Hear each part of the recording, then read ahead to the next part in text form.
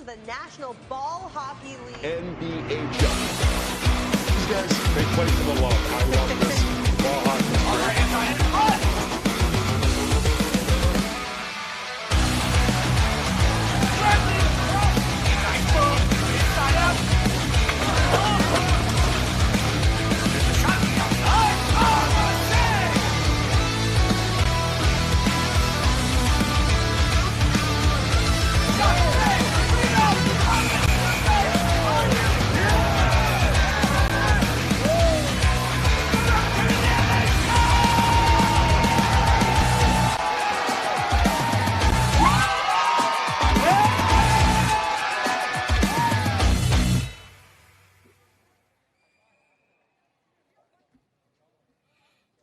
All right, hockey fans, here we are, Chris player Daniel Wilson, and it is Mylec Cup action. It comes all down to this.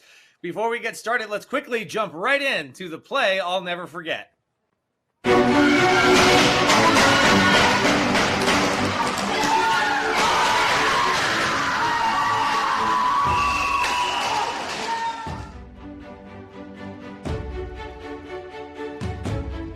We go into the intermission between the second and third periods really positive and confident and excited.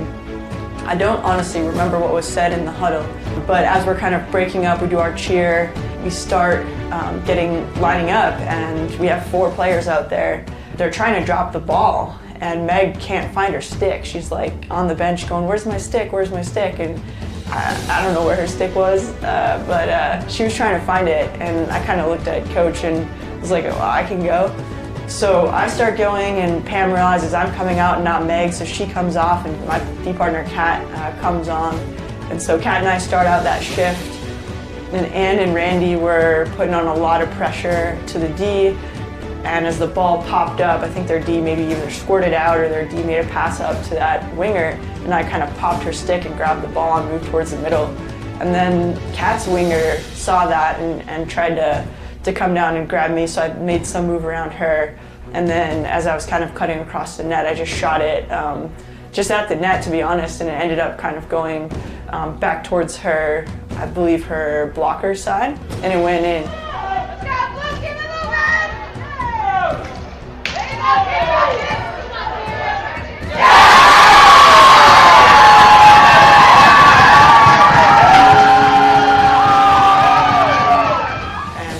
That was incredible. It was an unbelievable feeling, just jumping up and hugging teammates, and then running back down the bench. And I think I pointed at Liz just to say, like, "We got this. We're gonna keep it going." It was amazing. I went back to the bench and I said, "Hey, Coach Paul, like, great coaching, great coaching decision. Wasn't even supposed to be out there, and ended up scoring that second goal, and that was the game winner for the gold medal game, which was it was unbelievable." I happened to be out there, standing right next to Liz when the buzzer went off, and so I got to her first, and I gave her a big hug, which was just awesome. And then I kind of looked over at the bench, and I was like, "Oh crap!" The whole bench had cleared, and I knew they were going at Liz. I was like, "All right, I have to get out of here." So I kind of backed away, and they all kind of tackled Liz, and I think from that I just started crying immediately. It was just sort of this was I don't even know, maybe my 8th tournament or something like that, and we had come so close in many of the previous ones, and honestly it was joy, but it was also relief.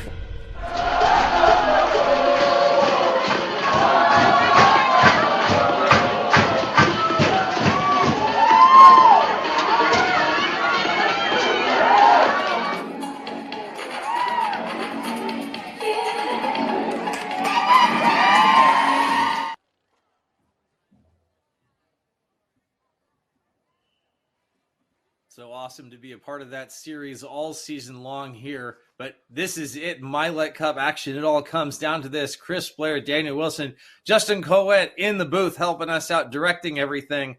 Daniel, you've been actually on site watching this tournament unfold in the rain, in the chaos. Tell me, what's the atmosphere been like down there? Yeah, everyone has been weathering the storm quite literally. We've been having rain all weekend long, with the exception of Friday's games. So this is the most difficult Mylec Cup tournament that anyone has ever played. It adds an extra challenge, especially to those who have never been in an outdoor rink before. We are currently down to 10 teams and soon down to 8, as the women's division are going to be first up.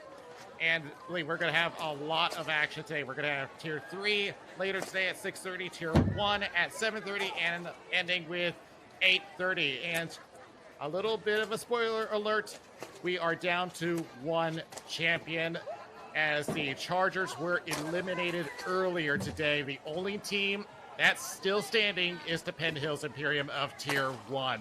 But they're going to have to take on the Riddlers of Massachusetts a little bit later today. But we will definitely have new champions in women's Tier 3 and Tier 2 today. Yeah, you see, we're getting ready for the women's championship. And like you said, 3 finals games and 3 new champions guaranteed to be on the block. We might have a couple divisions repeating, just maybe sending different representatives to their finals, and we'll talk about that a little bit later. Right now, we've got the New England Nightmares and the McKeesport Riddlers as they're preparing. You see the rain continuing to come down here in Marlton. But you're right. The story here, other than the weather, has just been the size of it all. This is the biggest one yet, obviously 3 years in. I'm really excited to see everything the NBHL's put together. We've been looking forward to this for a while. But over 30 teams making the trek out here, making this the biggest Mylec Cup ever.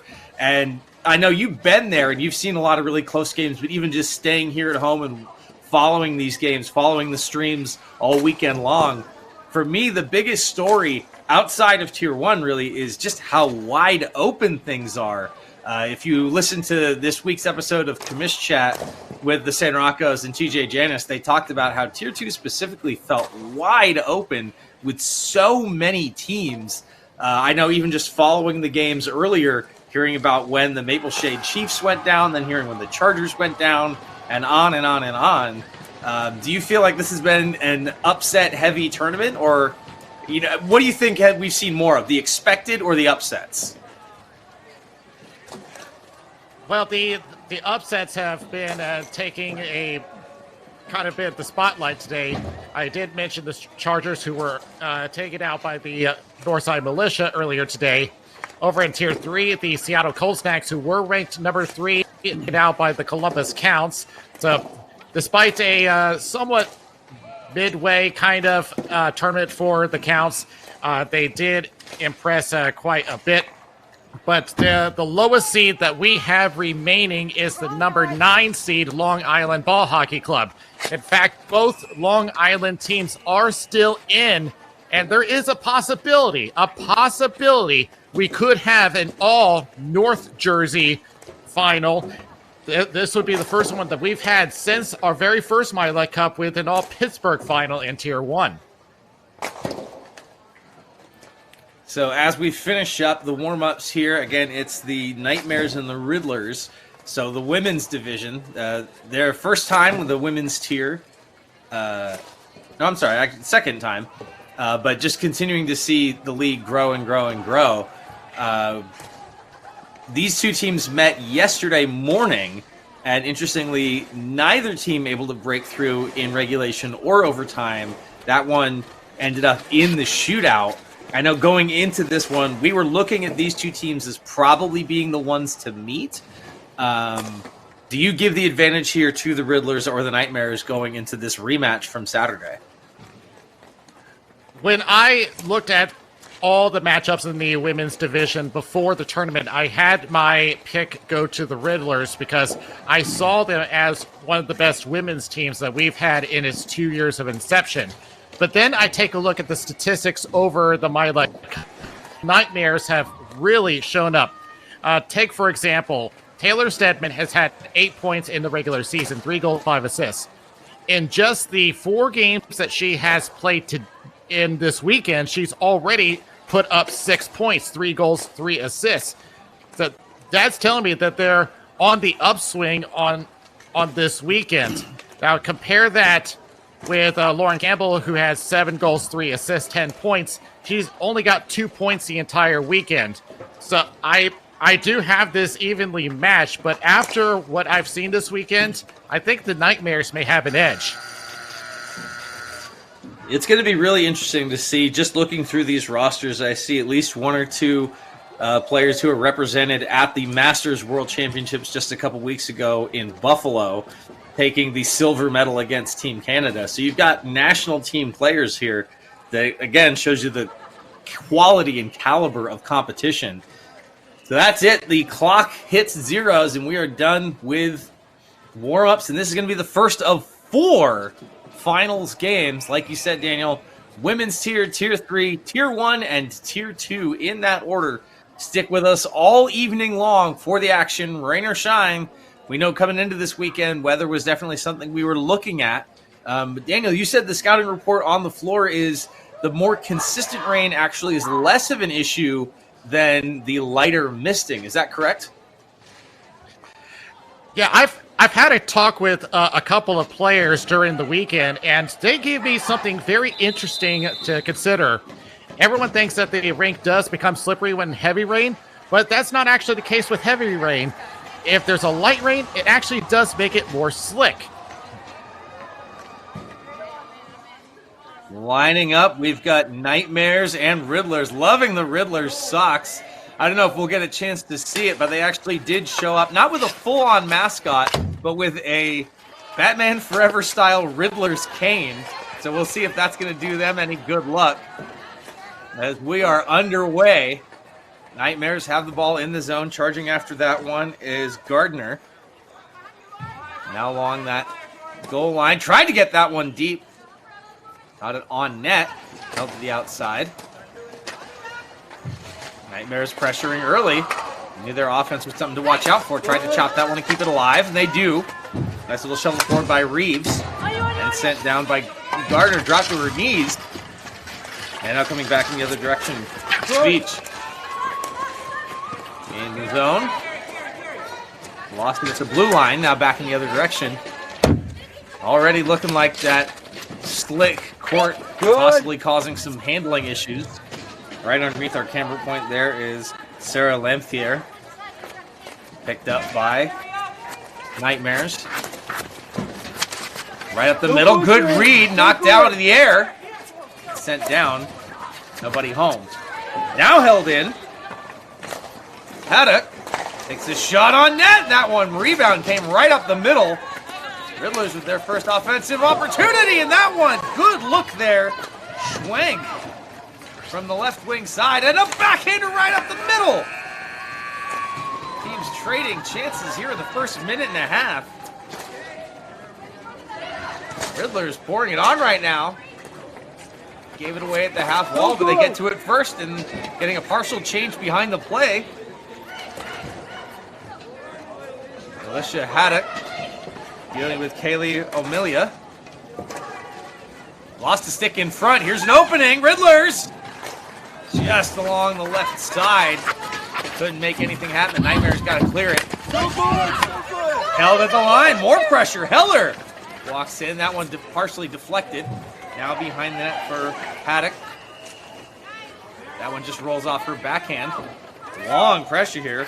Raymont gets to it, and they do manage to get it out. A little bit of speed here for Britt King. Can't get to it in time, but the Nightmares desperately need to make some changes.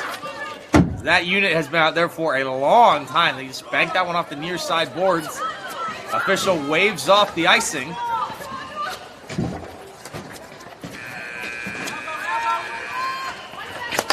Along this side. They get it in deep. No icing on that one. 7:15 to go. First period. Women's tier final here at the Mylec Cup.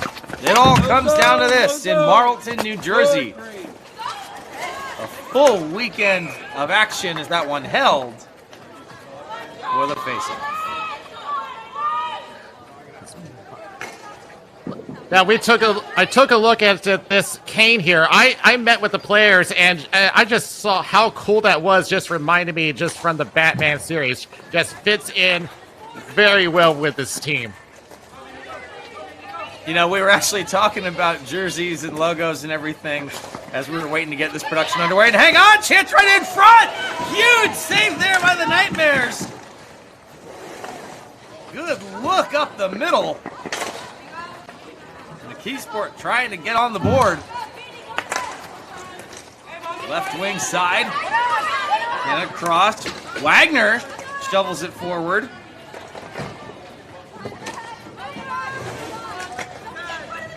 Still has it behind the net. Lots of time. Wheels that one underneath. Chasing after this one. Nightmares get to it first. And they get out. Rifford under pressure. Trying to come out with it. Now they gain the zone. Almost left it behind. Held up. Under a lot of pressure. Gets some help. And that one rolling down and covered up. Sarah Gallagher just came up with a huge save there. The Riddlers had a couple of call-up players. They had two of them just looking at it, down in the slot, and it's all about positioning. Just cover that near side, and Gallagher with a big save to start us off. Nightmares get right back to it, though. There's a big shot from outside. Second chance, turning, firing, save. Great job in front. Riddlers trying to protect. Team's just taking turns with these long shifts. Oh, and what a stop! Digging away at it. Where is it? Still outside. Backhander and spot off again. Flips up. Still out. Wow. Bouncing around. But the Riddlers don't get it all the way out. A scramble in front. Nightmares pouring it on. Held. Flipped forward by Reeves. More pressure. Nice positioning there. Great work by Squeech. She gains the zone. Flips it between the legs. Glove down and held by Gallagher. Victoria Biaghetti had to face an onslaught. Starts down low.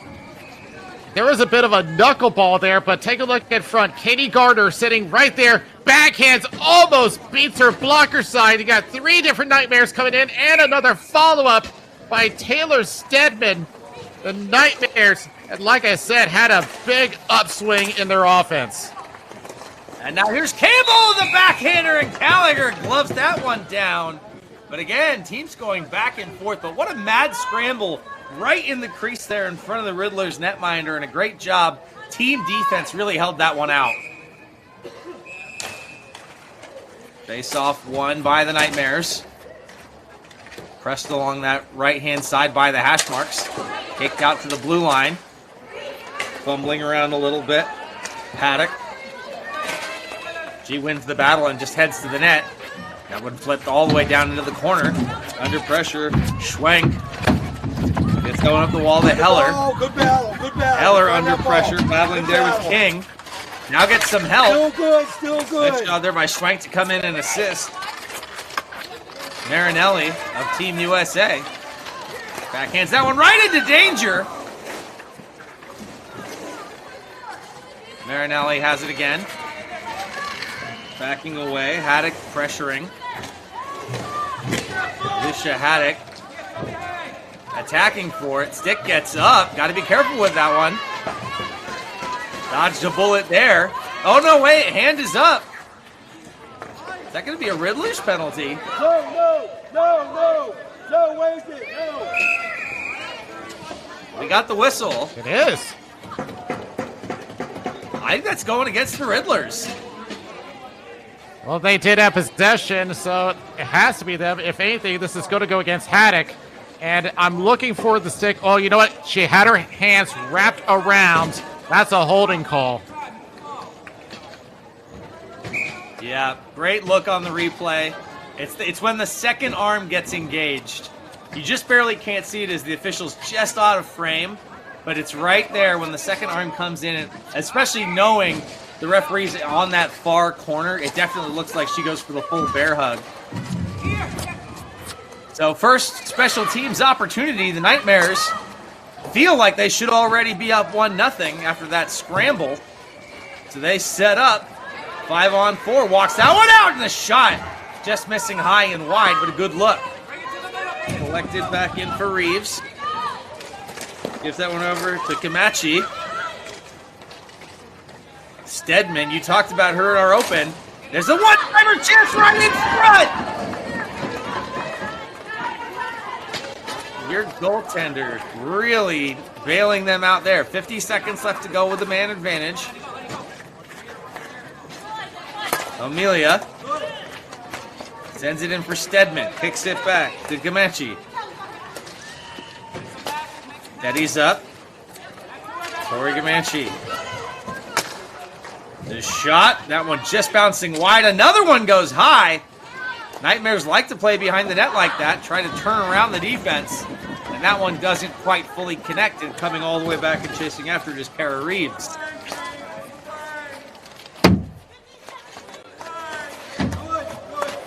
Stedman gained the zone. Walks forward, takes a look, just going to send it. Nice block there by the Riddlers penalty killing. Flipped out. And we are even strength, so that's it for the power play.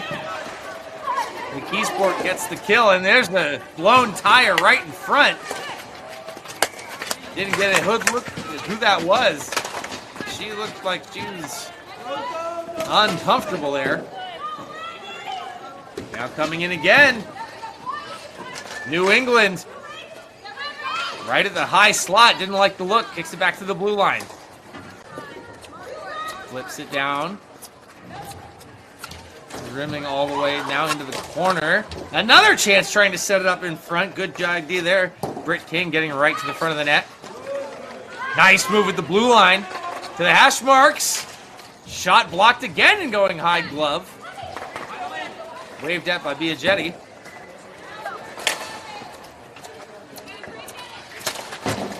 And they can't get it out. Nightmares still trying to keep that pressure on. Ball right at the blue line. Tried to get it in deep. Snuffed out by the defense.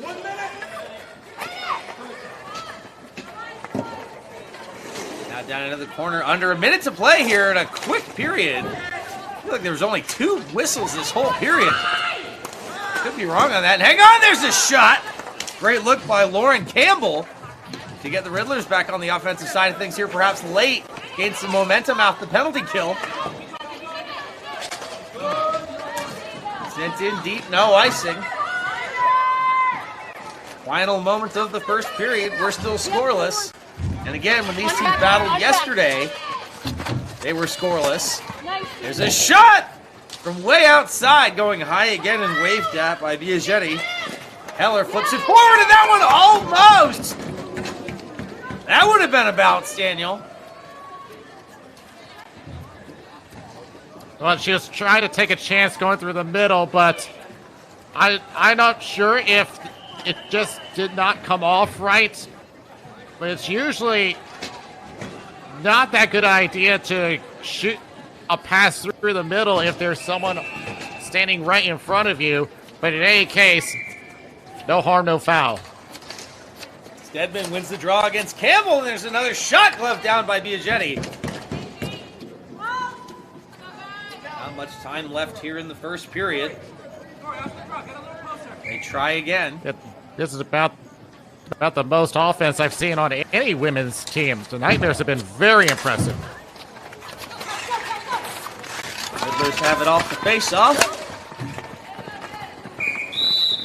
And that one flips high and out of play with 1.5 to go here in the first period.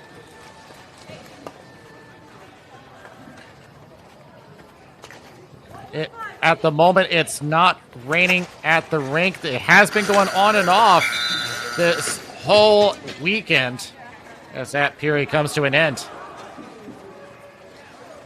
Pretty back and forth affair. It seemed like teams were trading minute and a half long opportunities, long sustained zone time. Who do you give the nod to here so far with 1 in the books? So far, I have the advantage to the Nightmare. the Riddlers did get a couple of chances on net, including a quality chance up in front, but the Nightmares have been controlling the play for the majority of this game, including that power play.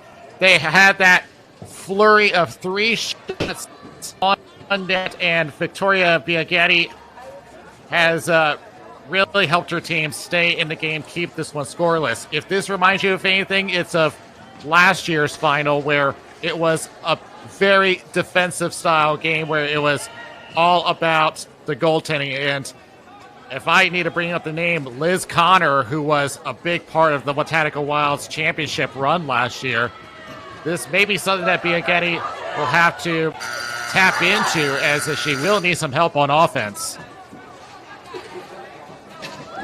Yeah, it's I agree. It's pretty even. Nightmares definitely getting the best chance, but there was a turnover in the second half of that first period that looked really dangerous for the Riddlers, and I think you're right. This feels like it's going to be one of those where an odd bounce, especially with the weather, could be the deciding factor. But as far as just overall finesse and control, Nightmares looked a little bit stronger there, but Riddlers are right there with them, able to play. And the Riddlers did win when they played earlier yesterday. Hang on, a chance right there. That was risky. I may have to take a closer look at that. I'm not sure if Biaghetti had whiffed on it or what, because it looked like the ball went under her pad. It's kind of hard to tell from this angle, but it was just a lucky break for the Riddlers. That's a good job for the Nightmares to get right back on their horse, no pun intended, and get back to it. Chasing after this one is Stedman, but it's going to go for an icing. So it's going to come all the way back into the Nightmares, ready to go back on the attack. Some scoring updates from the Tier 2 semis. The Long Island Sound leading the Orlando Mutiny 3-0 in the second. And the Bay Area Bashers leading the Long Island ball hockey team 2-0. We'll keep an eye on that as it develops. It's the one final not yet set in stone. Stick with us all evening long because we'll bring you all 4. Right now, it's the women's tier. The McKeesport Riddlers and New England Nightmares. The Watatack Wild didn't even make it to the Mylec Cup this season, so there will be new champions in a lot of different places. The Imperium, the only ones ready to defend, as they find themselves in the Tier 1 final once again, as they get ready to battle Leominster Stars later tonight. Back to the action here. Second period, Nightmares send that one from the outside, partially deflected. Kelly Wagner behind the net. Can't get it all the way out, so she has to chase back after it. Now pressed in is Southgate. Cycling with Gramont. Rachel Gramont. Down, Southgate doing a good job of bodying up in front of the net. There's a shot! Right there! Where is it? Victoria Biaghetti once again coming up big with a save here. A turnaround shot. And you see some of those where they tried to catch him off guard. Courtney Southgate was trying to place it on, and there may have been a deflection up front by Britt King. Nice body positioning there by the Nightmares. Flips that one hard on the backhand and chased after by King. Tiller sends it up, but not out. And the Nightmares keep it going. Walk the blue line. And that one down and shot, swing and a miss. McKinney tries to get it out, but she can't. Riddler's trying to bowl through, rolling harmlessly to Gallagher, who's going to hang on and get the whistle. Once again, the Nightmares still controlling much of the play, but you're going to see the Riddlers trying to have a push back to them, and they definitely need to push that momentum their way. They've been stuck in their defensive zone a little bit too much. Face-off won by the Nightmares. Vandap on the blue line. Here comes Stedman. Nice sliding block there. Rachel Heller broke up that play. Now working for it at the blue line. Lauren Grifford tries to keep it alive, and she does. Lori Gamachi gets pressed against the glass. Nice job pushing back. Good physicality. There's a shot that doesn't find its way through. Eventually sliding to keep it alive. Deadman behind the net. Nightmares bringing the pressure. Riddlers just trying to survive right now. Still tied. Scoreless, 0-0 in the second period. That was just out of the reach of Stedman. She goes down awkwardly.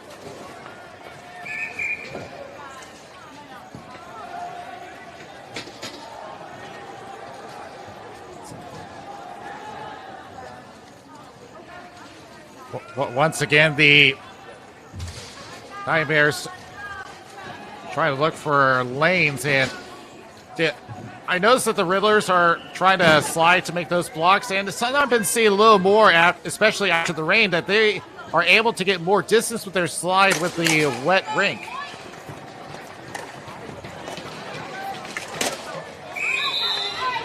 Another opportunity. And we're trying to get confirmation of this. Our Twitch chat, who sometimes helps us out, thank you very much for it, says that the in the net for the Nightmares is Shelby Gennard, which we didn't get on our information, but we'll get confirmation of it, see if our reporter Joey Delgado can help us out with that. Appreciate that, chat, and we will let you know when we find out. In the meantime, Riddlers still buttoned into their own zone. They've got some room, gain the line. Flipped in. And we get the whistle. Well, anything to get the Riddlers into the offensive zone. They'll take the face-off down low in what has been high pressure on offense, but Gulf has continued to just stand up real well for both ends. Nightmares come right back in. Chasing after this one is Grandma. She gets to it. Under pressure from Lampier. Southgate. Right at the goal line. That one took a deflection, but went right to a Nightmares player. Grandma again. 6:25 to go, second period. Southgate has it again. Nice to make some space. Nice work on the goal line. And that one worked out. No icing. Kara Reeves, first one to it. Swings that back as we near the halfway point of this game. Still scoreless. Like you said, Daniel, it's fixing to be a more defensive showing, especially after their matchup yesterday. Comanche gets it down. Picked up by Gardner. Trying the wraparound. Nice active stick there by Biagietti. Good heads-up play. That could have been dangerous coming out from behind the net. It's actually our director, Justin Coet, who was noticing how much the Nightmares like to play from underneath that goal line. And we are seeing it. They feel very comfortable down there. Kayla Sweech trying to get this thing out for her team. More pressure from the Nightmares. Banked off the wall by Campbell. No icing though, but it is enough to get the clearing.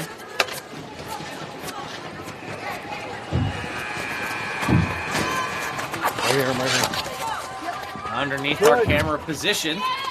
Now getting in deep, chasing after this one is Lampier, but first one on it is Gifford. Gifford comes around, has room, tries the wraparound, and that one just going wide. Good look there by Lauren Gifford, though, and that one clamped on by Biagietti. Couple of wraparound chances by the Nightmares, but it's something where it does require a little bit of speed and stick handling, as by the time she gets to that post, Biagetti's already there and hugging that post. So have a little more step in their game and try to get a little more room for that shot. 4:35 left to go, second period, so we're beyond the halfway point.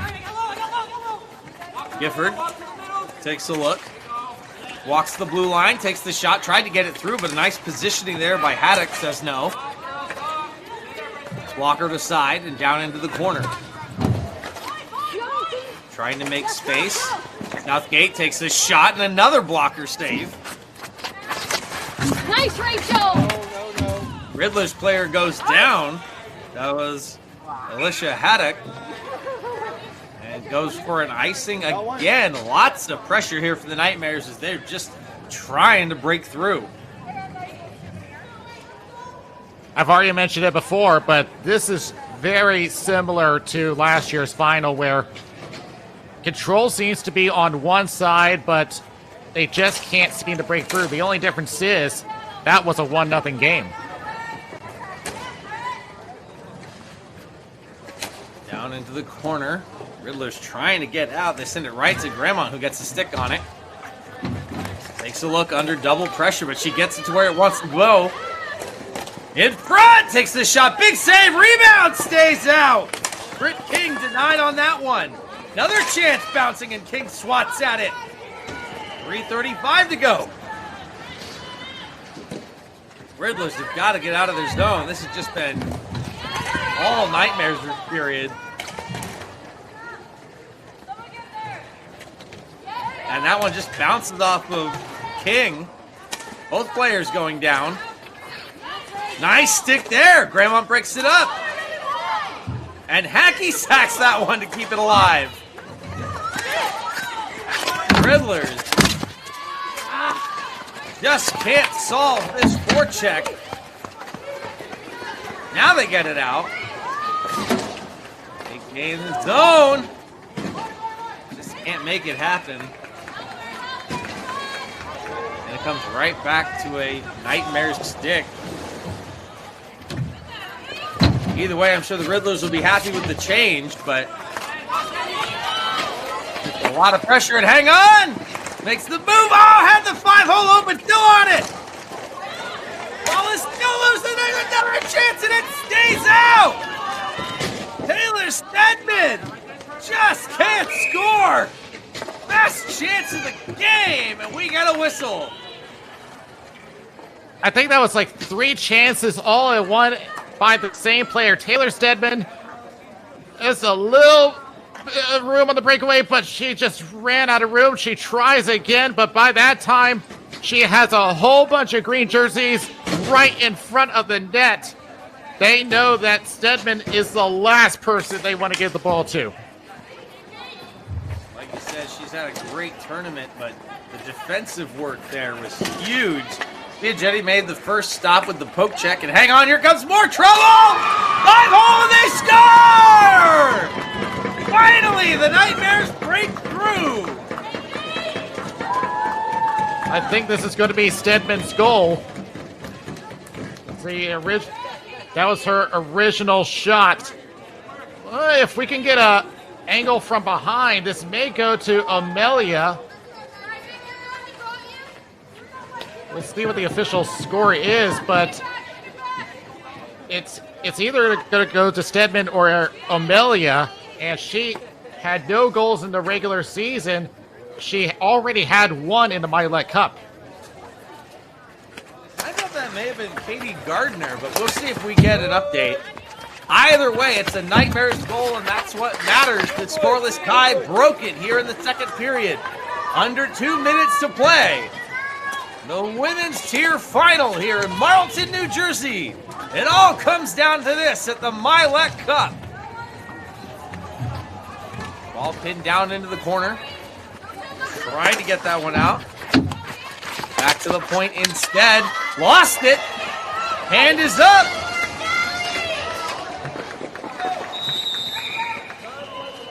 There's the touch and the whistle.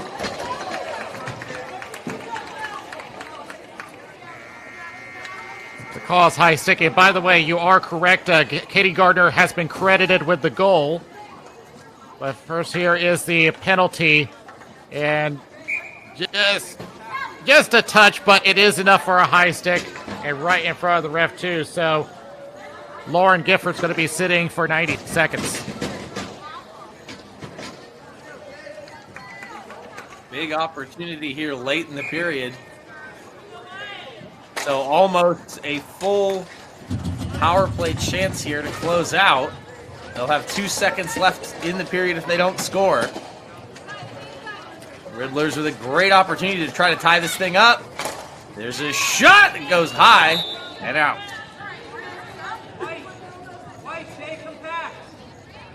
They try this set up at the point as they get Lauren Campbell to take the shot, just deflects off of one. She is the points leader from the regular season with 10. Passing it back around, working the umbrella. Back for Campbell. Playing catch. There's a shot. Deflection goes wide. They've still got it. 1 minute left to go in the period. On the right-hand side. Back for Campbell. Up top.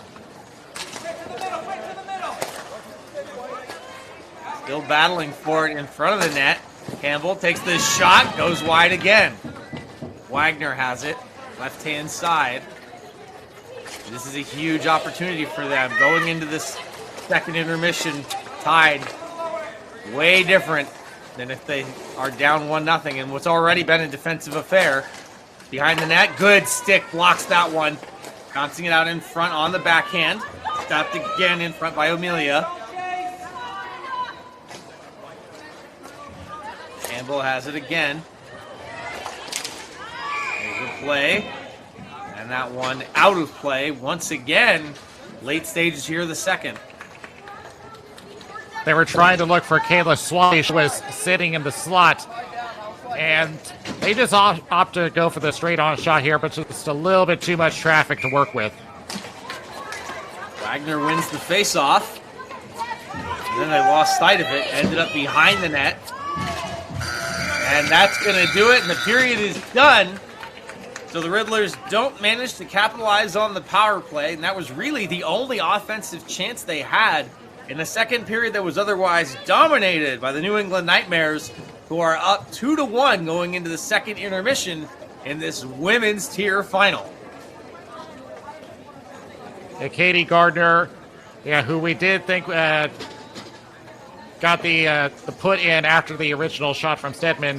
They don't officially have Stedman with an assist, but in any case, Gardner had 3 points in the regular season, 2 goals, 1 assist. She has had a much better tournament. She's had a burst of offense. Yeah, she's had 2 goals, 2 assists in the Mylec Cup play, now her third of the tournament. So she's already got more in this tournament than she did in the regular season. So this is what I was talking about in the pregame, is that the Nightmares have had a big upswing in their offense, and it just continues to show, and they continue to feed it because of how much control they have. The Riddlers have got to focus on the possession game, but more importantly, try to open up those lanes. Well, you love to see it. That's what tournament play is all about. Obviously, you have the regular season, you battle for that, you try to win your division, all for the chance to earn your spot here at the show, here in Marlton, the Mylec Cup. And that's really what it's all about, is can you get to the dance? There's supposedly players and teams that say, hey, our division's really tough. All of our teams are really good. You should let more of our teams come because we're better. Well, that's just not how it works, and that's what makes this tournament so special. You can't just sign up and come. You have to earn your spot. These teams have, and now an opportunity for someone like Taylor Stedman and the New England Nightmares to make a statement here and possibly go home tonight with a championship. The Riddlers would like to see that change, of course. Again, they won their matchup yesterday morning, 1-0 in the shootout. And hang on, there's a goal!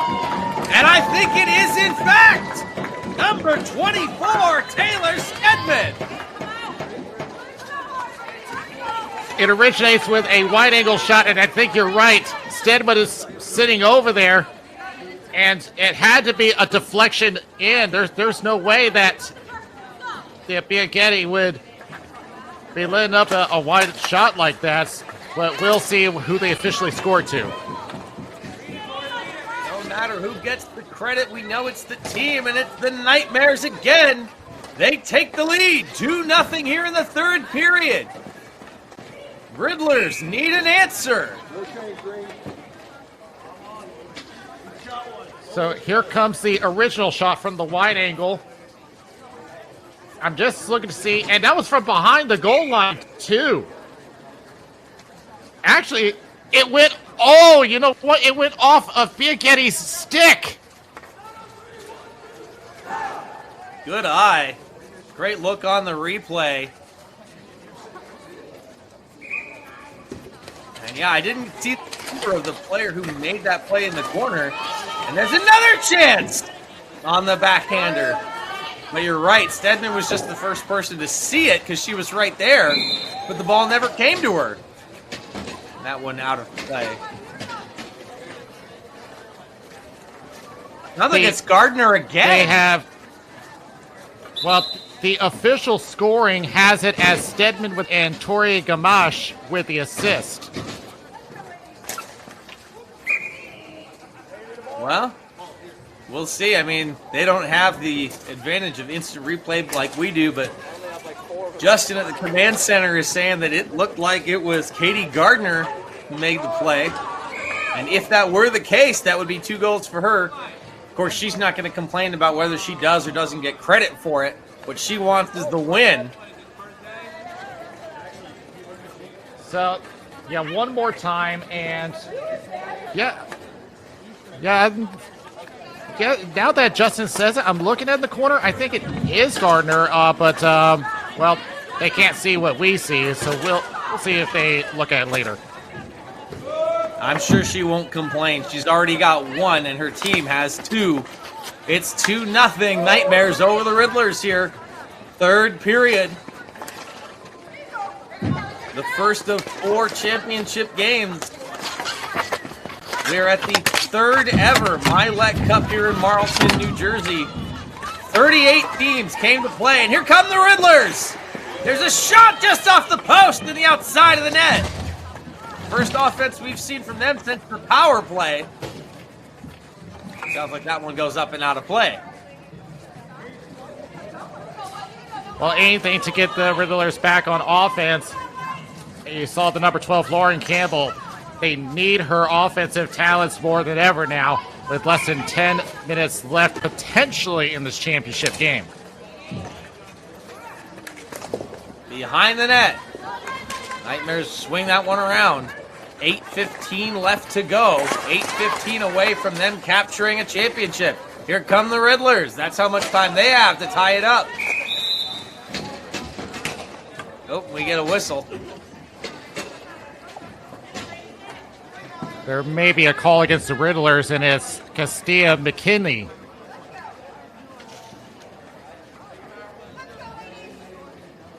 And nope, it's not McKinney. Who do they got? It's a tripping call. The players are all faking us out. Oh, it's going against the Nightmares. And it's Amelia. Another big chance here for the Riddlers. They play catch along the blue line. Let's see if we can get a better look at that at our next whistle, unless something exciting happens. Now down into the corner. Ralston. Bounce that one off some legs. 7:45. Minute 5 left to go on the power play. Wagner takes a look back for Campbell, who takes the shot. And another bouncer. And all of their scoring opportunities come with these weird bounces right in front of Bernard. They keep it alive. Campbell has it again. There's the shot blocked. Right up the middle, and that one just out of Campbell's reach and goes all the way down. 35 seconds left to go on the power play. Another huge opportunity. The Riddlers would hate to waste it. And here comes Stedman. Gets around.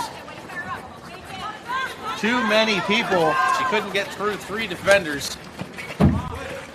Back on the other side. Wagner slows it down. Shot! Blocker save! Possibly hit the iron, too. And Stedman swings and gets that one out of there with we're at even strength. Behind the net. Nightmares still leading this one. Sweet swatted at it and got it in deep. No icing. Marinelli chases after it and picks it up. She takes a look and banks that one off the boards as they execute on the breakout up until the red line, and that one's stymied and comes back in the other direction. Still battling for it. Riddlers want to keep it alive, and that one does stay down to Haddock. Haddock behind the net takes a look. Turns away from pressure. Trying to bounce that one off the outside, and again! And held by Guinard. Now, here's a trip that we did not see earlier, the original penalty call. And it's going to be back up here, and yeah, I just saw it as we zoomed out. Here it comes.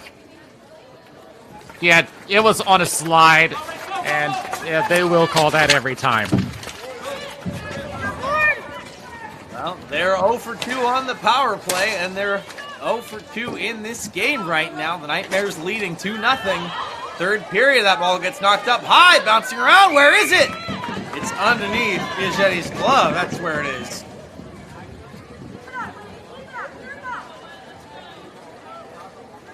And there's the shot and popped up in the end. That's one where a goalie would rather just glove it down and make the stop rather than give a rebound, because that's a point-blank chance you're giving up. But they didn't get much on the second chance anyway. Controlled by Schwenk. Walks it back into her own end, but bounces that one off of Gardner. Gardner's at least got the go-ahead. We know that for sure. This one's going to go down for an icing, it looks like. And we have a scoring updates from Tier 2 semifinals. We have our final, the Sound over the Mutiny 4-1, and the Bashers will be going on with a 2-0 victory. And that's it. We've got our matchup set.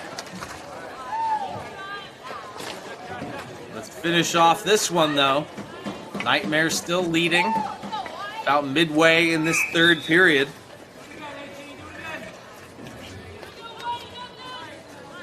Another icing is just going to make the Riddlers line be more exhausted, and it's just taking up more time. As one of the things that they mentioned during the, you got to focus on the possession game. It was a little awkward. I know.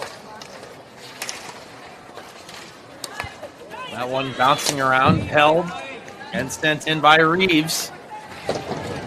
Comanche, first one on it. She goes down, slow to get back up. No call, we play on. Sticks coming together at the blue line.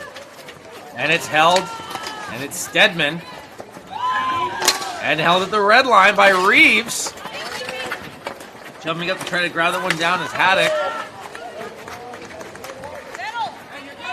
Stopped up. They gain the zone. There's Gardner. This ball bouncing, and another slide. Eventually finds its way down towards Biaggetti, who keeps it alive. Stedman bounces that one off the wall to herself. Takes a look. Curls onto the backhand. Leaves it behind.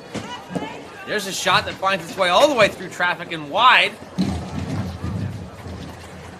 Stedman was putting on a one-woman show offensively there. Play still alive temporarily. Riddlers get a partial change. And the Nightmares will do the same. Flipped up. Through the neutral. Ralston. 3:40 to go here. 2-0 Nightmares. Gain the zone. King. King takes a look over his shoulder. Wheels it all the way around. Right up the middle. And kept in deep. That one by Southgate. Campbell from behind the net tries to get her team going. as they are rapidly running out of time here. And that will be an icing, so it's going to come all the way back. And the Nightmares, Daniel, have just been wall-to-wall pressure pretty much this entire game.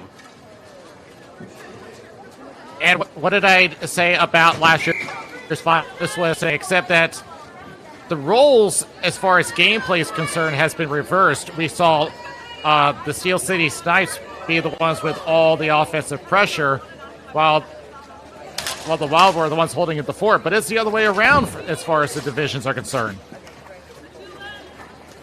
Representing Massachusetts and Pittsburgh here in the final. Sent across. Now under 3 to play. Turns and fired by Ralston. Good look. That one went right to the face. On the back door! Oh, that one's got to be a heartbreaker. Sweet had it.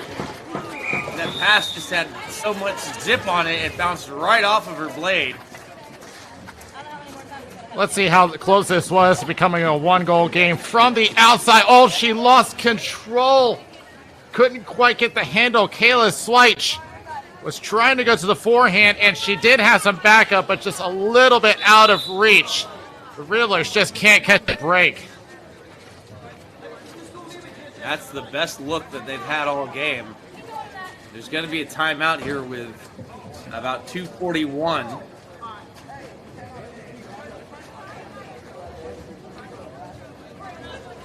Teams discussing what to do, but right now the Nightmares are under 3 minutes away from being declared the second ever women's division champions here at the Mylec Cup.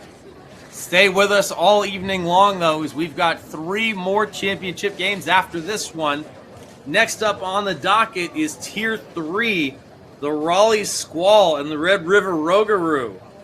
Follow that one up with the Penn Hills Imperium and the Leominster Stars for Tier 1.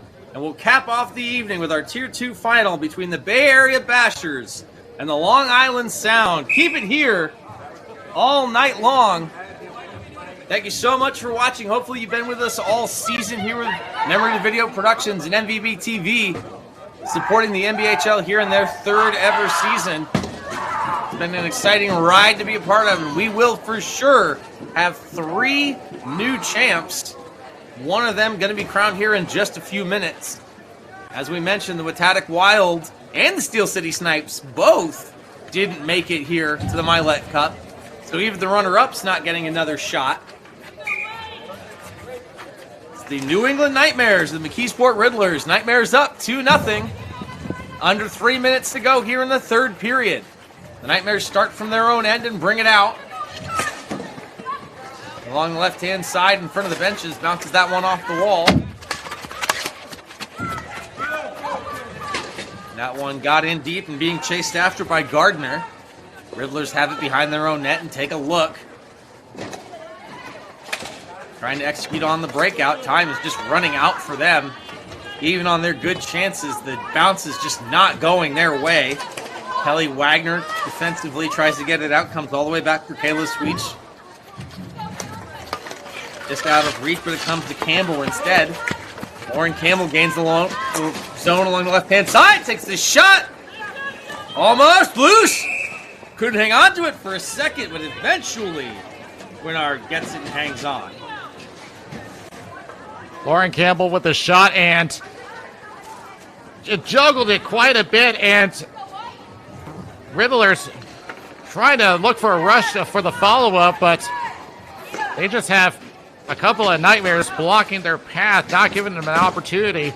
And I would have to think that they're going to have to pull Biaghetti from the net soon. Minute 40 left to go, 100 seconds. And it looks like it's going to be empty net for the Riddlers. This is it. It all comes down to this. Minute and a half to go. 6 on 5. Shot from outside, way outside! Just barely missing. Nightmares trying to get it out. Though a lot of hockey to be played, but that one comes all the way out across the red line.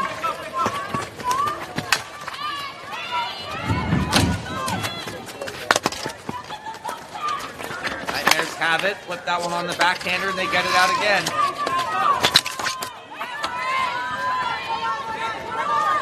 They went after that empty net. Time running down. Riddlers gain the zone. Take a shot, and Guinard snatches that one out of the air and hangs on. No rebound.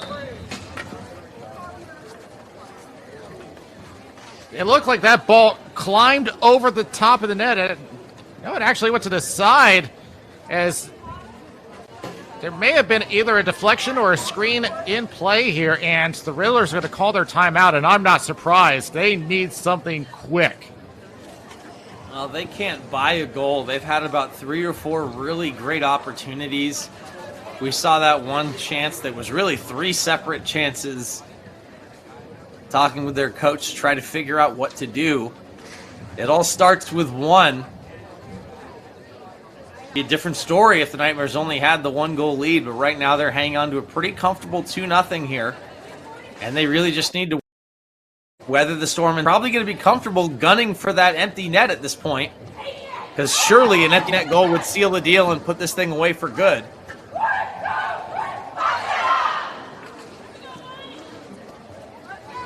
Let's see how the Riddlers set this up. See who they got on the floor. They got Swish out there.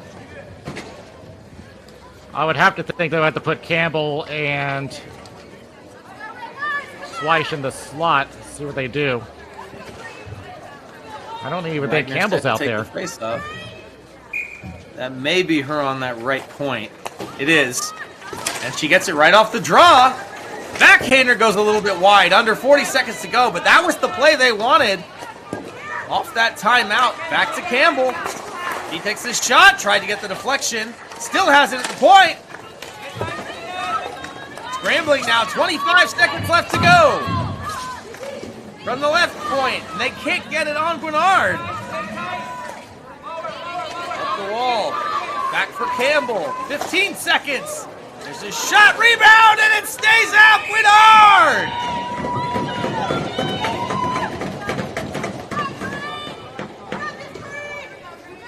What else can we say? The Riddlers are getting the chances, but just not going their way. Spectacular save to stretch out the leg and make the stop. With only 10 seconds left, the Riddlers need a miracle.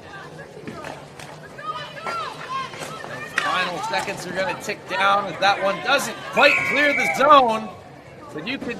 Oh, they're going to call a hand pass. And it's going to come out of the zone, too.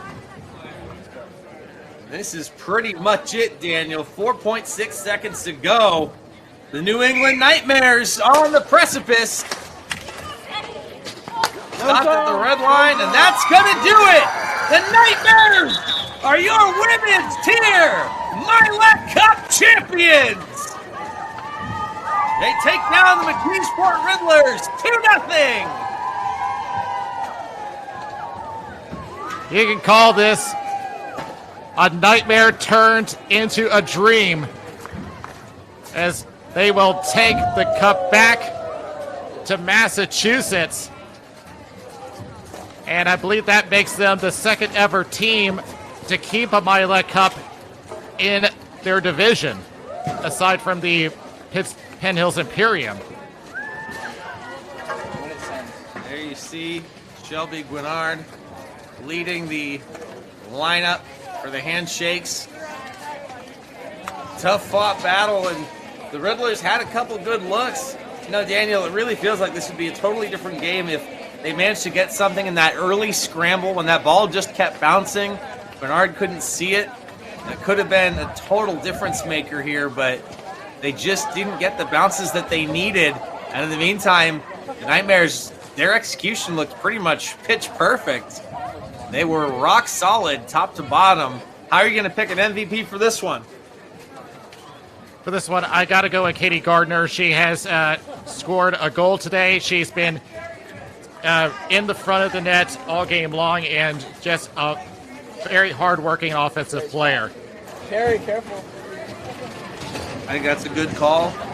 Got credited for 1 goal, probably scored both of them, but She gets the game winner, the cup clincher, and the win for her team. Let's take a look at the trophy presentation, as well as the banner and a couple other little awards. But I think that's a great call there for Gardner.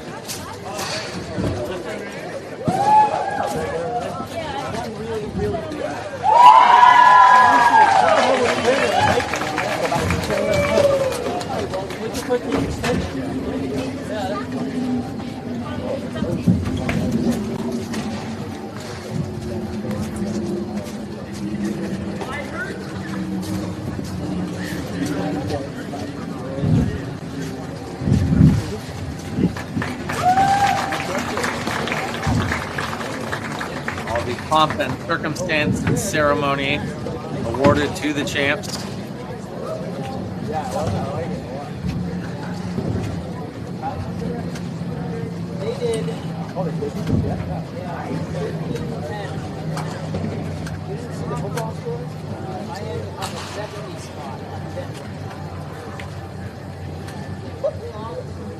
Dallas is losing to the Cardinals.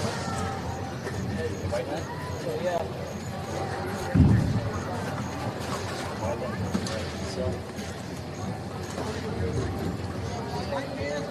And of course, stay with us all night long. There's the trophy presentation given to Lenny Marinelli. They posed for photos.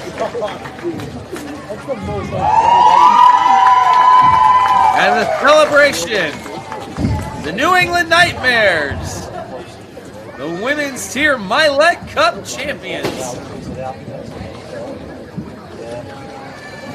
More swag to be handed out by the league commissioners.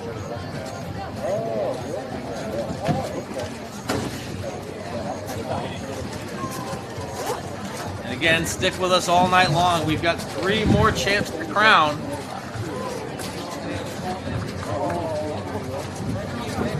So let's take a moment to talk about why the Nightmares were successful in their run. They've had a great offensive team, and so did the Riddlers. But there was something about this weekend that lit a fire underneath them. The trends were going skyward for them as far as their offense was concerned, and they were not going to stop. They were just overloading on the Riddlers' defense. It was all about control. It was about just being able to just not give the other team another chance.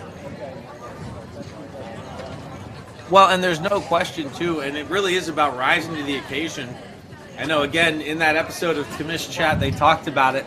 The reality is, especially during a tournament, winning is difficult in general, but winning against the same team more than once is challenging. And yesterday, when these teams faced off, it was the Riddlers who came out ahead 1-0 in the shootout. So they were able to do it once. They weren't able to do it twice. And this is the one there the money is. And so that's going to be it. And the New England Nightmares take this one, and that is the first championship in the books. We've got 3 more to go. So while the celebration continues for these women, Daniel, tell us about what we're about to see next. Is talk about keeping the championship within the division, even though the Carolina reigning champions, the Queen City Crowns, are not able to be here. Another representative from Carolina has made it to the final. Yeah, this is their big rival, the Raleigh Squall, who has been a fantastic team. It's not really all about the offense for them. It's been about speed and control, and they've shown that this entire weekend. Now, despite the rain, it hasn't hampered their ability to produce speed. And this is going to be a big thing for them. And the guy to watch here is Nick Cassetta. He has had great stick handling, and he is hard to keep up with. And paired up with the other Nick Christopoulos, they make for a big offensive pairing. So watch for them. And for the our opponents, the Rogouru, this is a heavily offensive team. There's no question who to be watching for, and that's Josh Lodato. He may not be the top scorer of the team, but he does know how to place. He ended up number 3 overall with 23 points. That is one of the best tier 3 players that we've had in any NBHL season. And he continues to produce with 7 assists in this tournament. And what makes him even more dangerous is he is in the same line as Colby Stewart. He had 17 points for the whole season with 9 goals. This weekend, he's already produced 6 goals. So if the Squall are to keep that Mylec Cup in Carolina, they've got to watch their top line. It definitely feels like this is going to be a much more high-scoring affair. You look at the scoring lines for both of these teams, who both went 5-0 to get here. I mean, you've got the 8-0 drubbing against the Savage Ogapogos by the Squall, 7-0 against the Counts for the Rogouru in the semis to get them here. Both teams with 2 shutouts to their name, really high-powered offenses scoring on both sides. I just think it's cool to see. One of the best things for me about watching Tier 3 is the representation from other divisions across the country. You got Carolina and Texas, not the typical Northeastern that you usually see, especially in the higher tiers. So excited to see either the Tier 3 Mylec Cup stays in Carolina or Texas gets their first champions in the Red River Rogouru. Teams have taken the rink and have started warming up. So stick with us as we will be here not just through not 1, not 2, not 3, all 4 championship games here at the Sunday evening capstone event to what has been a wild and full Mylec Cup in Marlton, New Jersey. There's been so many teams, so much action, upsets, highs, lows for everybody. And here we are, Tier 3 championship. We will be here as soon as the ball drops in just a few minutes. So stay with us here and all night long as we crown the Tier 3, Tier 1, and Tier 2 champions in that order here on Memory to Video Productions. We'll be back with more.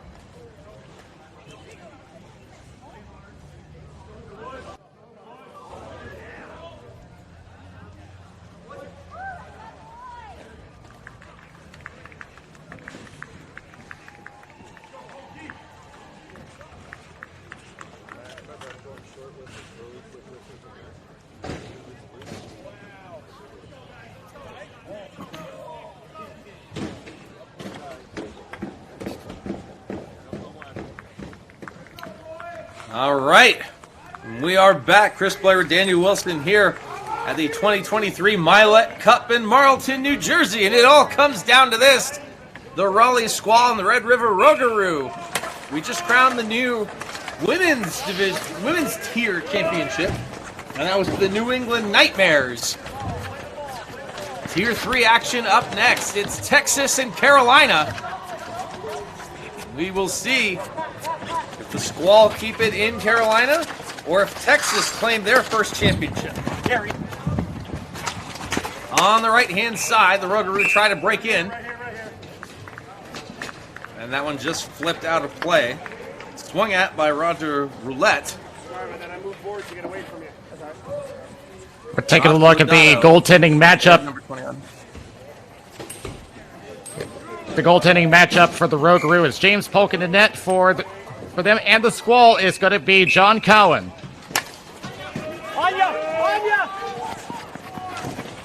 First 30 seconds gone here, the first period. No real offense to speak of so far, but it's early, and here come the Rogouru on the right-hand side. Lodato reaching out, but he couldn't keep that one alive. Squall send that one high, and it goes well over the net, way past Polk, and out of play. Another player to keep an eye on for the Squall is Tyler Southern, number 91. He is a two-way defenseman. He is one of the better shooters, and definitely one to keep an eye on, as he'll be shooting a lot from the blue line.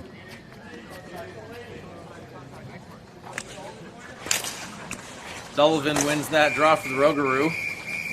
But the Squall get right back to it and send that one to Polk, so he has to cover up, and we'll try again. You got the pairing adjustment, Viverito and Chris Lance down low. And we know, like you said, these are players to watch out for the Squall. Just out of reach. No icing, though. Showing some speed. And good. And they gain the line. That was Sullivan. Squall punch it right back out. David Lane needs some help. Out. Good. Reardon sent it in as his team had to tag up. 8:41 as Polk hangs on to that one. And that trend is still continuing for the Squall as they focus on control. They give their opponents a hard time transitioning through the neutral zone, so watch for the back check to get to work. Jacob Ennis down into the corner and flipped around. Flipped that one all the way over the net. Batted out of the air by the defense. Ennis held the line. But Red River got to it first. Coming around. Corrigan. He takes a look. Blocked. Didn't get there. Brett Lee, nice job defending. And Polk just going to handle that one as teams go off for changes here in the early going. They try to make creative plays. You see Ryan Reich, the number 21. If he gets behind the net, watch out. That's where his signature area is. He'll look for wraparounds whenever he can.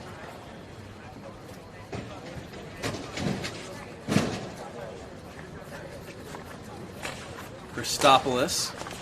But another win by Red River. Tried to go through the neutral with speed. They do have the ball now. There's a shot that goes wide. Easy, boys, easy. No, they're just coming together sliding. I told them easy. Nothing there. Brian Hook wheels that one around, now right in front of the Squall bench. A little home run pass there up the middle for Katseta, but it didn't go. And that's going to be an icing. Flipped up by Haddock, and it's going to come all the way down for his team. Let's see our first look at the Rogouru offense as they have yet to get to Cowan. Austin Haddock with 1 goal, 1 assist in the regular season, but has scored 2 goals in the Mylec Cup. Keith Sullivan looks strong in the circle in the early going here, wins another one, but immediately gets turned right back around by the Squall. They gain the line. Get that one right in the middle. They keep it alive. Scramble for it. Swing and a miss. Good look. Now with speed, chance on the rush. Possible 2-on-1. Couldn't get to it in time. Rogouru battling for it. Try to get it out from behind the net. Squall under pressure. Tyler has it behind the net. He lost it. Now under pressure. 2-on-1. Stick goes helicoptering and caught! Now playing with 2 sticks and threw it. This is an interesting little sequence there. Another shot from outside that gets blocked. That was Riley Spencer, and that one out of play. Yeah, they essentially took a Squall defenseman out of the play, and that was Reed Southern.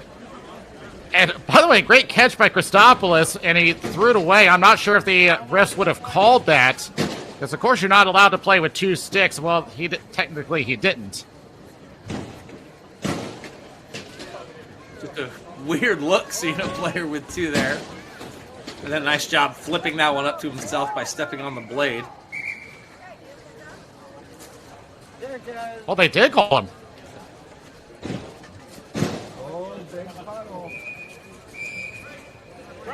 So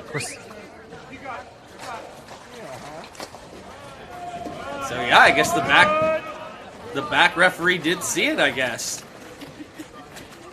yeah, And it's going to be the a Red call River was power play. illegal equipment. That would make sense. So good eye by the rear official, Roger Roulette, walking it in for his team. First chance to get some offense here, and it's going to come on the power play of the first period. Another stick breaks. There's a real chance. Squall playing without a stick. Now they get back out there. And it comes all the way down. Roulette collects. Takes a look. Everyone's stopped up at that blue line. Now they gain the zone. Back for Roulette at the point, quarterbacking this power play. They play catch. Read well, it's a 2-on-1, shorthanded for the Squall. There's the pass! Nicely read by Polk, who comes out and smothers it. Let's try to look for that pass to BJ Goodwin, but a blocked pass just got out of the reach of Goodwin, and Polk covers the ball.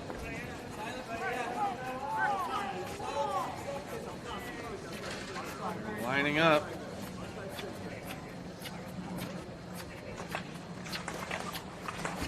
Another face-off win by the Rogouru. 5.5 to go here, first period. They've still got 18 seconds left to go with the power play. They can't gain the zone cleanly. So far, the Squall looking pretty strong. Trying to cause more problems shorthanded. Time running out here on the power. I'm not sure that the Rogouru have even got a shot. Roulette sends it forward again. And White, good. And here comes Christopoulos. We are even strength with under 5 to go. Behind the net. Out of the reach of Goodwin. Now up the wall by Reich. Sent in, blocked. And they have to tag up. So Squall players are going to go off and change. 4:40 left to go here, first period. Center around. Squall come with it again. Barbado takes this shot that goes wide. Possible block there in the middle. And this one's going to go down for an icing.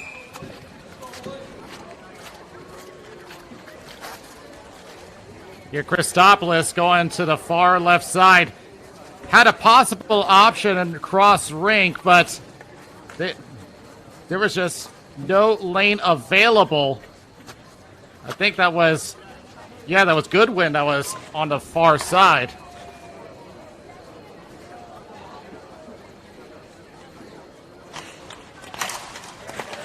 Faced off one, this time by the Squall. There's a shot that goes over the net by Barbado.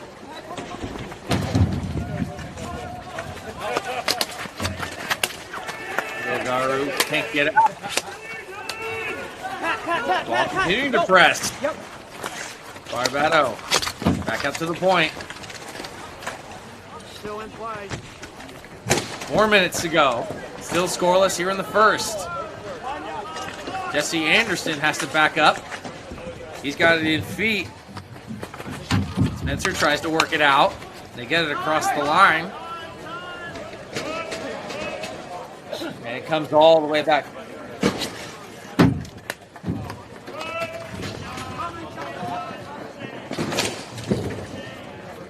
And this comes back around 3.5 now.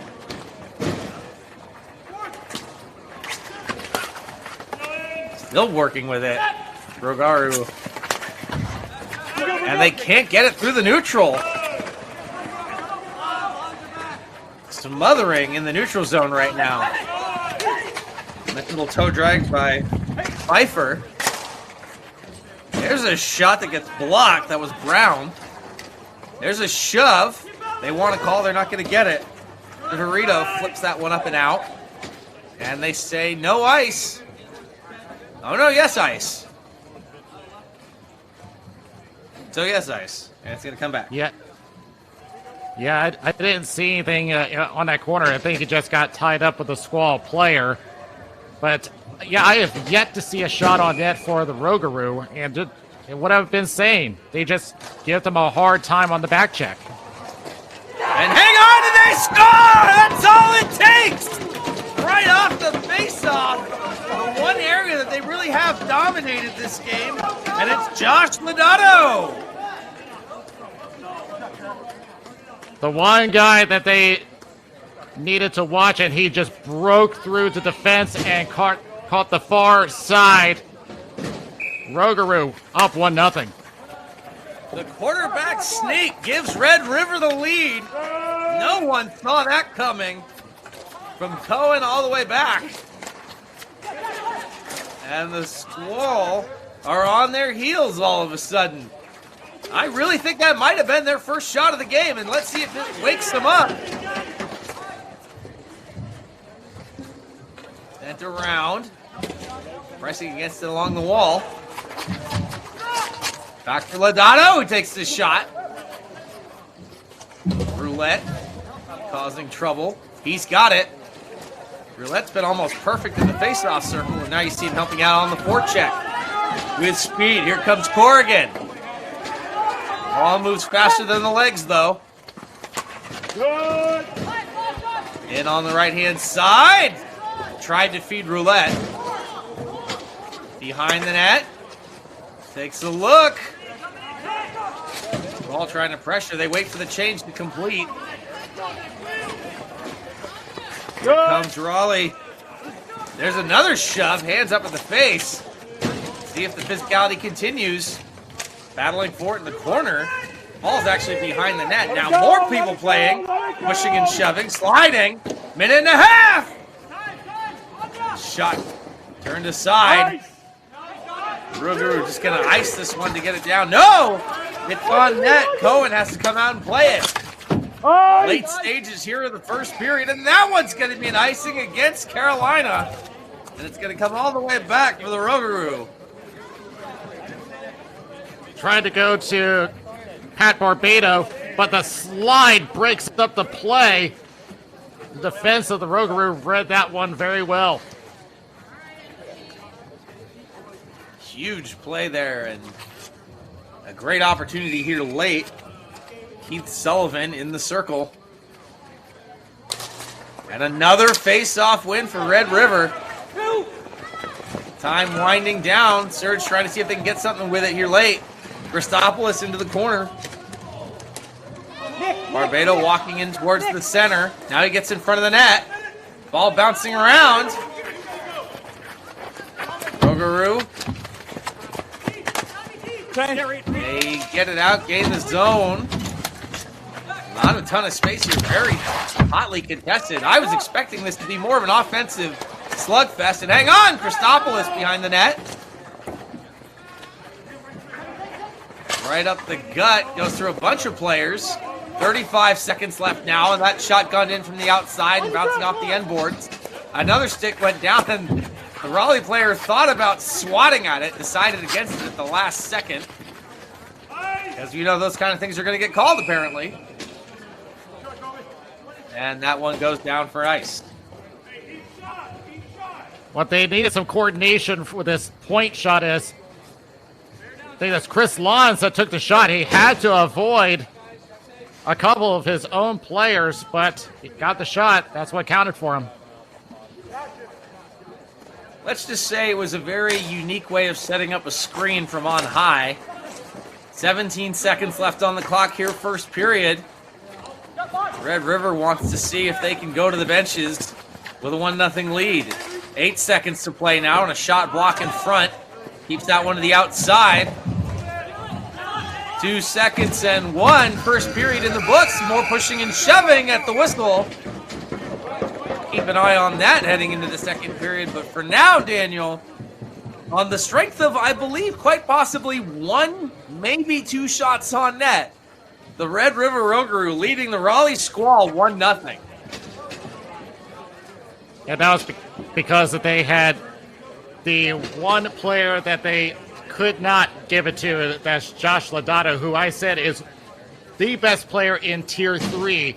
And he took it all by himself, and he just broke through the defenseman. But the Squall do have quite the advantage of possession. And right now, it looks like the Rogouru are adapting to it as they are just leaning to one side with their wingers, just 3 guys covering one side. So I think this is where something they need to have some cross passes. They need to set up on the weak side. Yeah, I think this was not how the Squall expected this period to end. They looked really good early goings, and just like you said, Lodato was a one-man force with the quarterback snake winning it forward off the face-off and just driving it home behind Cowan. So a lot of options for the Squall, and so far they couldn't get anything behind Polk. And definitely, from my perspective, it looked like that goal really energized the Rogouru. So I think they're even more dangerous now coming into the second. For me, the thing to really watch, though, is physicality. The Rogouru win another face-off. They've been very strong in the circle so far. So I'd say watch out for the Squall's neutral zone, and let's see if the Rogouru pick up on the physicality. That one flipped high almost towards our scissor lift with camera person Anjanette Rieger. Hopefully she doesn't get hit by the ball. I don't know how many times Joey Delgado got hit this season. It's been a Mylec Cup tradition, or just NBHL tradition, I guess. Regardless, Squall have it in their own end. Banked that one off the board. But 2-0-1. Or rather, it's someone for Red River. That was Drew Herbert. As the sun goes down, the lights are on. Stay with us. We'll be here with action to close out the Mylec Cup all night. 1 championship down, 3 to go, including this one. The Raleigh Squall and the Red River Rogouru behind the net. 2 players go down. Red River have it in their own end, and they try to work it out. Stopped by Southern. And they're going to change. Gave it away. Not a lot of polish here in this opening stages of the second period. A dangerous pass right in the middle. That could have gone badly.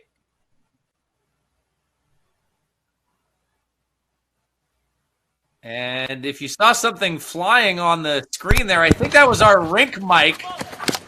I thought it was maybe a broken stick. I think that was our microphone. We're back. And flipping this one around. We've got another mic alive. Thanks, Director Justin in the booth, keeping things alive. And there's another shot from the outside. Squall scrambling. Ball loose. Nice job in front to not cover that one. But it's going to go down for an icing. Yeah, I was with you. I thought that was a broken stick, but we have enough of our equipment to get in the line of fire. And meanwhile, looks like the Squall are starting to push back with the two Knicks starting to attack the slot. Another face-off win for the Rogouru. Very strong up the middle, and hang on, here's a play on the outside, cuts in! Oh, and he didn't get the shot away! Cowan came out aggressively. Rogouru still have it, though.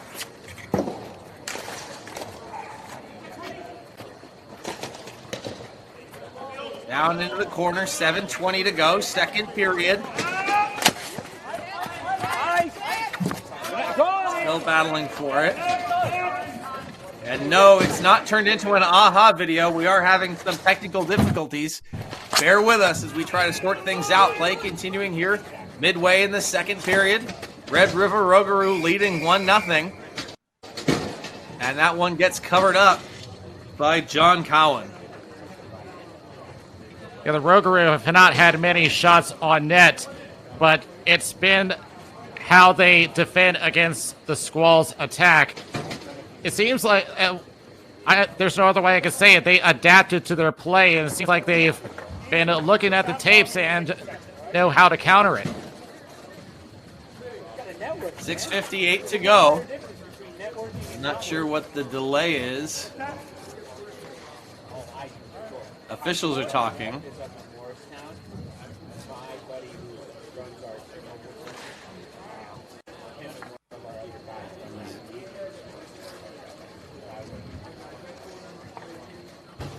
Keeping an eye on the state of the boards and the floor, it sounds like.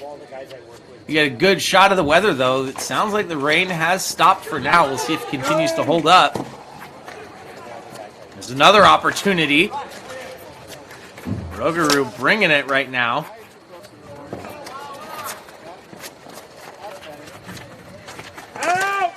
Right in the middle, battling for it. Squall have the zone. That shot goes wide. Chopped at. Rogouru can't get it out. Back to for Reardon. Takes the shot that gets blocked. Still at the red line. They hold it. No, they don't. They have to tag up. Just barely couldn't hang on. Makes the move along the left-hand side. Plays catch. Reardon chasing after this one to defend. 6:10 to go. Second period. Red River Rogouru up 1-0. Reardon goes down. Dugan took a look behind to see what happened. Doesn't look like there's any call, so we continue onward. Turning and firing. That gets blocked.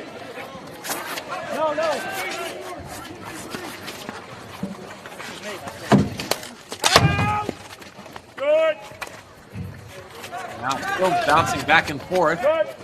Now the Squall come away with a shot from the outside by Barbado. Oh! Crashing the net is Casetta.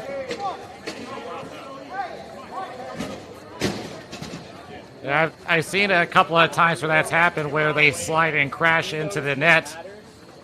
It's something that's a little risky, but it's something that they're willing to do to sacrifice a body to make a play.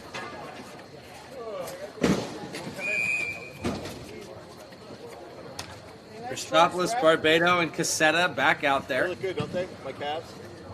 Lodato answers for the Rogouru defensively. We'll take care of that later. Yeah, you will. Face-off controlled by Raleigh. That one sent in and on net. As you hear the chorus of oohs from the crowd. It sounded like Polk had to play that one, possibly partially handcuffed.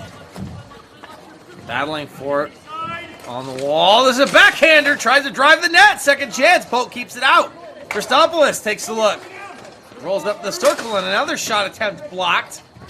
Rogouru trying to get it out. Still at the blue line. Three players come together.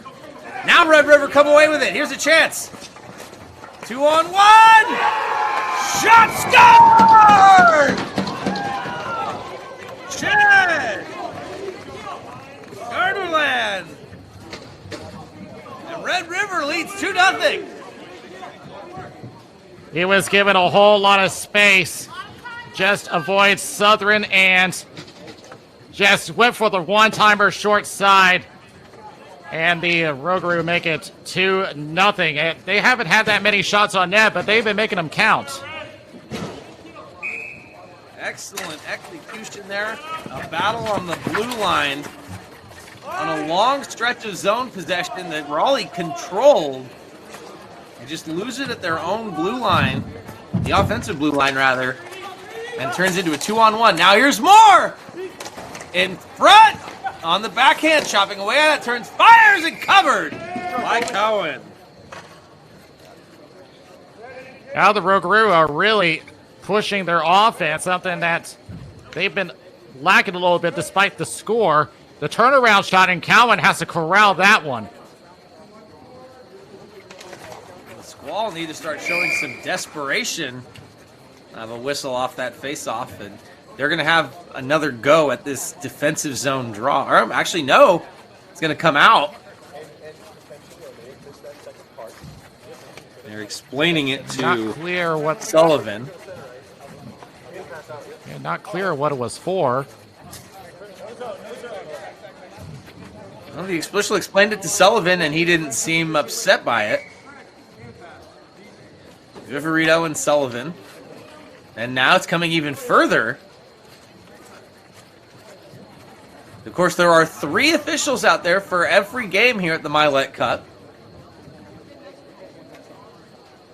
And it is going to come all the way back. You need one. Interesting.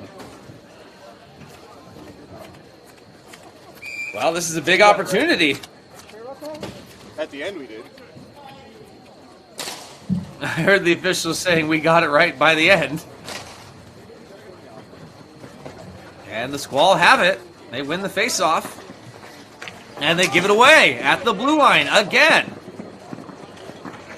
Now, I know there's a lot of hockey left to be played, but the Squall need to start showing some desperation here as they find themselves in a 2-0 hole about midway through this game. And while they've controlled possession... Oh, we got a whistle. Now I'm questioning. Looks like just out of play. It went out of play. It's gonna come back to neutral. They ruled it off the Squall.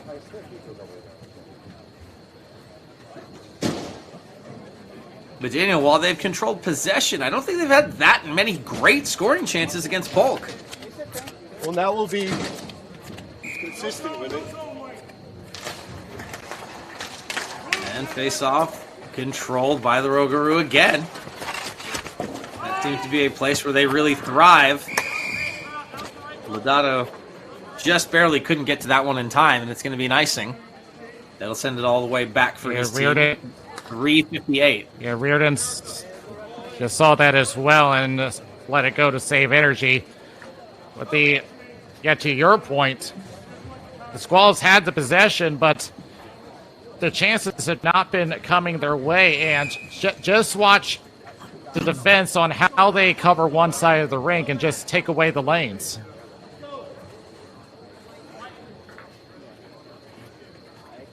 Offensive zone face-off for the Squall.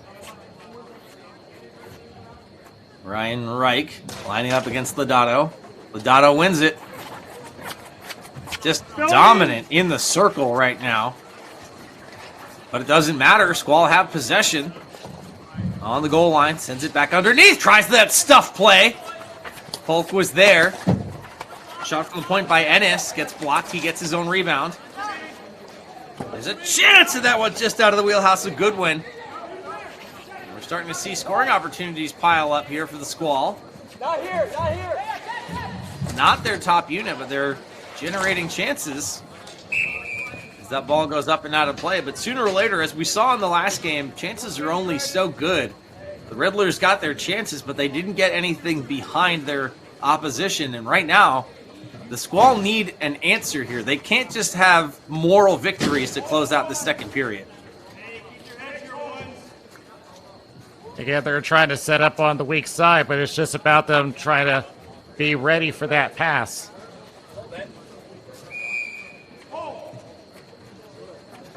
Nick Christopoulos at center.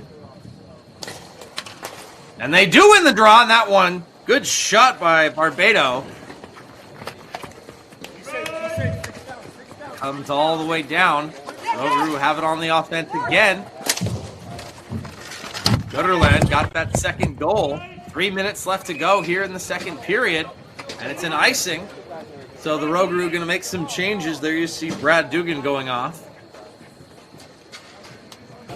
This is another trend I've been seeing with the Squall. They've been taking a lot of icings today, and it's something that they need to tone down with, as it just continues to waste more time on the clock. Squall win the face-off, but immediately send that one out of play. And because of that, they're still unable to change. You got to stick with that same line. Late stages, second period. Under 3 to go. Red River Rogouru leading this Tier 3 championship game 2-0. They've got the ball behind the net. Tried to turn away from pressure and gave it up. Here come the Squall. And that ball just getting away from him. All the way through the neutral zone, no icing. Forced back to defend, and they give it away to Cassetta. Nick Cassetta wheeling around. Flips that to Barbato, who's in coverage, but he gets it anyway. There's a shot from outside, bouncing around. Christopoulos on it, and they start to cycle. Cassetta cycles that down for Christopoulos behind the net and gave it away. They get it across the red line, so Squall have to tag back up. Southern makes a move to the blue line. Comes all the way down, but it'll be an icing. No Red River players bother chasing after it. With 2 minutes and change left to go here. Yeah, they're still trying to look for shooting. They're just forced to keep moving that ball around. They're still looking for anything. And here's the thing, though. If you're Red River, you have to be careful if you keep giving the Squall chances like this. And yes, you're doing a good job of containing them to the outside, but if you're staying in your own end as long as they are right now, it's way too early to start playing defense, and there it is! The goal! Chris Lands! And it's 2-1! And right as you said it, that's exactly what happens when you let them hold on for too long. Chris Lands from the point and gets his 4th goal of the tournament. He entered with only 1 goal, and he's already made a name for himself. And that is exactly the response the Squall have been looking for. It's now a 2-1 game here late in the second period. Rogouru looking to respond because momentum is starting to tilt. And this could be very dangerous late in the period to give this team some life. They're going to make a change as they're forced to make a defensive zone face-off.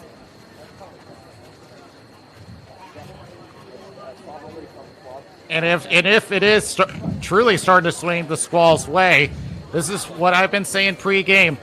It's about them controlling the play. And that has been the case this game, but scoring just hasn't worked out for them. The few chances that Red River has seen have gone in. 2-1 right now. They lead here. Minute and a half to go. Second period. Tier 3 championship game here at the Mylec Cup. Stay tuned. We've got the Tier 1 and Tier 2 games after this. That one goes for an icing.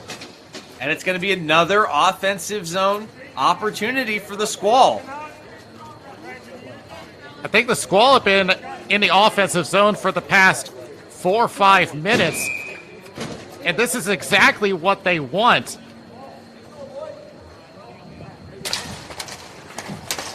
Then they started to figure out the Rogouru face-off, but here's another rush on that left-hand side. Eventually, the Rogouru player does go down. And here comes Christopoulos, 3-on-1! Across! And it looks like Polk got a piece of that. It was a defenseman deflected it out of play. And he was trying to look for an option, but I think he was trying to go left to Barbato, but there was just no way he was going to connect that pass with a defenseman right on top.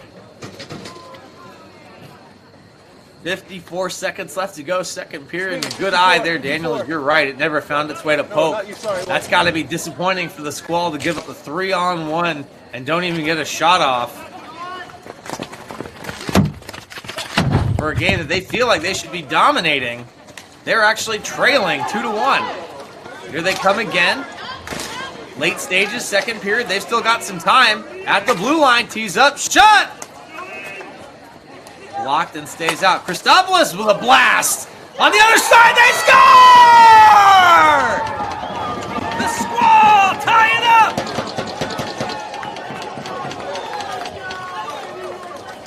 What was I saying about two-way hockey?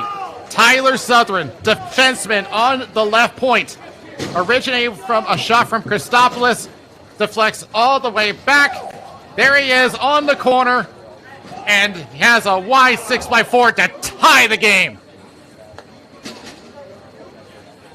Wide open. Polk diving, trying to get there, and he just couldn't in time. That's, make no mistake, that's a laser from a tough angle, but just wide open, down low on the back door, and his team, they pull even here with 25 seconds to go. It's 2-2, second period, and you could feel that momentum start to swing, and this is exactly what the Rogouru do not want. They worked so hard to get those chances, come out, weather the storm, weather the squall, and that lead is gone. Raleigh looking for more as that one goes up and out of play. Chris Lon specifically wanting more, but that 2-goal lead is completely evaporated, and it's hard to think that this was a game that the Rogouru did lead 2-0.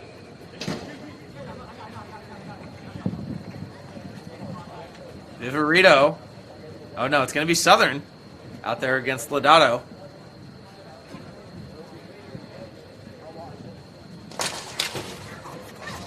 Lodato wins it.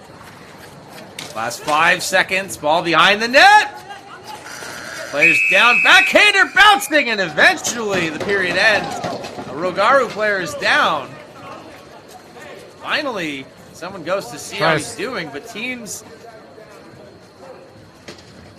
going to the first benches. Check to see. Michael Hinton comes out. First check to see who that is. We can't see who it is. Let's see if the replay show thing. Yeah, it was a tie-up between him and David Lane. He was reversed. Oh, he slipped. It was no one's fault. He just slipped, and he may have twisted an ankle.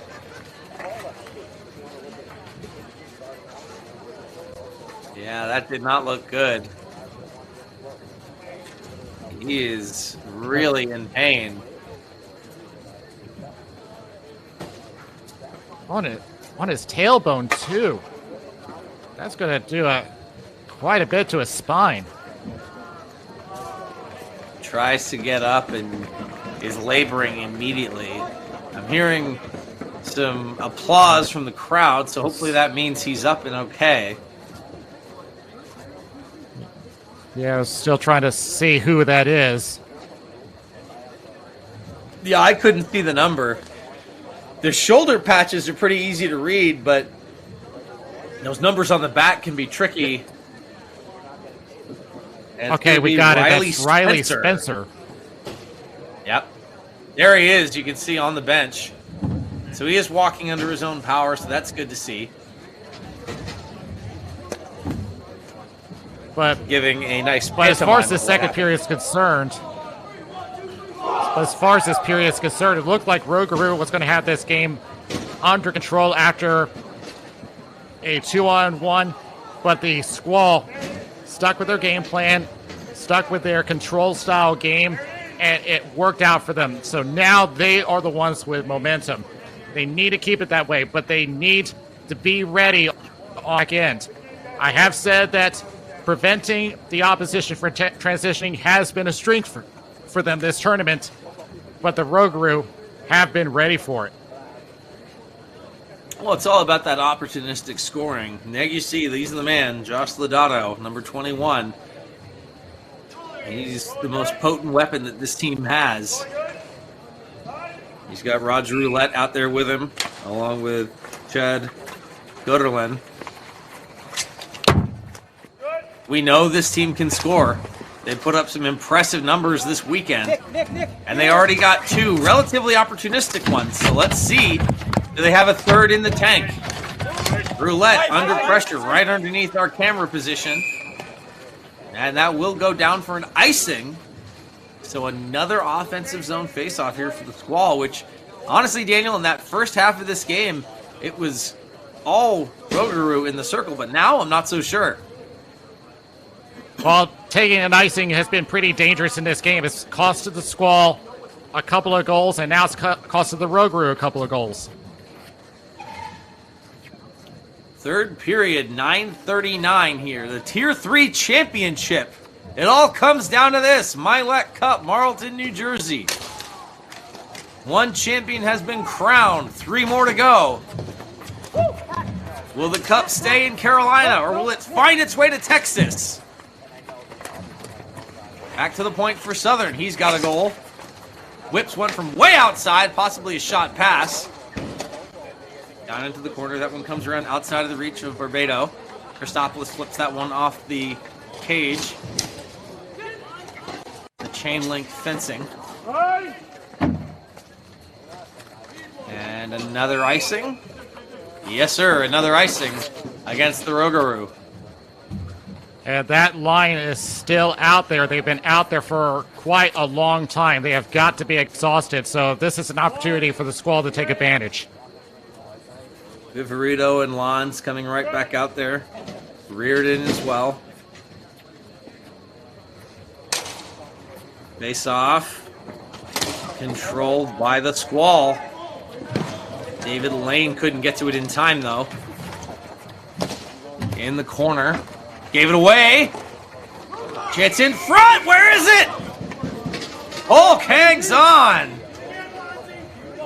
And he was looking in the wrong direction, too. Look where he's looking as this shot comes on.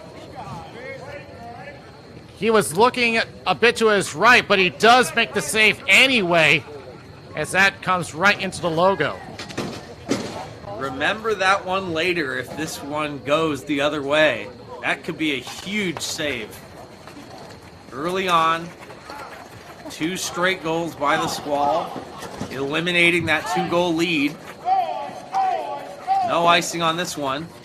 Rogouru struggling to get out of their zone. It took the Squall a minute, but they seem to have found their game and their legs. Both these teams want a perfect 5-0 en route to being here.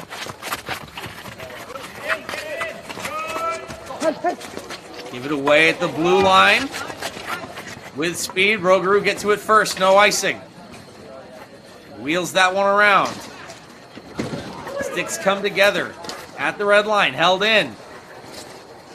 Now on the goal line. Players all going down. Ball stays out.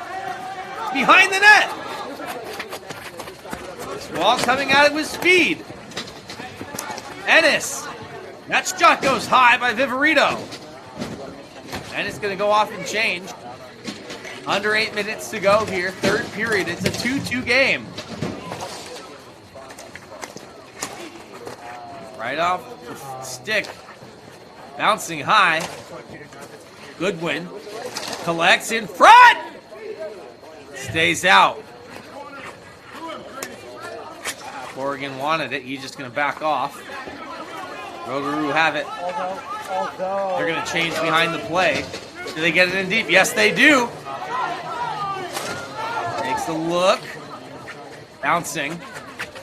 But no possession means it comes out quick. Battling for it. Squall. 7 minute.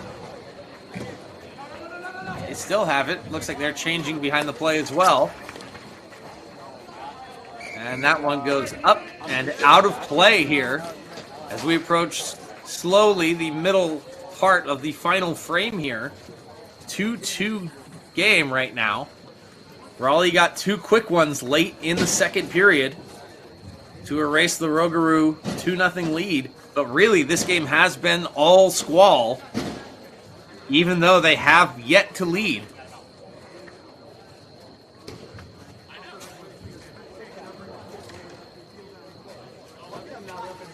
Officials making sure everyone's square. And the Rogouru win again. But they can't control it. And that one, it's going to be a hand pass, it sounds like, against the Squall. And it's going to come all the way down. Yeah, went off of Reardon, and looks like he had intended to swat it down in front of him, but it ended up more of a push than anything else. On a separate note, this is the first time that the Squall have been behind in a game all tournament long, and they've only allowed 5 goals all tournament. Coming back in the other direction. 2-on-1 down low! Oh, and I think he thought he had that one. It stays out. Rogouru survive another wave. And comes around along the near side and it's right to a Squall player, and he gets it up and out. And it's gunned down, and that's Cassetta. 6:15 left to go. Tie game here, 2-2. 2 straight goals to close out the second period. Find the Squall tying this one up. Tier 3 championship game. It's the Mylec Cup in Marlton, New Jersey. Christopoulos eventually just lost that one, got away from him. Herbert was there. Now on the other side, bodying up, 2 players go down. Incoming to help is Lane. Lane under pressure, and he just sends it all up the wall to Ennis. On the other side, a shot doesn't get through. To the right circle, 5:35 to go. Can't get it out. Another shot goes wide. Wheels all the way around. Ennis swats at it, gets it back in. Rogouru struggling to get out. They clear the zone, and they're just going to have to go off and change. It's another long shift. The momentum and pressure stay on that side. Ennis sends it around, and the Squall get it in deep once more. Under 5 here in the third period. Shot from outside, fought off by Pope.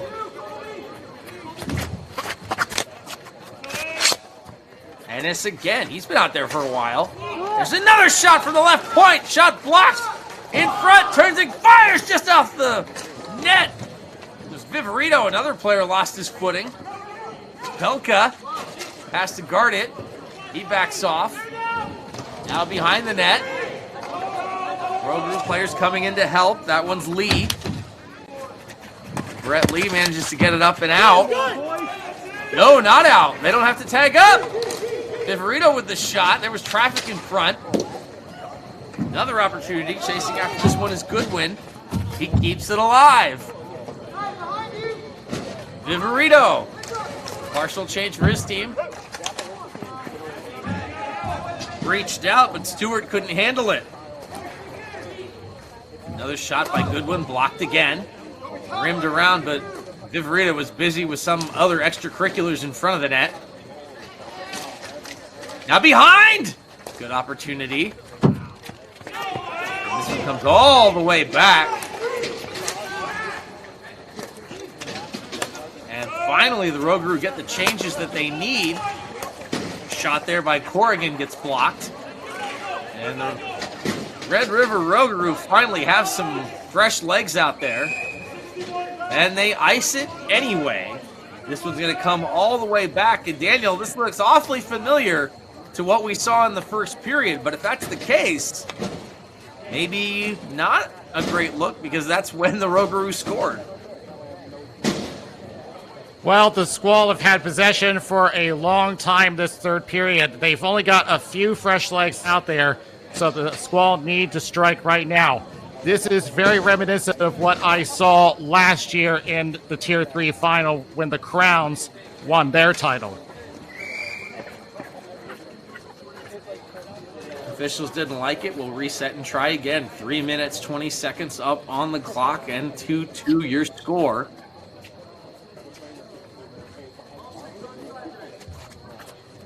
They put 2 seconds back on, back to 3:22. Face off won by the Rogouru again. Dump it down and knocked aside by Cohen. Rimmed around. Still no control, no offensive zone time at all for Red River. And now they get some. There's a shot by Roulette. Reardon defending. They give it away, and there's a shot by Lodato. These are the guys who can cause some real damage for Red River. Lodato lost it. Nice defensive work there by Nick Cassetta to break it up. Bouncing around. Squall managed to get away with it. They break out along the left-hand side. Here's Cassetta playing both sides of the ball. Like you said, shot right off the glove of Polk behind the net. Barbado tries to get it in front. Comes all the way back to the point. And now it's a race. No icing. Dennis got to it first and had to swing that one around for Southern.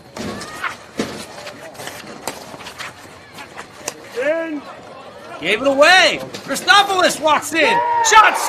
Oh, did he score? Yes. That's the goal. And what a shot. He picks the corner. Nick Christopoulos with a quick one. Bang, bang, in and out. And his team leads for the first time. Picks the corner there. And where did they come off of? From the neutral zone. And who else? Nick. Man, watching that again, it was still so hard to tell. That was perfectly placed right in the corner. And the Rogouru are going to take a timeout here as they trail this game for the first time. 3 straight from the Squall to give them the lead here in the third period. And that was just a perfectly placed shot on the far post. Just Christopoulos has been, I've noticed this since the regular season. He's been on an upward trend. I had made a note that during the divisional playoff, he had scored 5 points, which was a big boost to his stats. Now in this tournament, that's his 4th goal, and he has reached double digits. He has become the first player in this year's Mylec Cup to reach 10 points. Monster tournament for him. Gets his team the lead for the first time this game.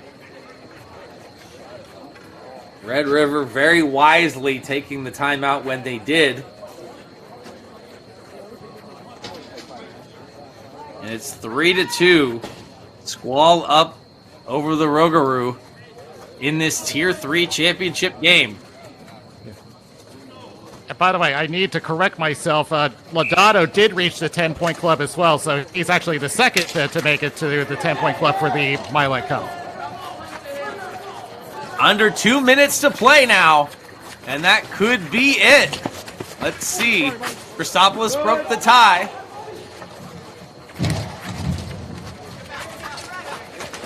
And here comes the Squall. They're not satisfied. They want more. Minute 30 to go, and keep an eye on Polk. We'll see if the Rogouru can get possession and get him out of the net. But this is it. The Squall on the verge of a championship right here. They trailed all game, roared back late in the second to tie it, and have dominated since. There's another shot saved by Polk.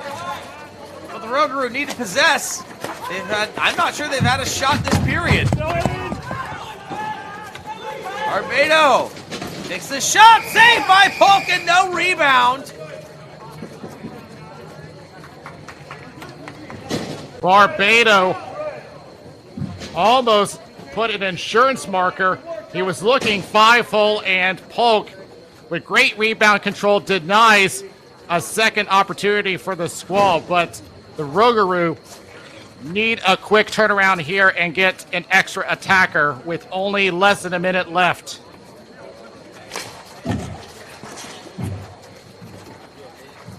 They have the ball in their own end and they flip it high.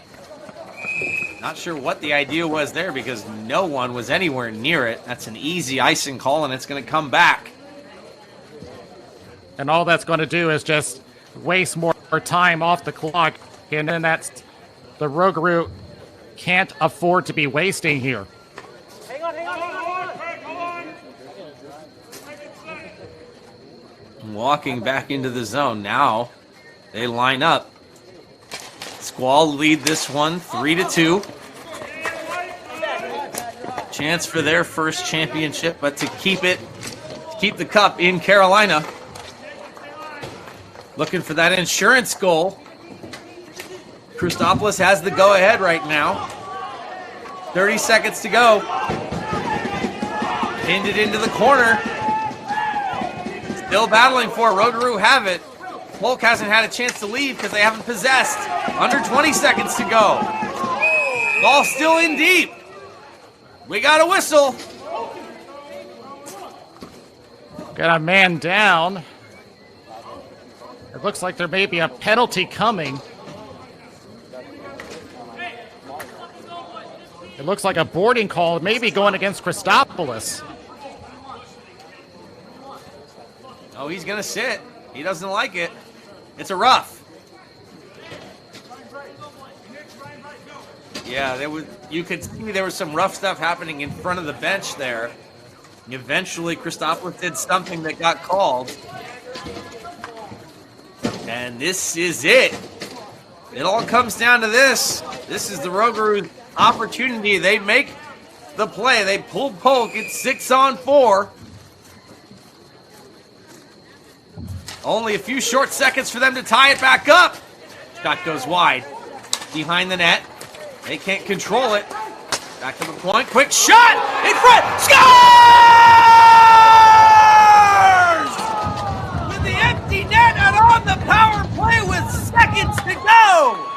Red River will not go quietly! This game's tied again!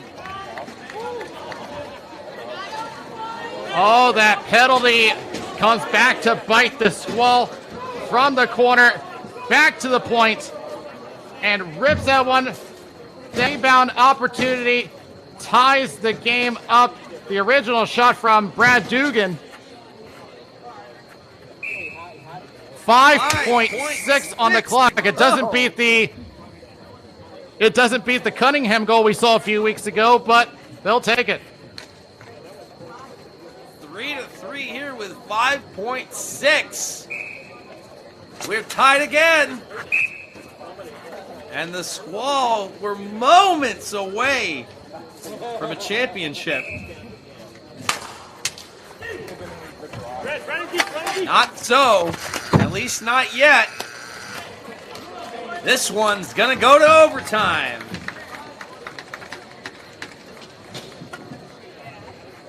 Oh my. Our second ever final overtime. And that's got to be heartbreaking for the Squall. 5 seconds away from getting the title, and it gets taken away from them. It started with a costly penalty, but then, as we see with the Rogouru in this game, they've made their shots count. They haven't had that many shots on net, but they find a place, they set it down low, and a lot of their goals have come from in the slot.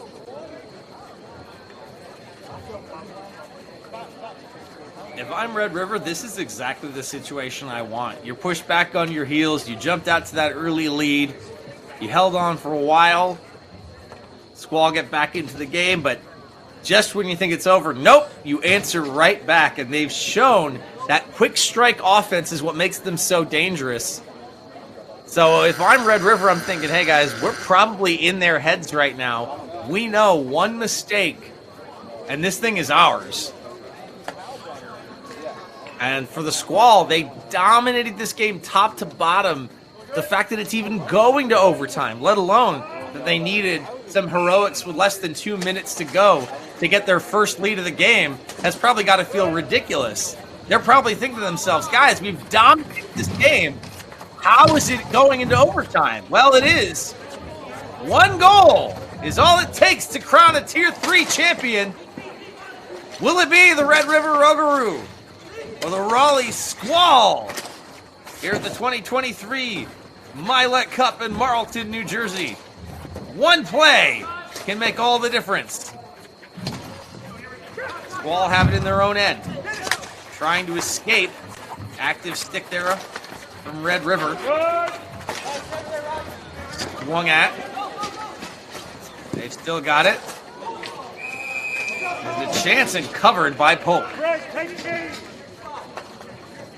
And that game-tying goal has been credited to Keith Sullivan. That's his 2nd of the tournament for his 4th point, and a critical one.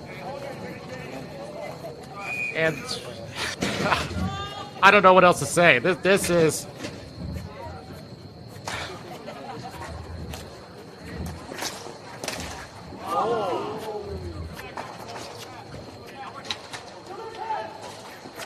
Still battling. Off the face-off. Face-offs have been so important in this game. Make a room. Now they gain the line. Rogouru, of course, coming from the Texas division, but actually representing Louisiana. Still trying to get the Texas division their first title. Right-hand side. Makes a move at the red line. Goal line, that is. Behind the net with speed. Goes way wide with it. Spreads out the defense a little. Almost looks like a power play. In front, that one bouncing around behind the net. Chasing after it is Christopoulos. Shot by Ennis! Polk hangs on, no rebound. Sullivan diving to try to block it, but couldn't get there, and Polk hangs on. If the Squall can stay with this game plan of controlling the ball, keeping it in the offensive zone, they should be okay. But they got to watch out. They cannot give the Rogouru chance with possession with their shooting percentage in this game. Face-off one again by the Rogouru. Flips this one out, bouncing. Reardon in his own end. Red River hold the blue line. Cowan was trying to play it, but there's a whistle. Now he's arguing with the official. He wanted to keep it going. Ooh, and this could be big. We know how important these face-offs are. And it looks like that's Lodato out there.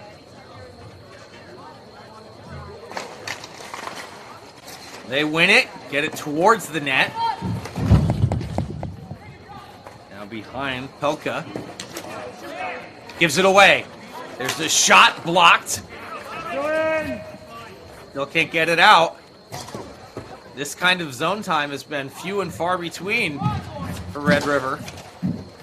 But like you said, Daniel, they've been capitalizing on the few chances that they've gotten. Keep those sticks down. Still behind the net. Pelka has it. Sends it up. Left wing side in front of his own bench. Gets it in deep. And chased after. Sliding down to his knees is Reich. Again sliding. Let it go. That one kept away by Duggan. Flipped high. And no icing, just barely. Lons picks it up. Flips it right underneath our camera position. Comes right back out, and back and forth we go. It's continuous OT, so we go until someone scores. The final scoreline here will be 4-3. Who will be the hero? Southern, he's got a goal. Will it be him? Along the left-hand side. Reardon spins around. Back to the point. Looking for it behind the net. Lane couldn't get a stick on it. And now Stewart sends it. But that one will go for an icing. It's going to come all the way back with some tired Rogouru players out there. A very familiar situation for both these teams. Rogouru once again iced the ball, gets stuck, unable to change, and even more possession time for the Squall. Viverito set to take this face off. And won again by the Rogouru. I'd say they're easily 70+% in the circle tonight. And they ice it again, so they'll get another chance to prove just how good they are at face-offs.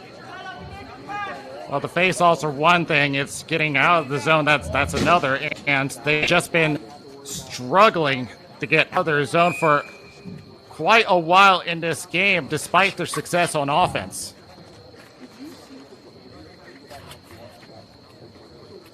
Another face-off here in the zone, and they win it again. So they got that going for them, but they give it away. Christopoulos behind the net.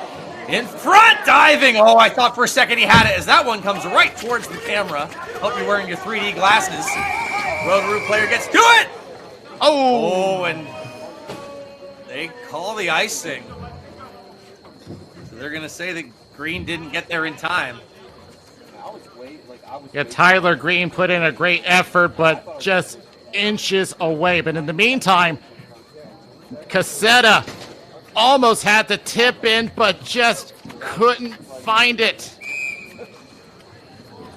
I thought he had it. I really did. Here we go again. And the Rogouru win it again. But all these face-off wins aren't doing them much. They give it away along the wall. They can't get it out. Along this side, Barbado all the way across. And an errant pass is what makes them clear the zone as that one goes out of play. Onto the bench, and it will be a chance for the Rogouru to change up. And that was one of the most important things that they needed, considering that their line was stuck out there for a good while.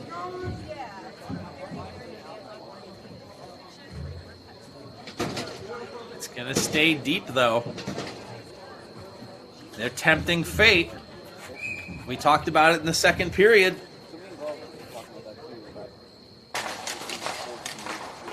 Face-off won and controlled by the Squall. There's the shot! First one on, it's Casetta. He takes a look. Gives it away. Flipped forward. It's in and out of the feet of Gutterland. He has a goal. Good, red number touch. Pelka forcing to defend. Then comes across on the other side. From the left, shot gets kicked right back out. Change there. Ooh, almost too many men. That was close. Squall have it. They take a shot. Gets blocked. Another opportunity. Pull, save. Barbado takes the look. Fumbled at the red line. Roulette forechecking lightly.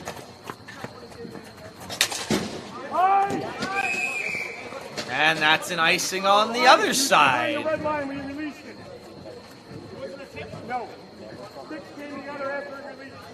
Yeah, Squall not too pleased with the call. They thought that they had the red line, but it's going to come all the way back in. A chance for the Rogouru, and based on what we've seen with their offense, they may not have had many, but they've made them quality. Their first offensive zone face-off of the overtime. And the Squall win that one. And it doesn't get out. There's a chance! Shot from the right-hand side gets blocked. Chasing after this one is Green.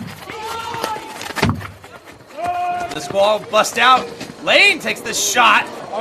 Rebound in front, and Viverito couldn't handle it. Behind the net. Where is it? Comes right back out. He fell. Another shot that goes wide. Lane. Comes down. It was touched by the Squall player. No icing. They give it away. Roulette had a chance. That one gets lifted, failing out. No icing. More pressure. And that one will be an icing against the Rogouru. And Daniel, if I didn't know any better, I'd say these were some tired players. No doubt, and that's another icing for the Rogouru. But look at Viverito. Had an opportunity in the slot, but just rolled off the stick. Very unfortunate that he doesn't take advantage of that opportunity. Right there, high slot. That was the scoring opportunity he wanted. Just couldn't get the shot away. And you're just trying not to focus too much on those missed chances, not squeeze the stick too hard. On the backhander in front, they score! They score! The Squall have won it in overtime!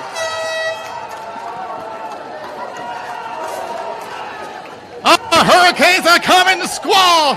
Tier 3 champions! It's staying in Carolina! Felt like it was going to be one of those fluky plays from the backhander, and take a look right there.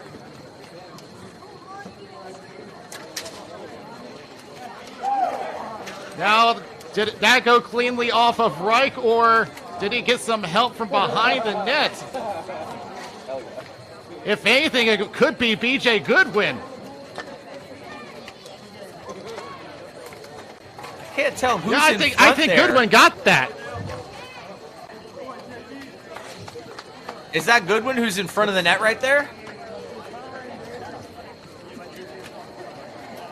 It is. Yeah, I think you're right. I saw that Corrigan was there as well. I see. couldn't see who was who. We'll see who they officially scored to. And yes, indeed, they give it to Goodwin.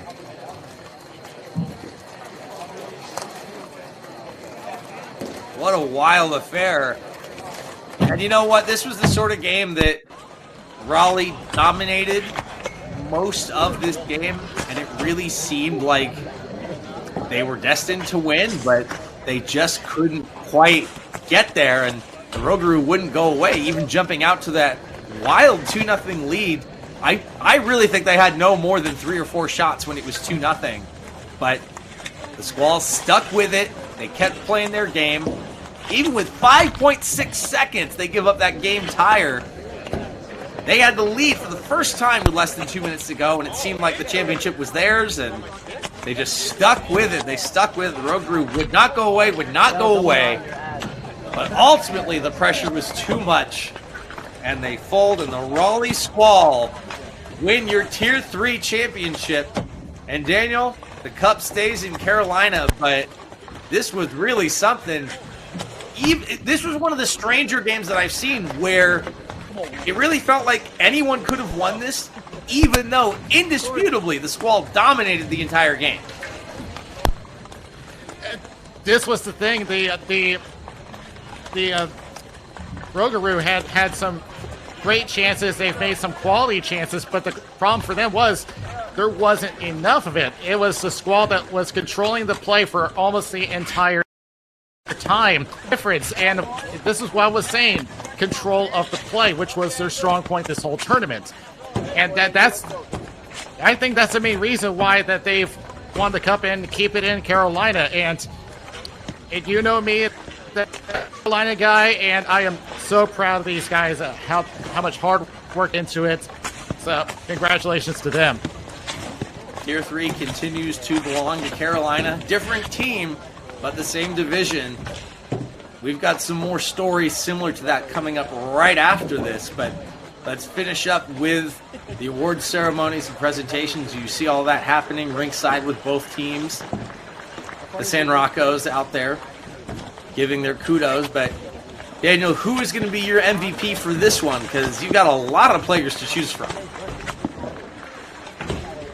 For this one, I got to give some context here. BJ Goodwin was not at the round robin game as he had a couple of things. He had a wedding, and he ran into some traffic. There was a fuel spill that delayed his arrival. So he didn't get here until the semifinal.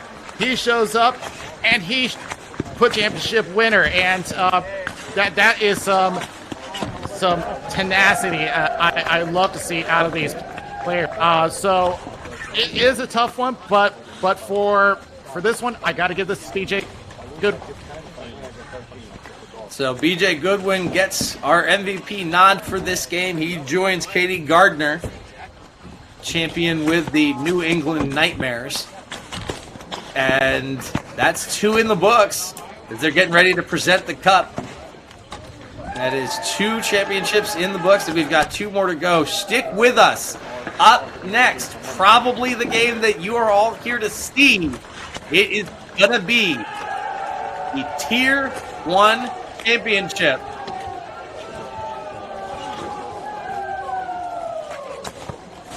There's the championship presentation for Tier 3. We'll stay with them during this ceremony, but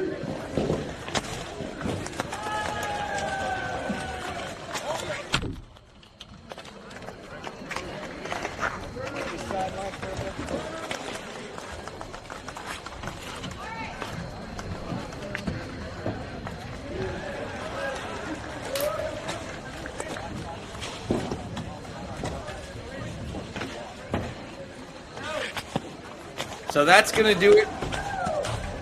Tier 3 championship in the books. And up next, probably the marquee matchup. And Daniel, part of me is surprised, part of me isn't. But we've got the Tier 1 championship game up next. The Penn Hills Imperium looking to three-peat. And their challenger this time, the Leominster Stars. How do you break this one down for us, Daniel? Well, I had Imperium not on the top of my list for the reasons that they weren't performing as well as they did in previous years because of the salary cap that has weakened their team. But they have thrived in the Mylec Cup every time they come here, as they come to make it a trifecta, as they look to continue to run the dynasty of the Tier 1 division. But I think that they have their biggest competition yet. The Leominster Stars out of Massachusetts. I have been very impressed with their performance into this tournament. I had said at the start of the season, I had the 7-1 Sixers as my pick. But they got eliminated again at the semi-final by the Stars, and there's one name that I got my eye on, and it's Brandon Jones. 11 goals, 16 assists for the season. But of course, another one to watch for, Corey Wilson, a former Cleghorn Crook who which did not come back this year. So he moved over to the Stars, and he continues to thrive over there. But I love that there is depth scoring on this roster. Colin Wilbur, Corey Fredrickson, Charles Placer, and AJ Mills. So I think that the Imperium may have a tough time with this one. So we'll find out. Stick with us right here. Tier 1 Championship coming up right after this.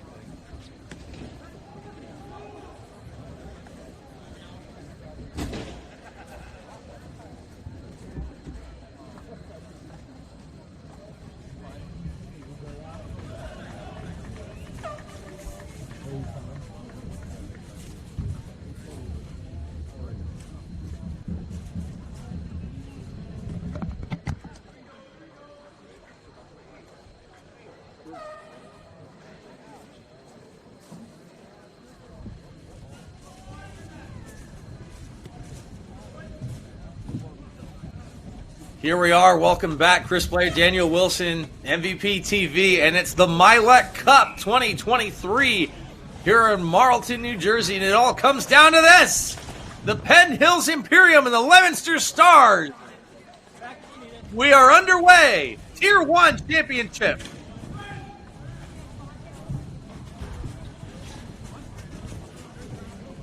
Imperium have it. And give it up immediately. Battling for it in the middle. There's Leominster in white. Along the left-hand side.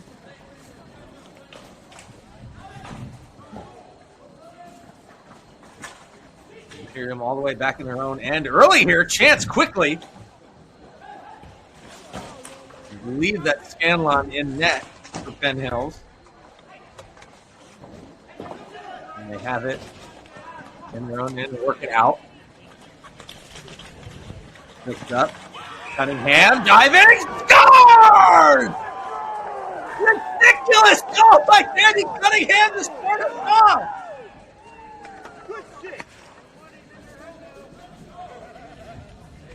The Imperium not wasting any time here. And the guy who scored that spectacular goal at the end and puts up another spectacular one here.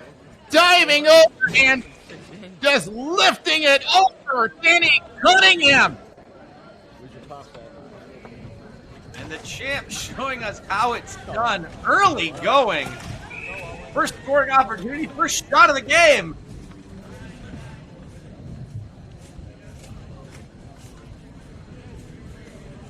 If you weren't here, What happened there? if you weren't here for the Pittsburgh final, Danny Cunningham scored a highlight reel goal with 0.4 seconds left on the clock to win the Pittsburgh championship. He just continues to impress. The Stars get knocked back on their heels early. Let's see if they can respond.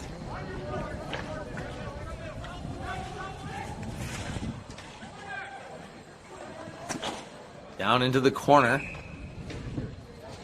Quick push, and that one goes up and out of play. Stars already reeling a little bit early. And that was after having a very good start to their play. They had quick possession and had a chance at the net, and I'm looking to see who the Imperium have in the net. It looks like they're going to stick with Bryce Scanlon.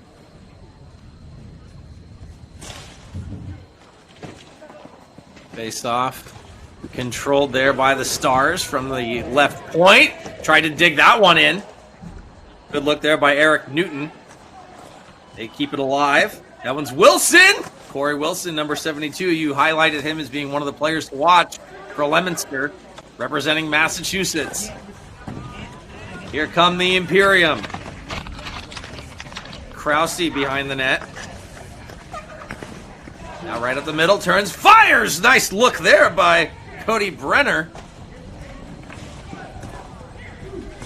Shot in on net from Scala, diving! Oh, he's celebrating, he thought he scored. There's another shot that flutters wide. Don't know if we'll get to see that again, but they definitely thought that went in. We play on. No icing on this. Already it's 7.5 here in the first period.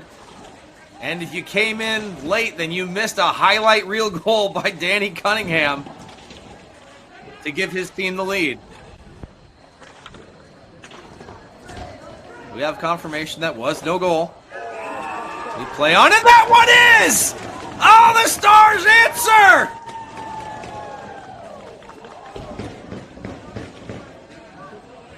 Brandon Jones got involved in the play.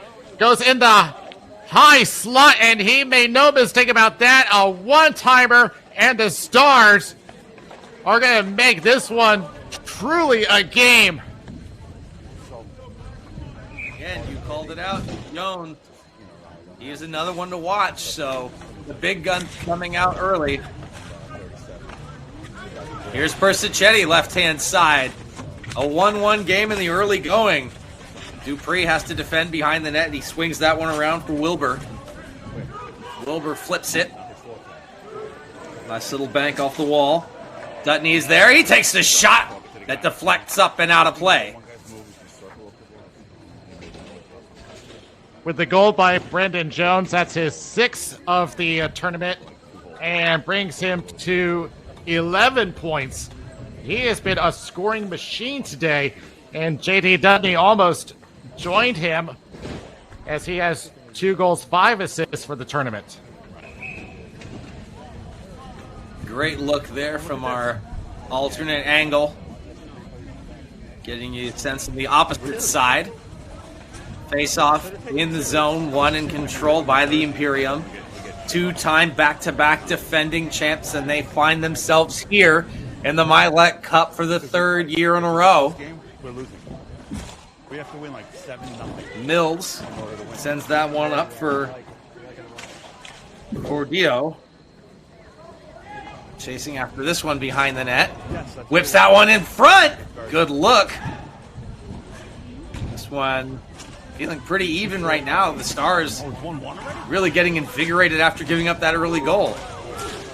Back around in front, scrambling for it. Scanlon managed to keep it out. Flipped ahead. This is 1, right? Division 1, right? Krause can't control it. Stars on the breakout. Did it get like hot? Nice defensive stick there by Bergamasco. Here come the Stars, left-hand side. There's a shot, goes wide. More battling. Krause sends that one up the wall. Tried to split the middle for Persichetti. And here come the Stars back again. Dutney. Dutney makes a move. Shot, save, Scanlon! A lot of play coming from JD Dutney. Another shot on net, and Scanlon being tested real early today. It's not like the Imperium to be on the defensive end. In fact, the only time we ever saw this previously was in last year's final against the Dogs. Well, it is a championship game. Let's see what they can do. Officials trying to make sure that Imperium players are where they're supposed to be, doing a little bit of directing for Anquan Smith. Stars win the draw, but immediately get overwhelmed at the point. This one comes back around, banging against the boards.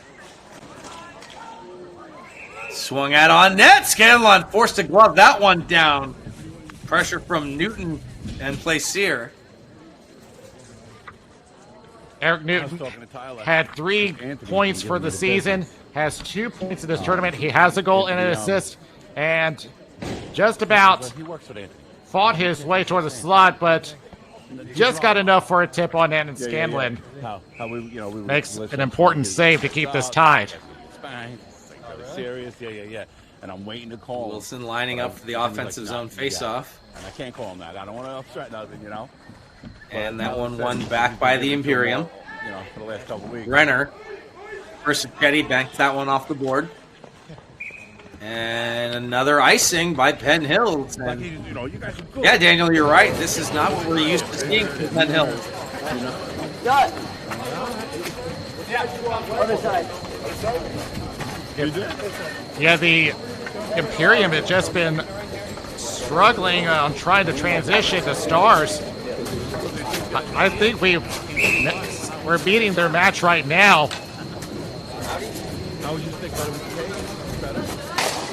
That goes back to what we said about how hard it can be to beat a team twice in the tournament. The Imperium won their first matchup 4-3. Just shot from the right point, and that one settled by Carter.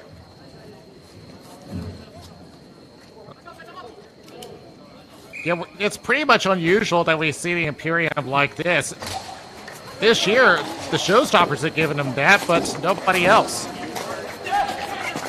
Showstoppers showed up with a really depleted bench. We knew that was going to be the case, and they just weren't able to put it together.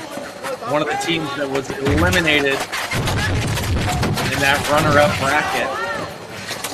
A shot. There's another play there by Wilson. Brendan Jones out there. Jones on the backhand gets that one out to the point. Shot behind. Scanlon had to take a look for it. Wilson was there helping. Dutton wanted to hold the zone. He couldn't. That one's going to come all the way down for an icing.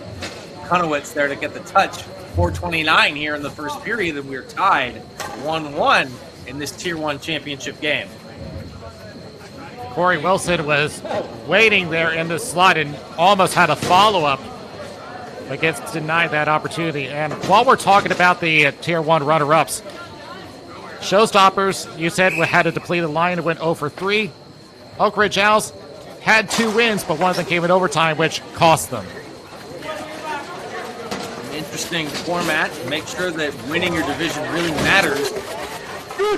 That one goes down, but no icing.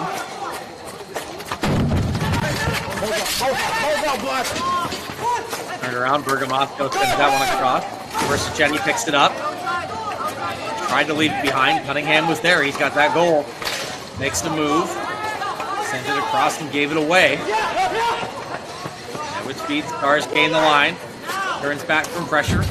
And on the other side, Dutney makes a move. That one's just getting away from him. No! Tried the toe drag. Nice defensive work. Keeps that one going. And the Imperium come back in the other direction. That one gets whipped down. Nice move from left to right by Carter to track it. Cunningham has it. He's under pressure. They try to create space. Antoine Smith with a play in front. Six come together. Stars have it. Want to get it out. Dutney's there. 3-on-2 with speed. Up the middle. Wilson gets dispossessed. Bergamasco breaks that one up. Good read. Great body position to say no. They still have the zone. Smith there harassing. Trying to stop it up. Diesel.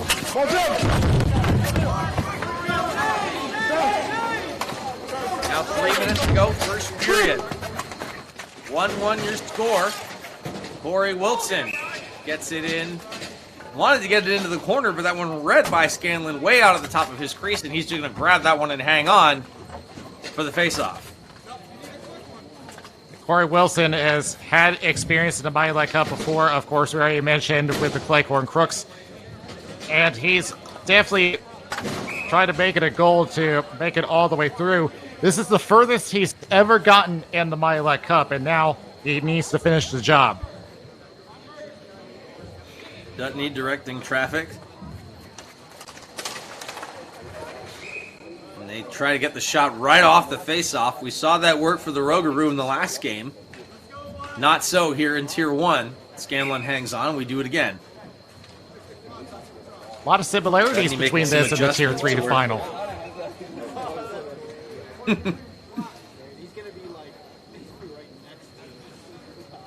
We reset and try again. Officials trying to make sure that the players on both sides are lined up how they should be in that slot area. I see that interesting position by Dutney on the faceoff. It's worked for him already a couple times. It didn't work that time. And then it does come all the way back out. Glacier has to retreat. And he gives it away. There's a shot from the outside by Mills. Versacetti behind the net. I swear he was thinking Michigan. He couldn't lift it. He's got time, though. Almost got rubbed out. He's got it again across from Mills. Diving. They broke that one up. Nice job by the Stars, but still on the attack. Glacier boxes him out. Swings and gets that one up. Doesn't ice it. Good job there. Back for Newton. But they haven't escaped the zone yet. Here's Mills with a chance. Second opportunity. Both one missed the net. And this one's going to go all the way down. No icing. First one on it is Bergamasco. Gave it up. Back and forth. Neutral zone getting tough. There's going to be no easy plays here. No gimmies. But there's a giveaway. Here come the Stars on the backhander. Digging away at it. And Scanlon hangs on.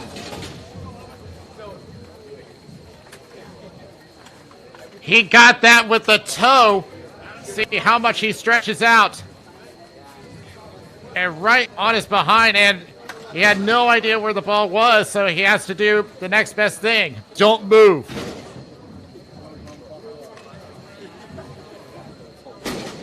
Bergamasco just went off on a change for the Imperium. Two-time champs looking to make it 3. Shot there by Dupree gets blocked, and he's going to have to retreat. BJ Dupree. And that one going to go down for another icing. Here's... Now, you said you thought you saw an attempt at Michigan. Let's see. Oh, yeah, he was thinking about it, but he didn't quite get the handle. It's not an easy thing to do, and he just went to the simple backhand. You think it's tough doing it in ice hockey? It's even harder to do it in ball hockey. Jeremy Bishop pulled one off against Team USA at the World Masters in Buffalo just a few weeks ago. There's a chance from the slot. Rips one. Second opportunity. Good save there and help from the defense. With speed. Lemonster out, another save by Scanlon. Fredrickson denied. He was sprawling out all over. So let's start off with the Imperium attempt. Centers up and tried to go for the one-timer. Resets it, gets the attempt off. Carter makes a save. Then on the other end, tried to go 5-hole. That was Corey Fredrickson. And Ganlin sprawls out and closes up the 5-hole. Never quite seen a save made like that with the goalie down and the ball behind him, but still in front. That was an interesting stop. Any way you can, you keep it out. Stars keep it in. Hang on, there's a shot from the high slot. Scanlon hangs on, and they are just getting on top of him in a hurry.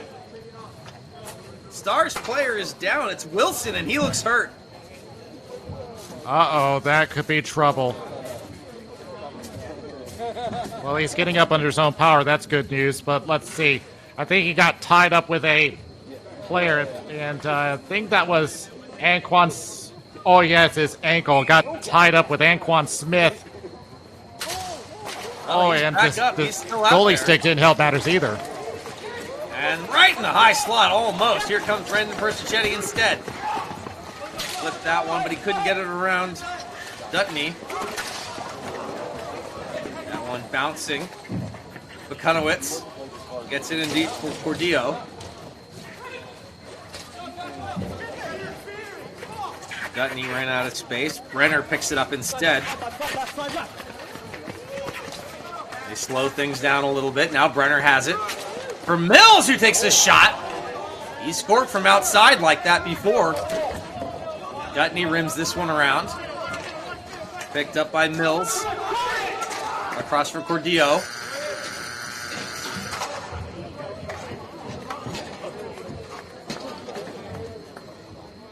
And that'll do it for the period. Teams retire to their sides. 1-1 your score. The incredible highlight reel goal from Danny Cunningham is answered. And the Stars managed to keep this thing a 1-1 game after one. Would you give any edge to anyone here so far? Right now, I have it toward the Stars. Now, here's that play from Cunningham. I'm not sure if that's what he intended, but he adapted to the play, and all he needed was a poke, and he got enough lift to pick the corner. Just Cunningham is such a skilled player. Between that and the 0.4 second championship winner in Pittsburgh, he is definitely one to watch. But since then, the Stars have had control of this game, similar to what we saw in the Tier 3 final with the Squall controlling the Rogourou's play. So if this keeps up, the Stars are going to be look a bright future, but they need to keep that pressure going. Brandon Jones got the goal to tie the game. So the Stars are coming out on both sides. I'm walking backwards into these puns all night. Brandon Jones with the goal, Danny Cunningham with the goal, and you're right, Cunningham with that incredible game winner back in the Pittsburgh playoffs. 0.4 seconds. You've seen the highlights, I'm sure. The win in that classic game against the Showstoppers.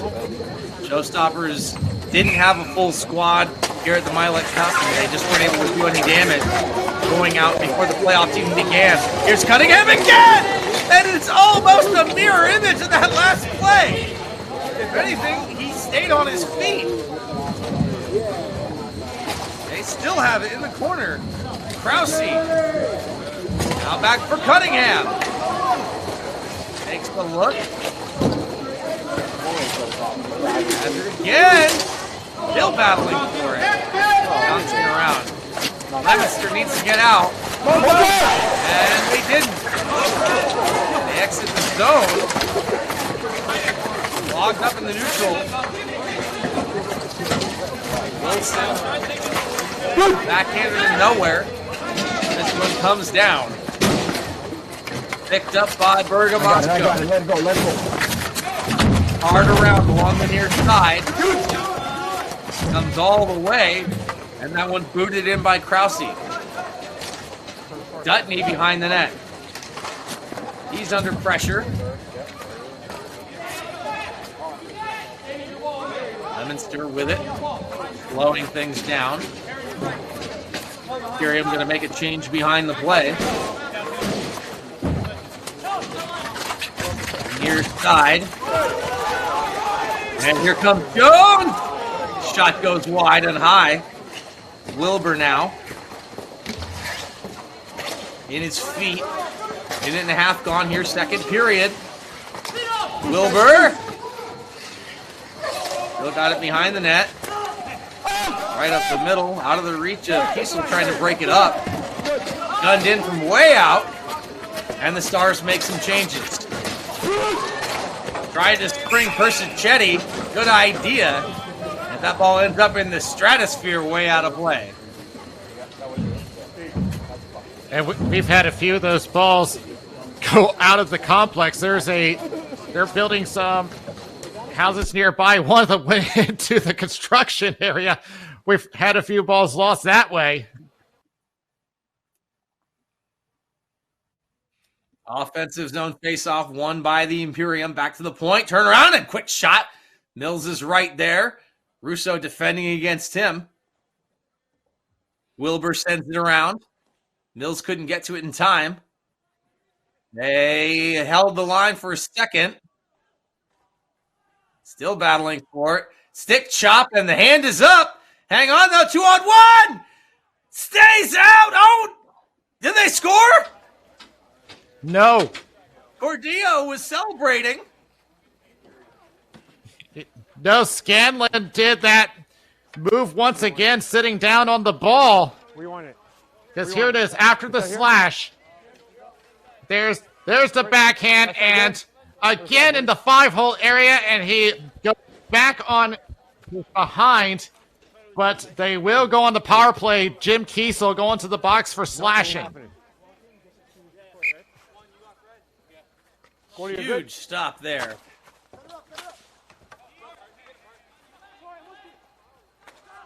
Oh, it sounds like it's Litzinger, not Kiesel. On the other side, though, short-handed is Persichetti. Tried to pull a Forsberg. He's busting out all kinds of moves. On the far side in front of the benches. The Imperium flashing some skill there. Near side. Power play left to go. They gain the zone. 7 minutes here. Second period. 1-1 game. Tier 1 championship final. Dutney backs off. His team's got the power play for another 45. Walks it back to the red. Hands it over for Wilson. Hash marks on the right-hand side. Pump fake. Fredrickson couldn't do anything with it. Flipped up and out. Eludes the glove of Dutney. He's going to come all the way back. Carter backstopping there.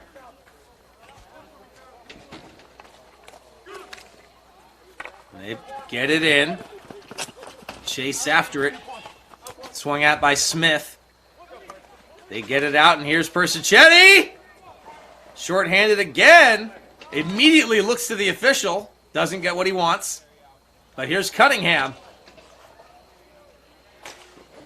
Cunningham's got the goal for his team. Tries to get one shot hit. That one bounces and goes high and wide. Persichetti still got it. Shot blocked. That was Krause. Persichetti slowing things down. Another shot from outside. Still in. Ball's out. And I believe we're even strength. So a very aggressive penalty kill by the Imperium. Works out for them, and they build off of it, getting some momentum. Wilson under pressure. Almost gave it away, but didn't. Dutney with the give and go for Cordillo. 5:20 left to go. Cordillo takes his shot, gets blocked. In front, digging away at it. Scanlon made the initial stop, and the defense get it out. Flipped high, and an easy stop and hold for Carter. Well, Carter has had to make a great play, had to react very quickly as he had a one-timer come in point blank and just saved a goal for the Stars. Now, I look at this game compared to last year's final. I'm seeing more of creative style plays from the Imperium and not the organized plays that we've seen in last year's final. Noise! No icing on the play. Now there's a whistle, though. Looks like it's going to stay there. If you remember last year, they loved passing from the corner. It's like they had drawn out the play, but we're not really seeing much of that this time. There's the win by the Stars. We're past the halfway point. In front, Scanlon, another big save. Good look there by A.J. Mills. And Plaisir was right on the doorstep, but none doing. Scanlon has been tested a lot this game. As he just gets shot after shot after shot. I don't really recall a time in all the broadcasts that we have done that Scanlon has been pushed so much in the net. This is definitely a very even affair, but the Stars are proving worthy opponents for sure. The two-time champs. Trying to work that one in front place here. Bouncing that one home behind the net! Thought we were going to see another highlight reel goal, maybe. 2-on-1. No, broken out. Nice job by the Stars right on the red line. That could have been dangerous. Left-hand side now. Mills gets to it. Pivots that one around, and it feels like a power play. Long possession here. There's another blast that goes wide. Near side, it's Cunningham. Has to jump over one man. Then they score! Collided with the netminder, and it was an easy goal. The Imperium get one. It's Owen Mills, and it's 2-1. I think everyone was distracted by Danny Cunningham, who was looking for a penalty call, but it did not matter because he gets slashed over here, and then it lands right into the stick of Owen Mills, who was right there and waiting. I don't think he was expecting a pass, but he got it anyway and made it count, and he had a lot of room. Again, Wilson was on top of Carter. Not sure exactly what happened. I don't know if we'll get a chance to see it again, but that was dangerous and all too easy. You can't make it that easy for a team like the Imperium. They've got a 2-1 lead here in the second period. The Stars, though, still battling. They are not giving up by a long shot. 3:40 left to go. They've got it behind the net. Bergamasco defending. Swung at. Out from the right circle. Sluice! Diving Guys! Oh, and it's No! unbelievable! Mid-air, off the goal line and out. Glove down. Persichetti. He's a wrecking ball out there. He's got it again behind the net. He's got Jones draped all over him. He doesn't care. Kicks that one back to the point. Shot goes wide. Swatted out by Litzinger. Sticks still coming together. Dutney tries to get out. He has trouble. Free now. In front of the net. I'm sorry, in front of the benches. Oh, and that's going to be a penalty. Litzinger takes the shot that gets blocked. There's the whistle on the Dupree touch. Anquan Smith has to get back up. Let's take a look here. It's going to be Colin Wilbur to the box as he trips his What's man. that, boys? And after all that effort by the Stars, and when we get a chance, we'll see that spectacular stop on the Imperium end. I'm not sure if Scanlon got a piece of it or if his defenseman had a piece of it. Good. But in any case, power play for the Imperium. And this is a chance for them to really bust this thing open. 2-1 right now. Second period. Sent around by Scanlon. 2:20 left to go. And this one rims around. Bergamasco. Go, play the Resting ball. against Move the ball. Dutney. Move the ball. Let's go. Let's go. Bergamasco battling with it. He lost his stick. Dutney tries to get it out. Cordillo flips it out. 45 seconds to go on the power play. Minute 50 in the second period. Cunningham lost it. Big cannon in from outside by Krause. First one on, it's Persichetti. Smith walks that one in, bounces. Nice job by Placer. Walking it forward is Bergamasco. Back for Krause. He takes the shot! Tried for the one-timer. A little bit of a shovel shot. Sent down again. Smith takes a shot that gets blocked. Another one. Sent wide. Bergamasco down, and that one just going off of Persichetti's stick. Possibly his foot. And we're back to 5-on-5. So it's even strength. Ending stages here of the first period. Imperium still leading 1-0. And that one's going to go for icing.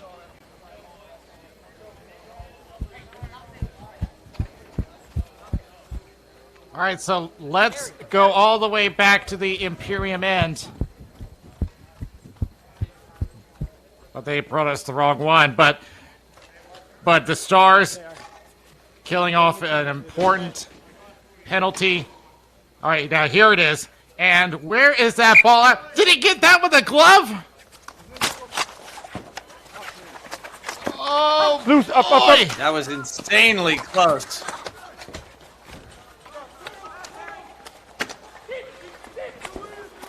Still battling for it. Stars feeling this one start to slip away if they're not careful. Imperium gain the line. Leominster needs some offense here after that penalty kill. And there's the shot by Wilson. That's what they wanted. Now sent into the middle. Those blind backhanders, never a good idea.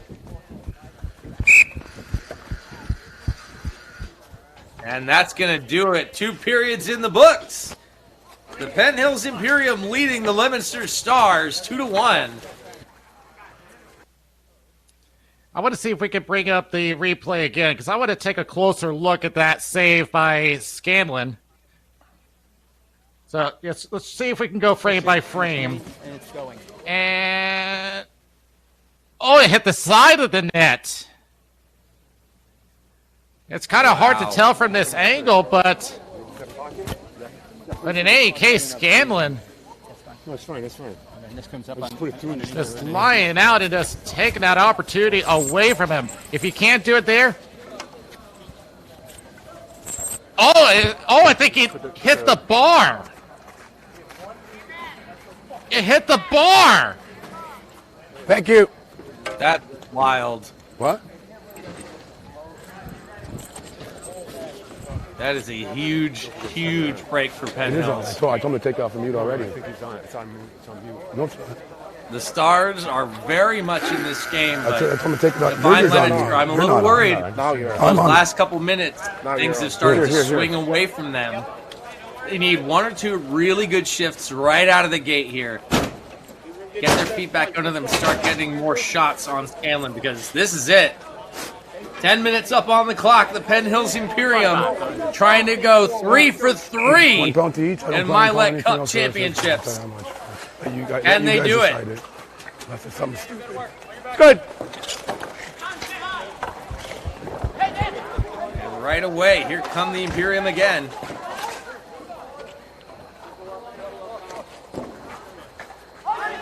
Flipped up.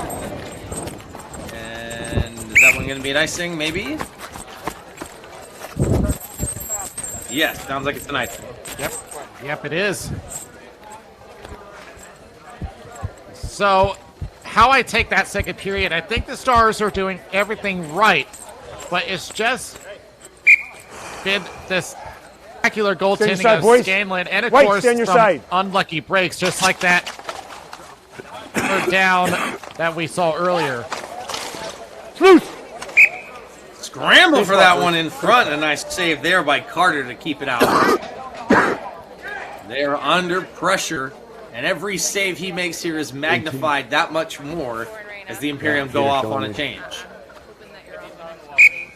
No, I gotta go to work tomorrow night. And we have an 8-hour drive. Yeah, we're all from Ontario. Face off one by the Imperium. There's a And shot the ball from was outside. First 30 seconds gone here in the period. Shot goes wide. Picked up by Jones. This one a bouncer for Bakonowitz. Stars trying to get something going. Fredrickson.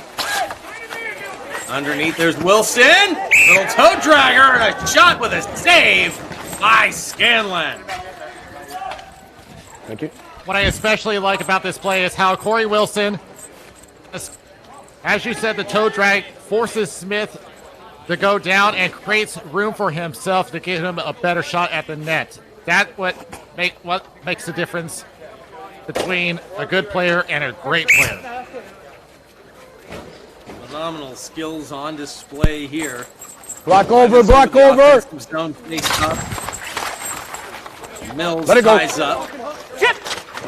But the Imperium are on it first, and it's Persichetti now. He got around Consalvo. Right hand side! That one in the feet of Persichetti. And here comes Lemonster. That one stopped up at the blue line. And here they come again. It's Mills trying to thread the needle. Persichetti has it in the corner. Comes around. Mills behind the net. Shoveling away at it. And held by Carter.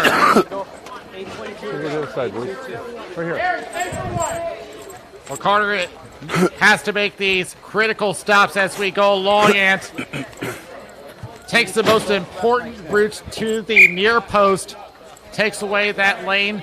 They're forcing it to go across, and of course, some support from his defense in front of the crease. Almost there on the back door with Krause, and another save by Carter. Hey, let's go, AJ. Let's go. We gotta win a draw, boys. We gotta Starting to look like the tide is turning toward the Imperium as far as possession is concerned. You know the Stars are going to be kicking themselves for not cashing in on more of those opportunities earlier. Net bounce, but stays on. We continue. 8 minutes to go here, third period. And the Penn Hills Imperium are leading the Lemonster Stars 2-1. On the near side, Wilbur has to back off a little bit. Tries to get it down and can't.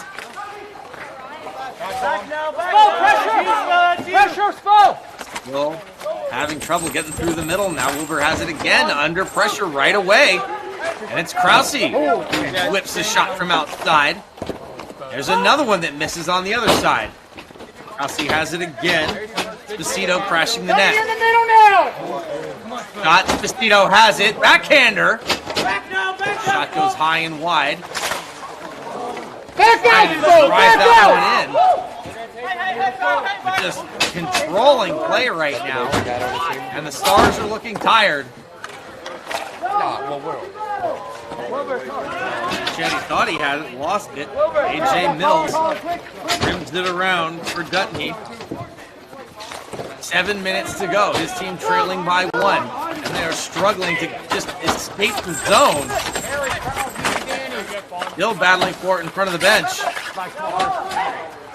And they give it away again. And Persichetti rips his shot way out on top of the crease. Carter makes the save. More of that clock bleeds down against the Stars. I think fatigue is starting to set in for the Stars as their movement has started to get sluggish on their back end as they're trying to break out. They've got to put everything in the tank here with 6:48 left. The hands are up. But that one clearly in Carter's glove. Just making sure the Persichetti wasn't said that he was doing something he didn't do. Hey, no. I was gonna say there was no way that was across the goal line. He's good. He's touching both sides. I didn't think so, but you never know. We've been fooled before. This one goes high. Lemonster on it first in front, sliding! Where is it? Another chance! Let's go! You never had the Harding? No, he was not. The ball was loose the whole time. The ball was loose the whole time. Come on. The ball was loose the whole time. I could see it the whole time. If I didn't see it, I blow it down. You know that. I've been doing it. First off, it was a Yankee Doodle Dandy save by Scanlon. Yep. That's it. But it was followed up by Brandon Jones for his second of the game. Once he is committed to that stop, there's not much else that Scanlon can do.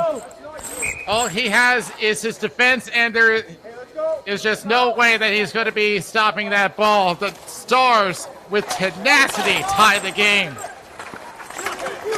Just hot looking. You can't leave a player of that caliber all alone on the back door like that. That is exactly the kind of mental error that the Stars needed to claw back into this game. And we are tied once more. It's 2-2 here, third period. Lemonster's pulled even. And now they're feeling it. There's a shot by Wilson. Sliding, trying to get into Scanlon's kitchen a little bit. Good. Now on the other side, here's Cunningham. Swings at that one out of midair. Nothing doing. Consalvo gets it out of the zone. Now it's picked up by Fredrickson. Threads the needle. Wanted to hit that one backdoor. Had a player streaking. Wouldn't go. Lemonster still has it. A lot of player movement. They haven't had this time. And they score! It's the hat trick! Jones takes the lead for the Stars! 13-16. I would give a tip of my hat to him, but I threw it on the rink all the way from the point. Brandon Jones throws a sniper shot. It is clearly the difference maker. And on top of that, a screen in front by Corey Fredrickson. You guys want him back or no? The Stars want him back? Have a lead for the first time.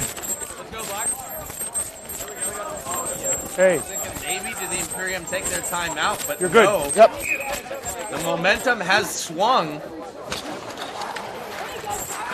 What do the Stars do with it? They take the lead. Their first lead of the game. That one up and out of play.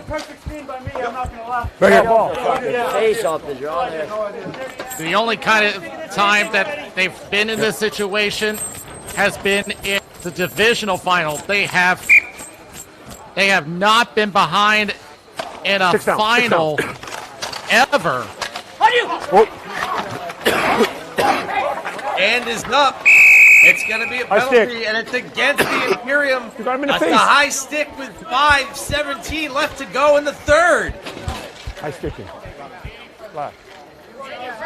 at the high stick, and I think it's going to go against Owen Mills as they were both racing to the ball. And very unfortunate for the Imperium as now over here, guys, over here. The situation for them gets more dire. This is major gut check time for Penn Hills. And what a chance for the Stars. Dutney gets in that position. They control the face-off here on the power play. They have a minute and a half to work with.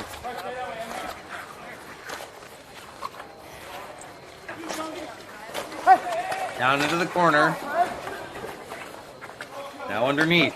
Cordillo. Up for Wilson. Takes that one down. Scores! The Stars make it 4-2! And who 13, 16, 72. You got it? We'll need to check the history books for this one. I don't know if there's ever been a player that has scored 4 goals in a Mylec Cup game.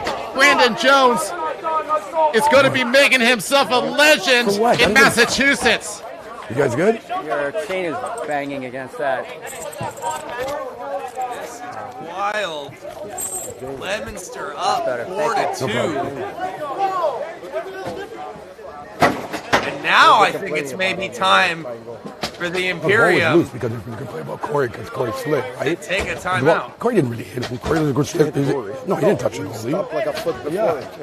The goalie fell back. Yeah. And the ball was. He made the save. Not He made the save, but then the ball was loose. I could see it the whole time. Imperium need to I'm just mad that they're losing. get their players back in line, and they need to These guys? try to give them a push. But did they? I can't imagine what their chemistry must be right now. AJ. Because I don't think they have not. When I was looking, I'm like, oh, this guy exactly. They have not been behind in a Mylec Cup final ever. And Scanlon, Yeah, he's one to get I think still in disbelief. Is he still on the ground? No, it was 13 just scored again. was it one time on this side? Yeah, oh yeah, it was. That's right. I thought it was 16.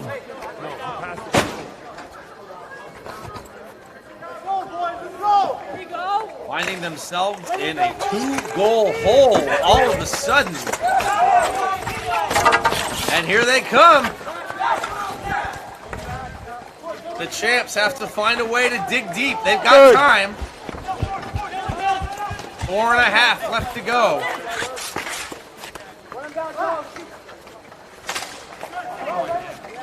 Can't get it. No ice, deep. no ice, no ice, no ice. Yep, No yep. icing on the play. Bergamasco, first one to it. Plays here for checking. He backs off. Krause. Ice. Goes diagonal. Nice work up the wall. But it finds its way to Imperium stick. Gunned in. Cunningham gets to it. He's got one tonight. No stick, no stick. Back to the point. Quick shot. Comes all the way around. We know this Imperium team can score. Krause, big battle in front of the net.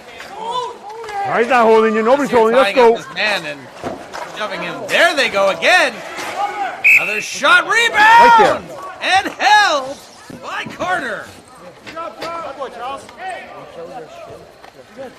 Quite a bit of entangling up here at the crease as they were looking for the rapper. Got taken out of the play to let it continue, but Carter stays with the play, sees the shot all the way through, and makes the cover.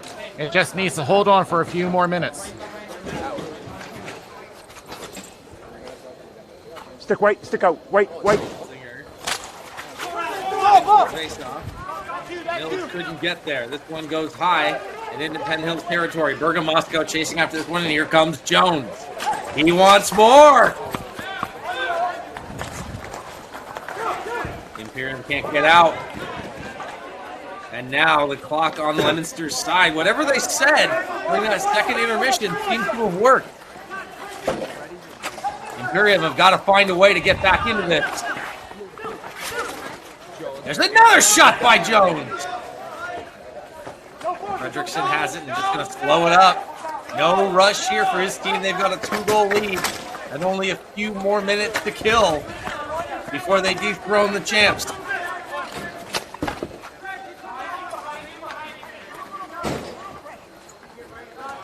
Game slowed way down. I think the Imperium are partially stunned and in shock. Here comes Mills. Bounces off of Wilson. Persichetti battling for space in front. Here's Krause. Russo fighting him.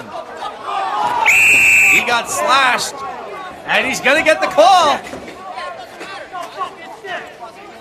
Right now you got one. Keep on going to get another one. Just go to the box for the flash. The Stars are not happy about it, but I think that's the right call. Which side? Here, take a look at the middle of your screen, number 14.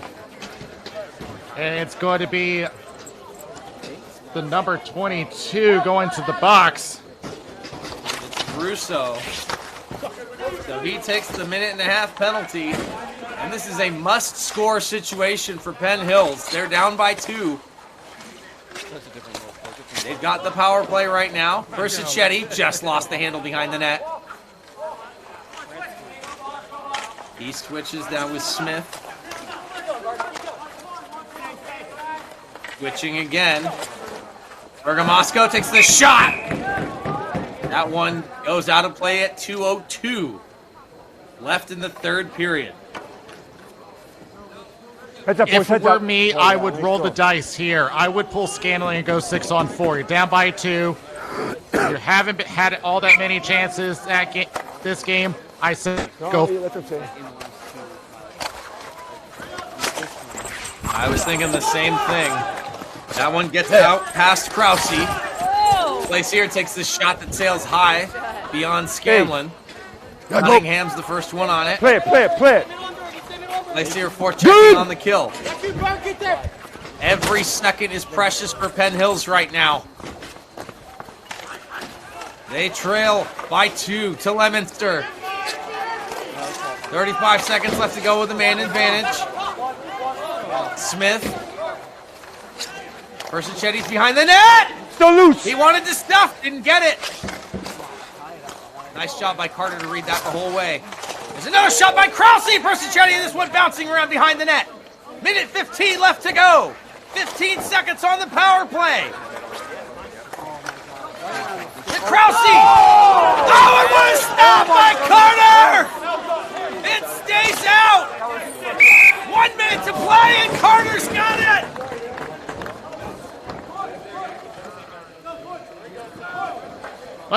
Let's start with this.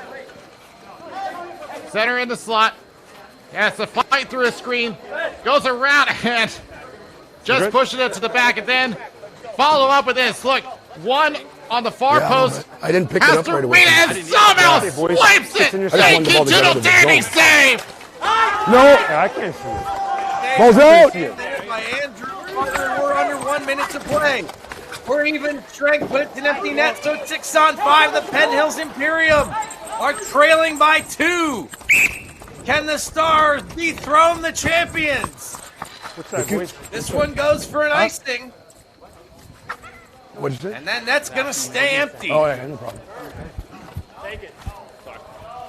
I can't imagine if the Imperium have anticipated this kind of situation.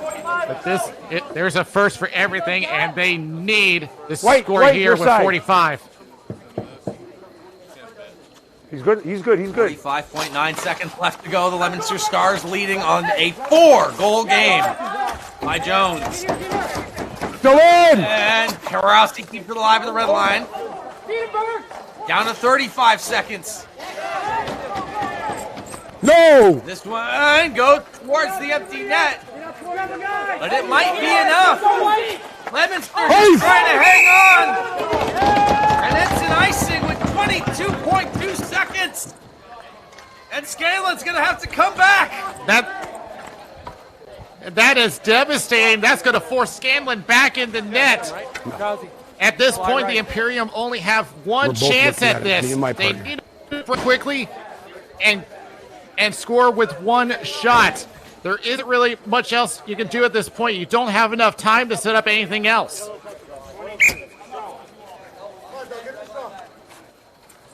Natural hat trick and then some for Brandon Jones as he tries to send his team home with the hardware. Final seconds ticking down, and Leominster's got possession. There's not much that they can do about it. They send it back into their own end so they can celebrate with their goaltender, and that's going to do it. The horn sound. The Leominster Stars are your They slay the dragon of the first team to take down the Penn Hills Imperium. I go, what did it tip? I go, me and my partner. I go, what did it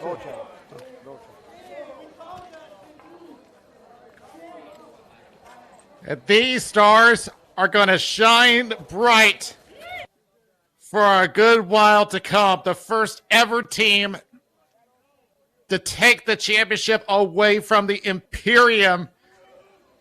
And that leaving Pittsburgh, we were asking ourselves, was there anyone that was going to beat the Imperium? We finally have our answer. There were times when it looked like the Imperium were unstoppable, not just in this game, but all season long, all tournament long. There you see teams congratulating Scanlon for an excellent season and an excellent tournament. He's going to be at the front of the handshake line. But the Leominster Stars finally find a way to take down the Imperium. And on this night, they are your Tier 1 champions, bringing the trophy to Massachusetts. Lots of respect from players on both sides. Such an important part of hockey is the sportsmanship, the camaraderie, and the respect. They go through their handshake and stay with us. We'll stay rinkside for the presentation of the trophy and the banner. But wow, I mean, Daniel, do I even have to bother asking? Or can we just give the MVP to the guy that we know deserves it? Yeah, Brandon Jones, there's no question about it. And we did check the record books on this one. At least in Tier 1, he is the first ever player to score 4 goals in a Mylec Cup game. So that's one for the record books. And he's definitely made himself a legend. And so what does this mean for the Dynasty? Well, I wouldn't go so easy on them yet because they have gone against adversity, and they managed to go all the way back to the final despite not being as strong as they were. All right, so that was a pretty awesome game. Listen up, guys, real quick. Incredible game, 2 incredible teams. Before we get to you guys, Imperium, you guys have been a class act, 3rd time in this game. Unreal team. Well done this Mylec Cup. Well done this whole season. Great job, guys.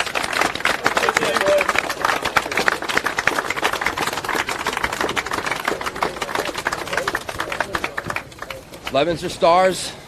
Unreal. Well done, boys. First goes the MVP, Brandon Jones.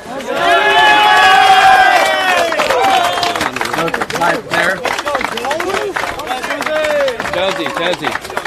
Just do a pick real quick.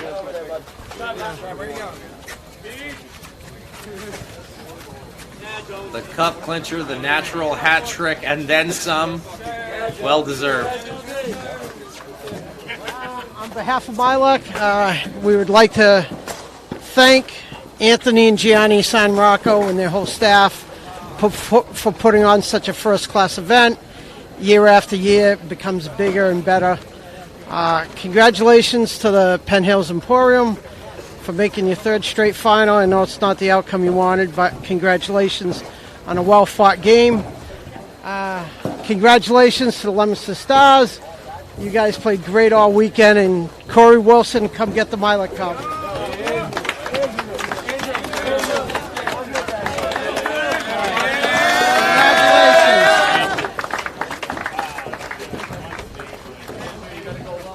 They elect to give it to the goaltender, Andrew Carter.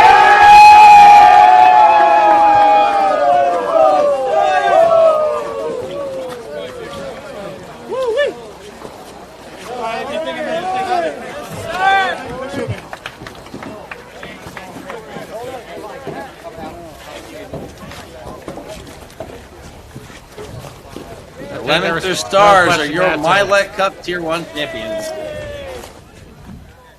I think there was no question Brandon Jones was going to be the one chosen for MVP here. I mean, can you deny him that?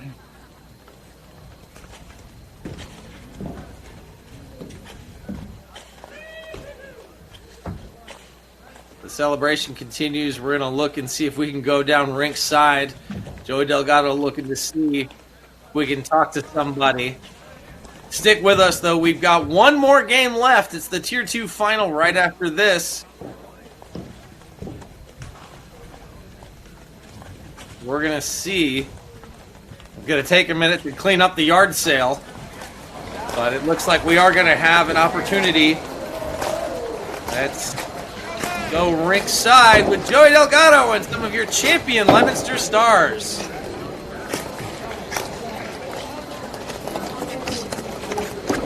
Hi guys, I'm standing here with Brandon Jones and JD Dutney, two of the guys that combined for all of the offense really that took the game away from them. We know that Jonesy, you scored the 4 goals, but I was really curious about the play that led to the game-winning goal, which was you having the ball over here on this side right next to me, and I heard you say to somebody else, come to me, then you found him, then he ripped it. What were you thinking there?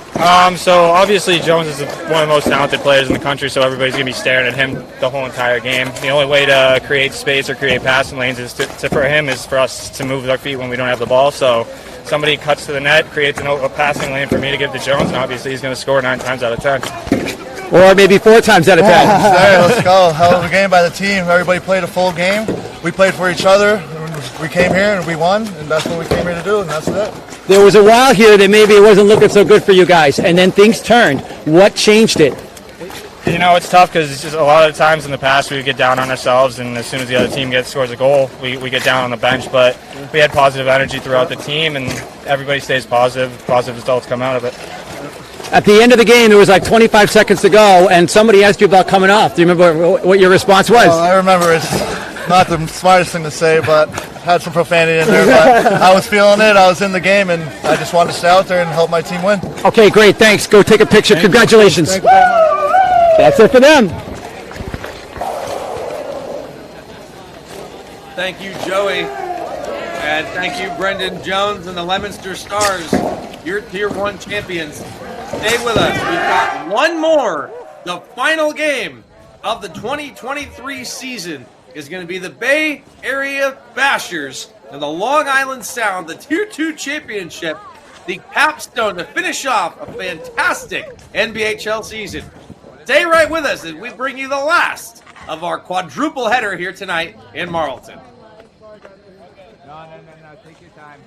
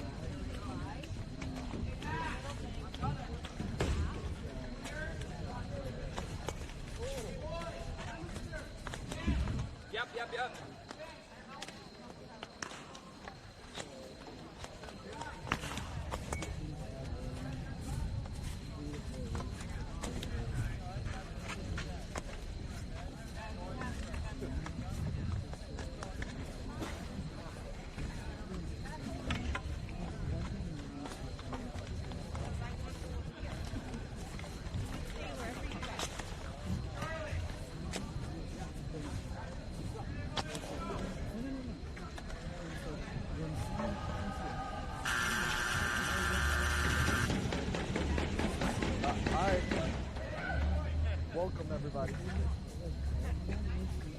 Look, Joey gave me the wrong thing. I didn't want to tell you I love y'all.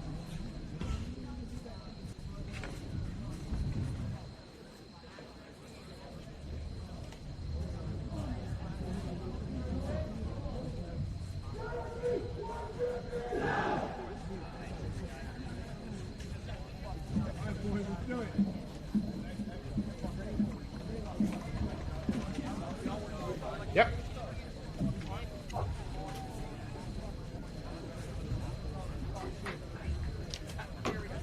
Here we are after the wild ride that has taken us here. This is it, the final game of the 2023 NBHL season at the Mylec Cup. It's been a heck of a weekend. There's been storms, upsets, the changing of the guard potentially.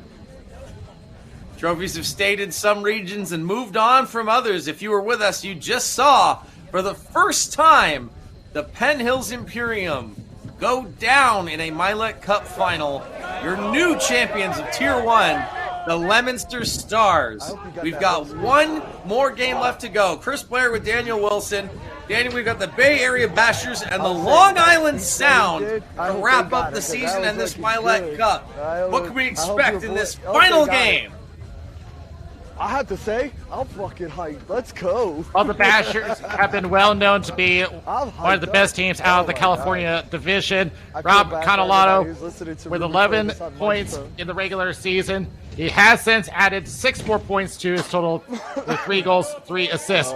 But look out on the other side, because the Long Island Sound has some of the best Tier 2 players rivaling the Bell brothers from the Chiefs. Sam Eisenberg with 28 points and Brandon Kwasny with 23 points in the regular season. So this is going to be an overload type of game. Final game of the night, final game of the weekend, final game of the season. NBHL 2023 Mylec Cup is going to be in the books here with one more champion crowned. Long Island or Bay Area. We're underway. First period. And a quick shot right away by the Sound. And it's held. I saved those. Just be ready for the Sound to throw everything at the net. And, well, the Bashers certainly had to be ready in the net. As I said there, White. Hold up. Hey, that's set. 6 down. Back to the point, and they rip a quick shot. Earning firing his helmet. Sound get it back to the point. That's it, boys. Good shit. Shot good by shit. Lupo. Play it off. This one coming back around in the Bashers. On the near side. Struggling to get out of the zone.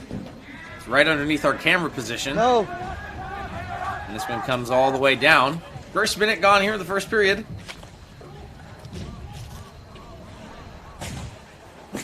And Bashers will gun it in from outside. Fortin chasing after it, but he doesn't get to it. The Sound do. Good! Making a look is Matt Gaba. Over the shoulder. They got it behind the net. Turns and fires! Nice stop there by Peterson. Kwasny took a shot. Still on it behind the net. Digging away at this one. Long Island almost. Good stick there by Eisenberg, but he couldn't get into a scoring position. Ooh, dump. On the left-hand side, swatted at. Good, he got the line! No icing there. Catalano has it behind the net. Thought about handing that one off to Hatfield, but he's just going to bring it in. It's Jeff Wong. But the first one there is Dinezzo.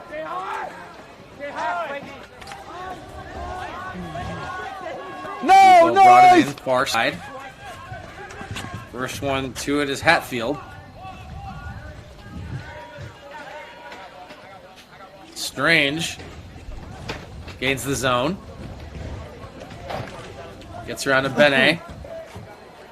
No, Bene had it. Far side. No, this is going to come all the way down. No icing. Find the ball. Find the ball. That's it, boys. That's Putting it. It's pressure on loose. Pardini. It's loose. Go. Out to the point. Quick play. Bashers go wide. Left-hand side. Shoulders come together. Jack Forrest is there defending. Flipped high and into the middle. Nice job gloving down by Pardini, That's but delay a game on White. no, Got to put it down right away, boys. You can't turn. They're calling a delay of game. You can't. What you happened put was it down right away. they're calling No, you a hand on the hold it ball. and then turn it. You gotta So put it watch. down right away. So he grabs delay it game. and then turns around. You with a can't delay do of that. game. You have to put it down in front of you immediately. So the Sound are going to have our first power Mike, play. you want me to drop? Yeah. No. Yeah, you're fine. Thank you. Delay game. He has to drop it right away, guys. I got You him. hear I the got official him. He's good explaining right it. now. He is good. I need you to step back. All right, here we go. Face off one there by John Quick. Mike! Bashers are on a mission. They were just happy to be here in the past. I called one after yesterday. Losing their division in a heartbreaker in the first season. It was. So they made it to the Cup last year, but didn't Don't get ever say that far out loud. enough. And they knew coming in at the beginning of the season, Look, this to was be their honest, if he goal. grabbed it and just put it They had to down learn right how to away, it would've lose been in fine. order to learn how to win. He thought he was They're in the one step ballerina. away. Long LeBron Island James would've got away Sound with it. have put together quite an impressive tournament performance as well, rattling off 6 straight wins. The Tier 2 path to the Cup is a long one. Icing, boys. That one goes down for an icing. It'll come all the way back. You need a mic? There is quite a few firsts concerning Long Island. There is a they would have been the 41. first two teams since the Imperium and Pioneers to have an all-division Mylec Cup final. I'll talk about the rest in just a minute. And that didn't happen, as Mike! the Bashers obviously coming from California. And here we are. Left-hand side gunned in by Eisenberg. And that one out of play at 5:31 here in the first period. Still scoreless. But they would have been facing the Long Island Ball Hockey Club. They got eliminated by the Bashers. They could be the first team to be a runner-up to become Mylec Cup champion should they win this game.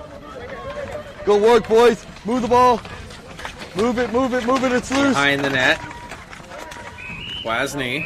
Hey, One the great fight space. outside. It went right off blue stick. And they're saying it went off a Well, they are- sound You don't player. have it? He's arguing. Okay. All right. That's it. Whoa, these are... That's going to stay down low. But yeah, the Sounds are the only team, aside from the Pioneers, that is not a divisional champion to make it to the final, trying to be the first to win the thing.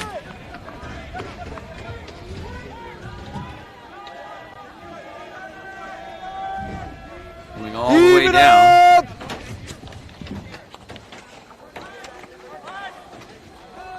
No ice. Now, no icing on this play. It's also a very different story in terms of age and experience. This Long Island Sound team is very young, especially compared to the Bashers, who are a much more seasoned group of players. A lot of these guys have been playing together for many, many years. Let's go, boys. Hey, let's go. Oh, and there's a slash, it looks like. Here, stay high. Mike. Yeah, I'll drop it for him. Let's see what we got as we go to the corner. Hey, and Bryce, yeah, stay it was down, I'll drop a it one-handed swing, but it was just one too many. Hey, you want here or you want over there? Here. Look how high that stick comes up. You got to be responsible for your stick, but it's going to be Tyler Lupo sitting for the next 90 seconds. Hey, goalie, good? All right, stick's out. Big opportunity here for Bash. Shit, it's dark over here. The lighting Back to the point. Jeff Wong slows it down. Rips a shot. Jones.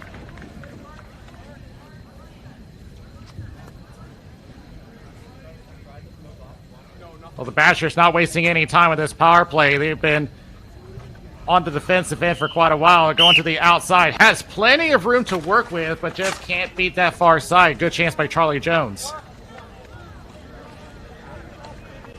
Cleared all the way down. Peterson comes out to play it on the power play.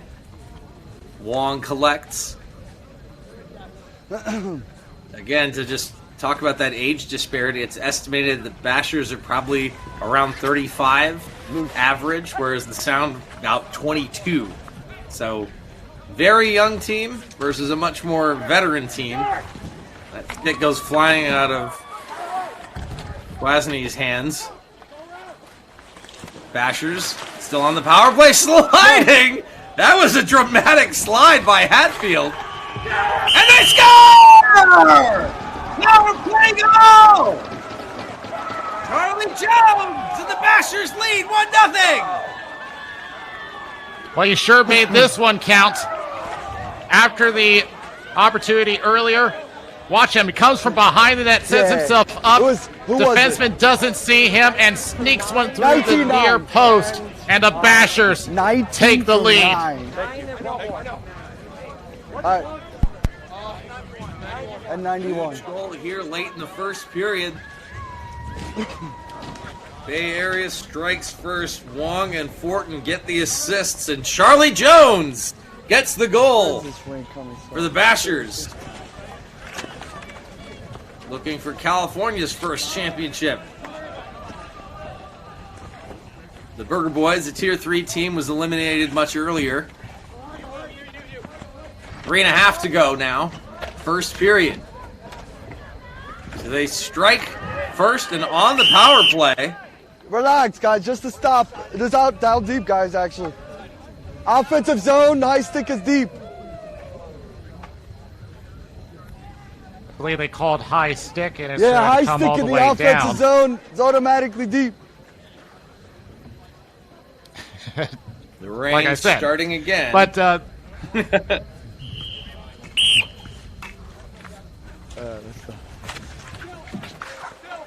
John quick beat there in the circle by Sean Helmich.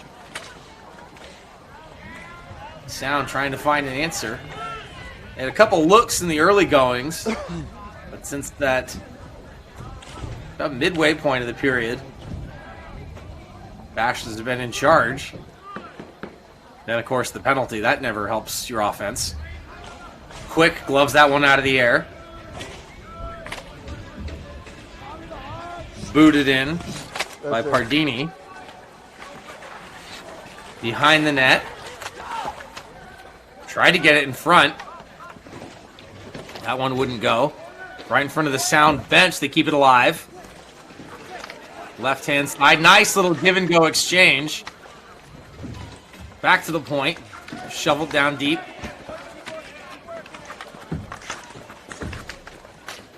Still fighting for it. Almost looks like the Bashers are still on the power play, but they're not. Now here's a chance. Mike Minella behind the net. Forced to the outside. 2:05 left to go first period. Paul Lupo has it now. Gets his pocket picked.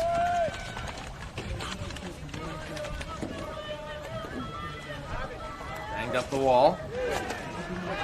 Quick shot gets blocked. Oh, they almost had a breakaway. On the other side, there's a shot. Good look there by Minella. Best scoring chance of the game so far from the Sound. Still jousting for that one. Lupo has it. Wanted to cut back, just ran out of time. Bashers closing.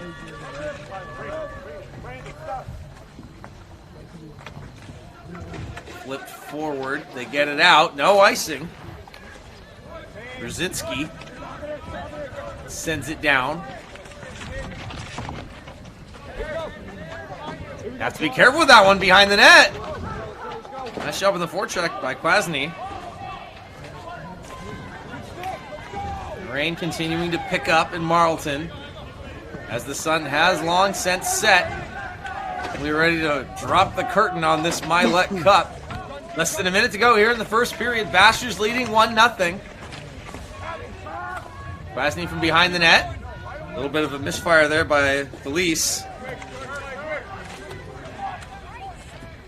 Another shot that misfires. This town just struggling to connect some plays. Shoveled on the backhander in deep and chased after.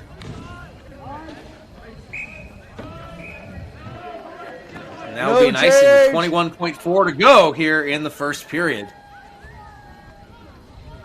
Aside from the Bashers goal, there hasn't been a whole lot of noise. And as you've been saying, they've been struggling to create plays, which is something that Sam Eisenberg is a specialist at. He has 21 assists during his regular season run.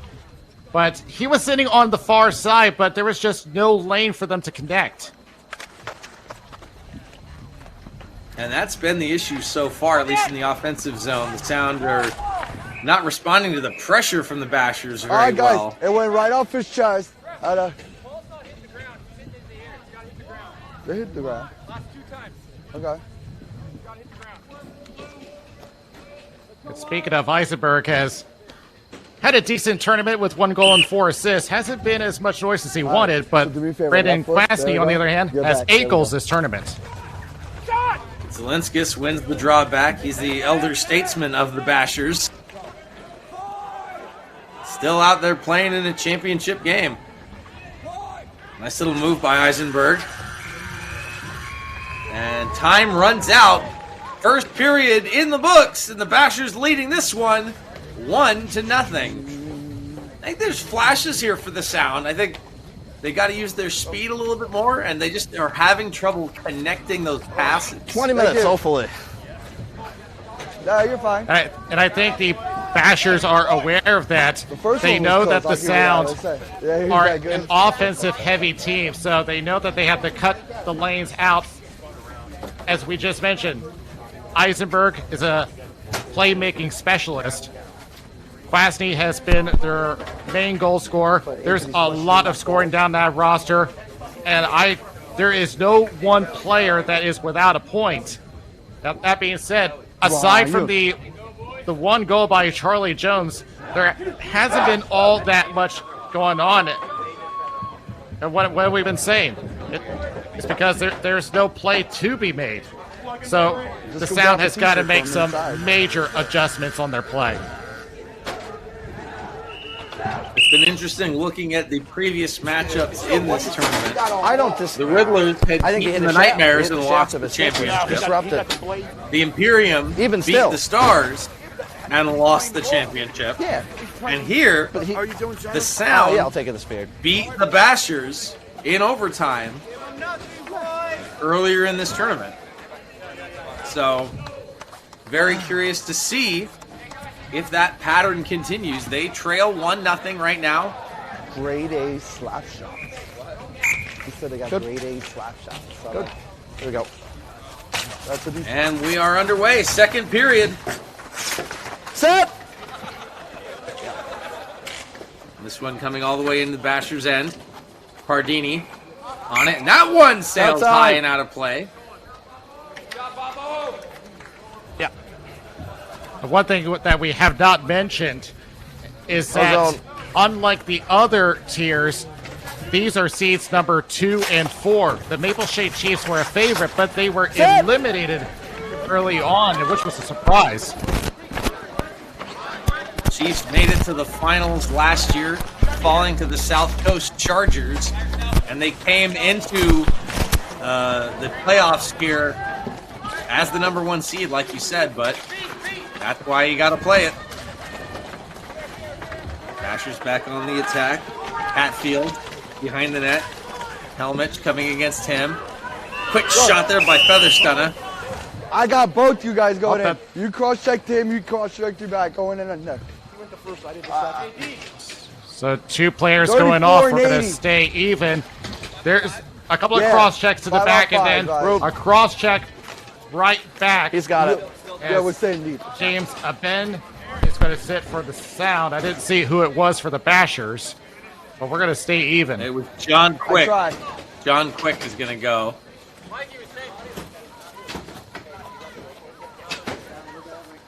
Eventually, Aben just got under his skin. So we're going to stay 5 aside here. Second period. 9:14 on the clock, and 1-0 Bashers on top. That's it, boys. That's it. Find that ball. Find that ball. Good job, good job, good job. Sound have it on the right-hand side. Showing some speed is Paul Lupo, but the ball just got away from him and eventually found its way on a Basher stick. It's out. Strange tried to glove that one out of the air and couldn't. And Lupo frustrated with the icing as he's going to have to stay out there. Yeah, and we just had some insight from Joey Delgado, who is ringside. You want this side? As they went to the box, Quick was saying not to the face, and I think he was referring to the cross checks. All right, boys, here we go.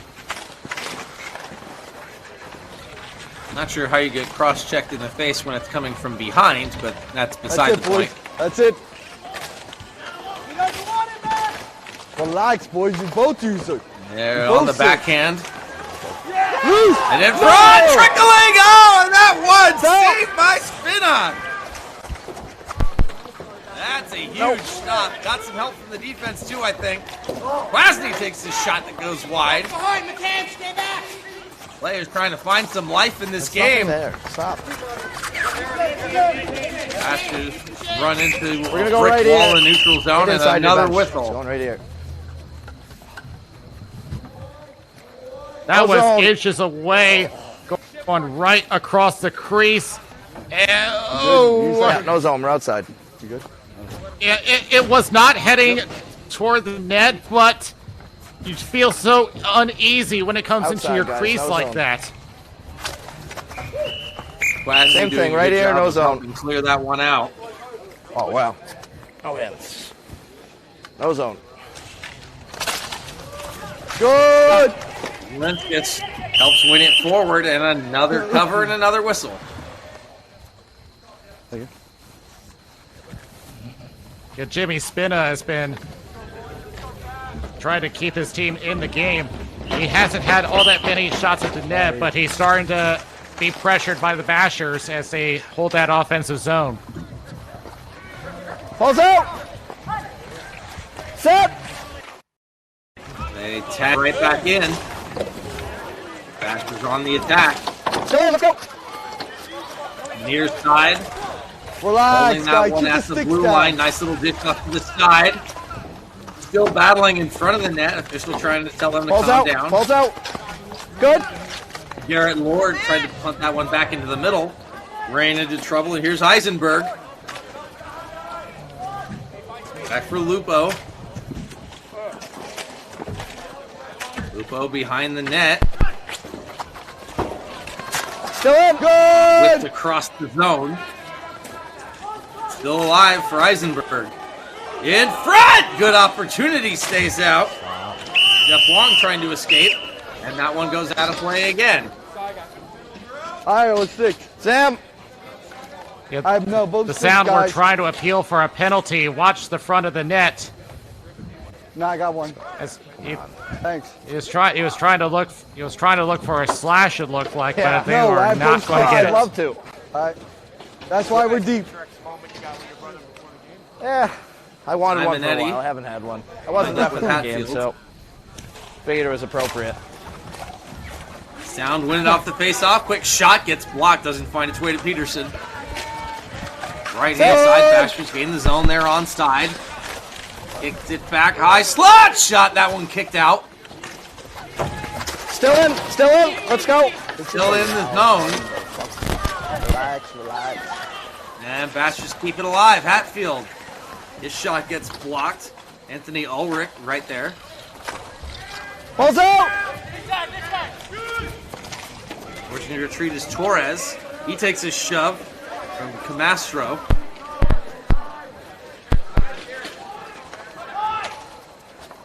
And Camastro actually went off with some discomfort. We'll take a look and see if he stays out there later.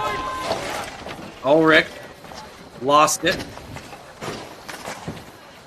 Strange tried to keep that one alive. That's it. Quick back out Find there. the ball. Find the ball. Good work, boys. Good work. No, he gets taken down by Forrest. Get up. No, it's loose. It's loose. It's Under a lot of pressure. Gets some help finally. Strange up comes easy. in. Up easy. You're good. Clears Forrest off of him. No. Good. Right hand side now with speed. Released.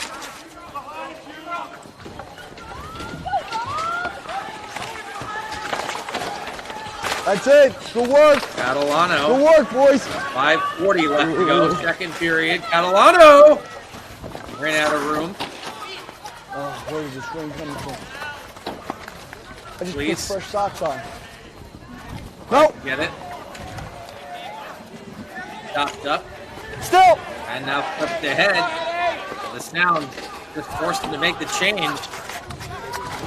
They're struggling to get the offense. Here's Catalano. Catalano takes a shot right into some shins and gets blocked. Turned aside there by Jack Forrest. Behind the net, Bashford 1-0. Move the ball! Ending. And Blinkus. I thought he was going to change for a second there. Now he will. One last little shove. Start in.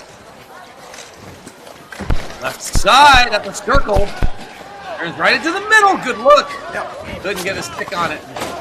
Shoved back in by a Ben. Police couldn't pick it up. He overran it.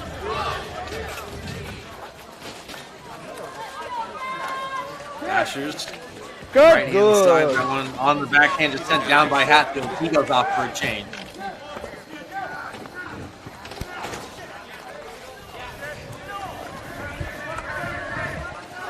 Down, gain the zone. Quickly run out of room though. They're just not moving the ball fast enough. And it's easy for the Bashers to close them. That being said, the Bashers aren't getting a ton of offense either, as they only lead here 1-0. As another whistle sees more line changes. It's been a consistent storyline where neither team are getting all that many chances. And we haven't really been calling Sam Eisenberg or Braden Kwasny all that much. In fact, they were both on the floor last shift, but neither of them were available. They're just waiting for that ball to come their way, and it's just not coming. Goalie, good. All right, here we go, boys. 3:58, second period. Bashers leading this one 1-0. And that one off the scoreboard and heading towards the porta potties. Nice throw, buddy. Sam, can you take this one? I have two. You mentioned about Camastro looking uneasy. We're getting word that James Benny may be having an injury himself. Deflection! The young guys struggling against the elder statesmen, Bashers. We'll see if that continues to be an issue. I mean, everyone playing long tournaments here. There's no question about that. The war of attrition wears on everybody. Good. Right in the middle, quick. Gets that one deep. Lupo. That's Tyler Lupo, one of two. Kwasny rips a shot that gets blocked, and that one almost! Peterson took a look behind him. And there's the goal, and it's Paul Lupo! He ties the game! They finally get the bounce that they needed. Lupo sits up in front. In fact, they got two sound up in front, and look who's right with them, Brandon Kwasny. Two of the most dangerous shooters on the team, and there's only one back to defend them. That is just a bad situation brewing for the Bashers, and the Sound have tied the game. That's a Gracie goal. That's the kind that they were going to need. Good. Neither team really thriving with strong, hard-fought possession shifts. It's been a very neutral zony kind of game. So the Sound managed to tie it up here, second period. That one flipped by Catalano, but not out. Peterson had to take a look. That one went over the net. Behind. McInnes chases after that one. Sticks clash together with Manella. Manella's going to get help from Helmich. Baxters do eventually walk out with it. Not a lot of room. You just get that one on Spina and get the whistle. That's a weird bounce. Yeah. I think the offensive success by the Sound has mainly because that they get 2 down low and there's a breakdown on defense. Now, with that being said, this was a flash, and I want to see more of the Sound on the attack. There hasn't been a whole lot of it. I still have the advantage to the Bashers. Near side. Right under the camera. Off. You're off. Bashers run into the official, only for the official to tell him, hey, you're offside. You're going the wrong way. Gotta see it. No, sir. And that one goes for an icing. Hey, you want this side or you want that side? In the previous period, I had mentioned about a bunch of firsts with Long Island. Yep. There's one other one that I did not mention. They're the first team that we have ever covered from the North Jersey Division. So, welcome aboard. Speaking of firsts, another first. This is the first time that the Bashers have played on tile. You know, the weather's been an issue, but the surface is a little bit different for them, too. The California rinks that these guys play on are concrete. So, different weather and a different surface for the Bashers. And so far, they seem to be handling it okay. Tied at 1 here, late in the second period. Under 2 minutes to play. Set!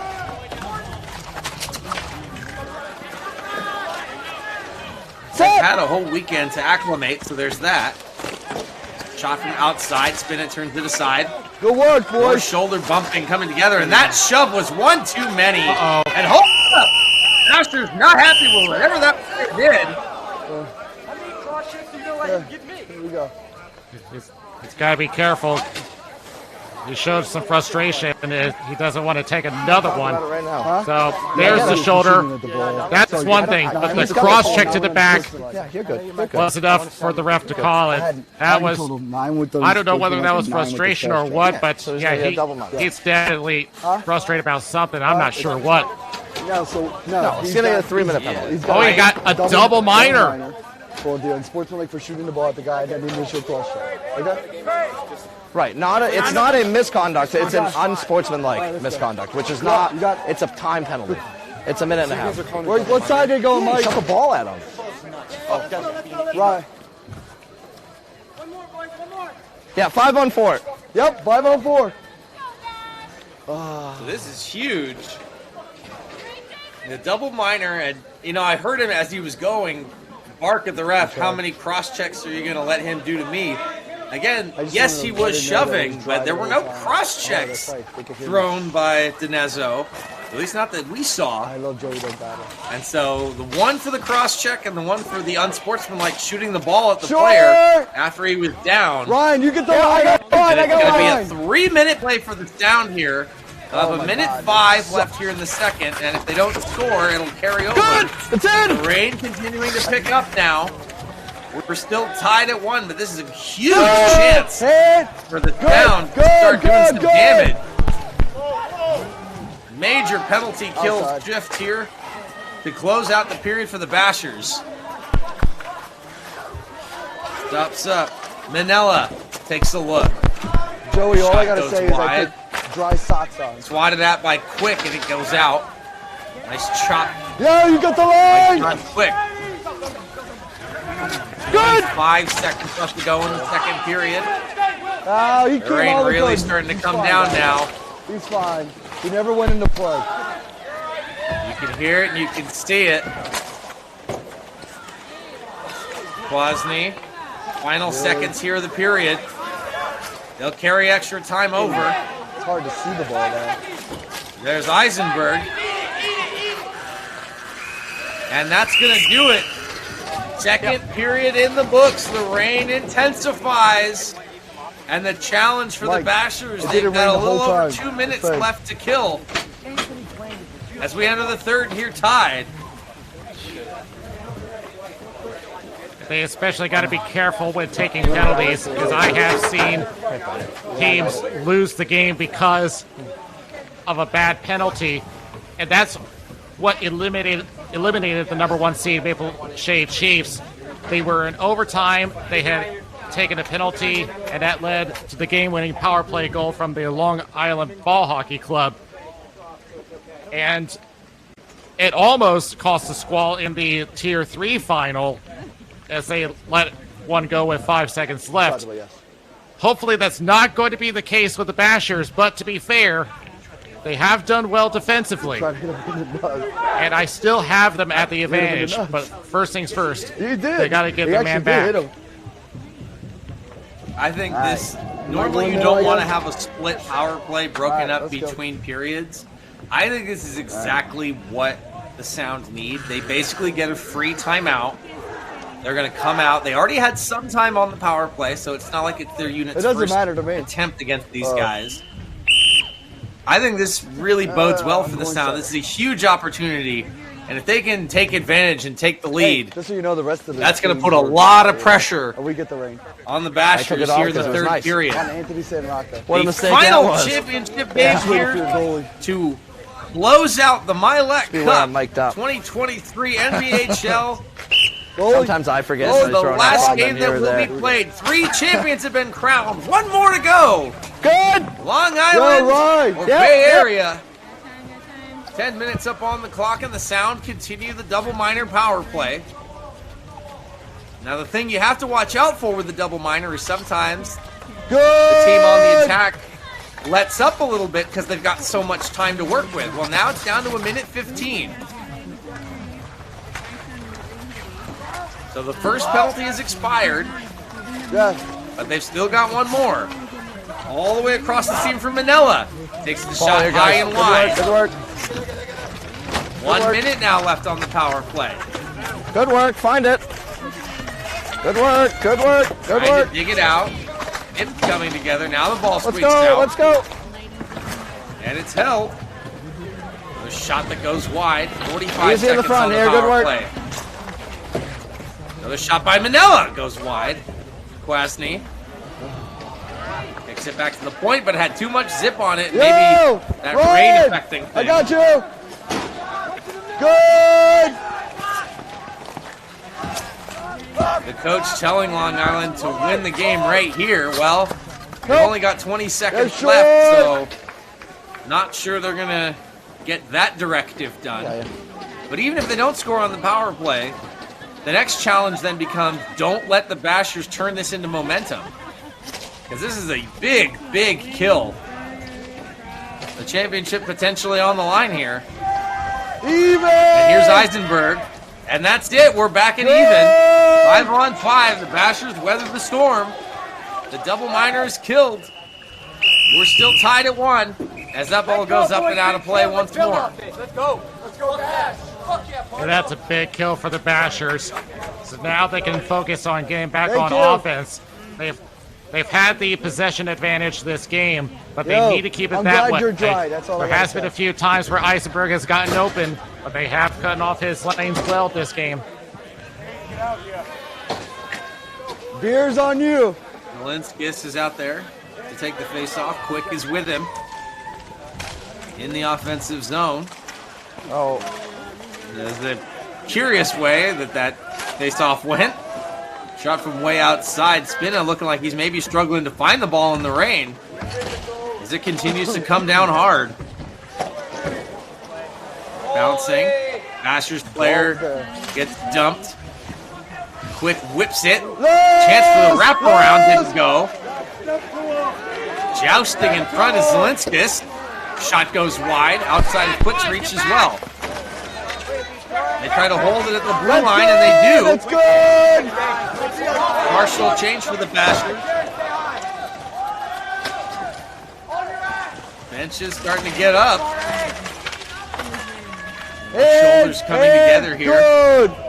Forrest has to retreat. Hey, Jared, stay back, stay. This one flipped high to the blue line. Gaba won it. On the attack, jumping, bouncing, juggling, and fought off. Matt Gaba behind the net. Let's go, move on.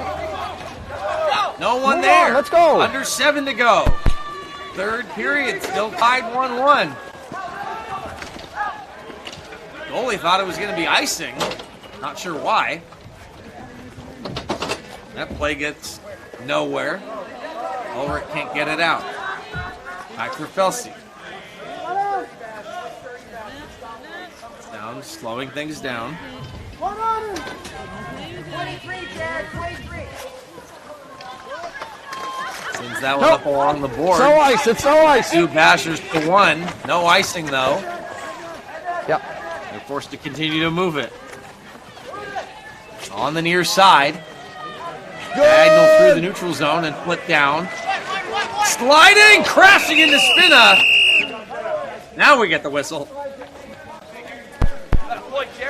With the rink becoming slick again, this makes the slides gain more distance, and he just could not hit the brakes in time.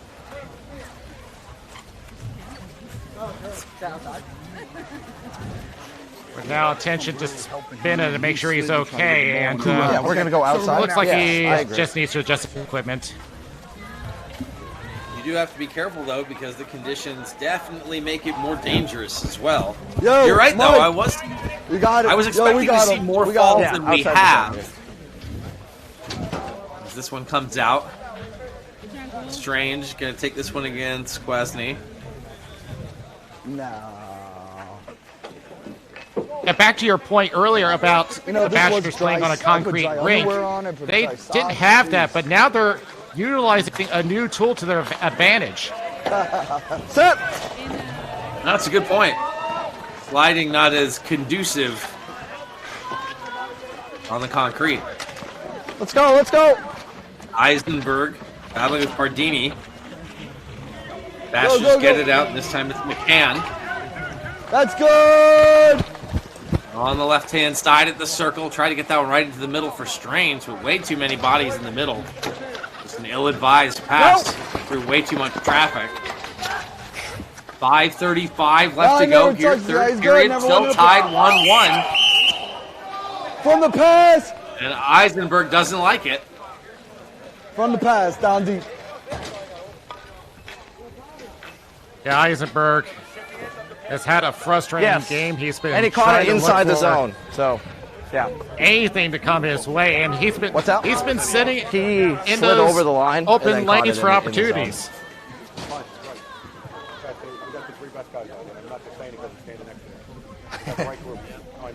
I appreciate it. Zelenskis. And Kwasny wins that one back to Ben. Spina had to take a look. Oh! Bash player goes down immediately. Yeah, so take a look in the slot. Oh, it's a high stick and got him good, and I believe that is Eric Fortin. I don't have anything either. He's back up. He's looking okay. I think it just caught him.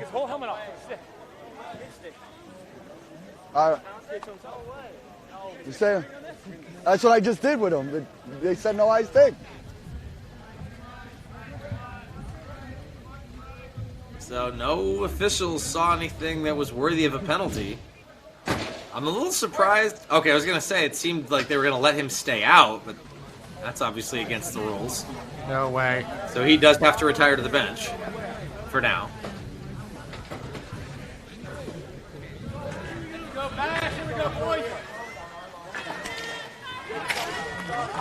Bash trying to argue for it, but when the officials didn't see it, it didn't matter. Good! That went the other way. 5:10 left on the clock here. Third period, still tied at 1. Here comes Quick! With an opportunity that rims around.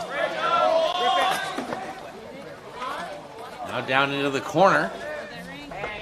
Sound Not that one out. Good. Almost a hand pass, but the sound player touched it first. Here's Kwasny. I swear he's out there for this entire game. 4:45 to go. Nope. Pass right up the middle. Somehow finds his man. Good. Quick down into the left-hand corner. Brzezinski battling with him. Catalano wanted to go backdoor. A shot by that Quick. Now in front. Hatfield. Lose. Hanging away at it with Jones. He's got the one goal for his team. Eisenberg gets his shoulder. He keeps going. Find the ball. Good work. It's going loose. Bashers have it now with speed. And couldn't stop up because of that slick surface. Set. Here comes Kwasny. He tries to get around his man and gets shoved. Hatfield takes him down, and there's going to be a penalty. Yep. Come on, White. Come on, White. Come on, White. Yeah, there's no question about this one. This is interference as he gives him a shove when they're both trying to go after the ball. No. Yeah, he did not have possession. No, sir. You dropped it. No. In the box. Still trying to argue it, but Timeout. Hey, is it timeout? Yeah, they just took it. Brian, timeout blue. They didn't take it till right now, so I didn't even know. so there you go. Timeout for the Long Island Sound here. Another power play opportunity, and they just can't I have my arm afford to Oh, no, not score here, right? Hold on. I would not wait here. The Bashers have had more possession time the entire game. I think this is one where you've got to convert this. I would not risk pushing this any further. I was trying to mute, but I don't know how to mute. So we could just talk about Joey DeGato.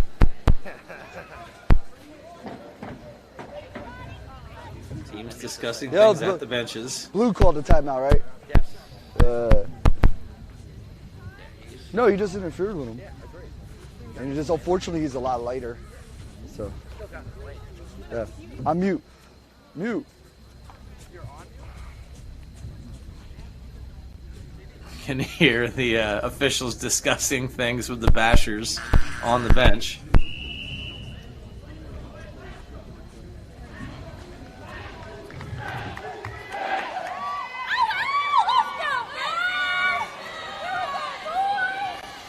Long Island coach telling their players to stay out of the perimeter and get in front, put bodies in front of the net. Doesn't matter that these guys are bigger, older. Give your goaltender a couple seconds to throw stuff. They need to start making some sacrifices, try to get in Nick Peterson's eyes. That's what they're going to need to break this tie. Minute 30 of power play time up on the board for the Long Island Sound. The Mylec Cup Tier Championship game. Yep. Good. Simonetti and Strange wins it, but it's held. Here's Eisenberg, the left point. 3:35 to go in the third period. I got the ball, Ryan. Manella playing catch.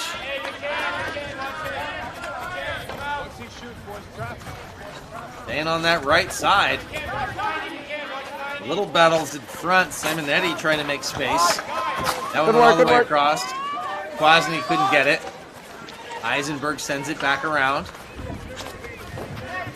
50 seconds left with the man advantage.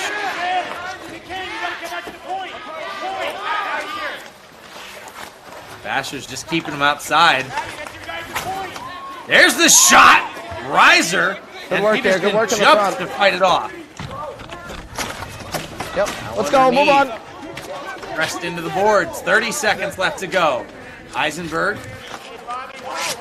Kwasny takes his shot. Out of play. 23 seconds on the power play. 40. Team broken. That one. Yeah, I thought the same thing. I heard the sound. And Bashers doing exactly what they needed to do. All right. both Eisenberg and No more Kwasny changes. were on the Sometimes floor the at the board same sounds time. The Excuse two my language on the mic. best shooters of the I got sound. the mic on. They keep them to the outside and deny them any There you go, guys. lanes to the net. Good. It's all right, T-zone. Late stages of this game.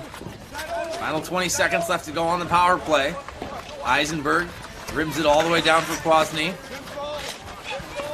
Walks it up the boards and back for Eisenberg. He takes a shot from way outside. And Basher's really just kind of standing still for the most part because the sound aren't trying anything. On the back door, now they do! Oh man, almost as the penalty expired. Love to see that again and see if Peterson got a piece of it. It stays out, we play on. 2 minutes left to go in the third. And another penalty kill for the Bashers. Quick, rips one across. Shot goes wide. That was Jones. Loose in front. Horton couldn't get a stick on it. Now the bench is starting to get energized. Simonetti ran out of room. Minute 35 to go. Still tied at 1.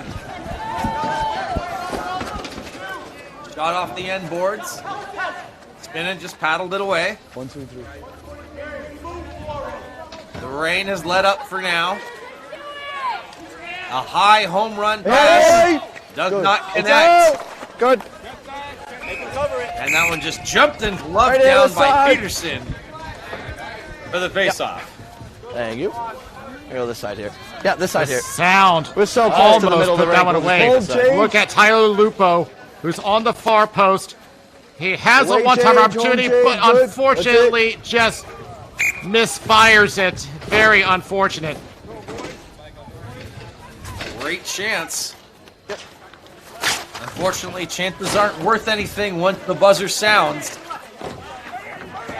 It's got to go in or it doesn't count. 1 minute left to go. Easy. Third We're good. period here. Good The work, Tier good work, 2 good work. finals at the Mylec Cup 2023. That's good.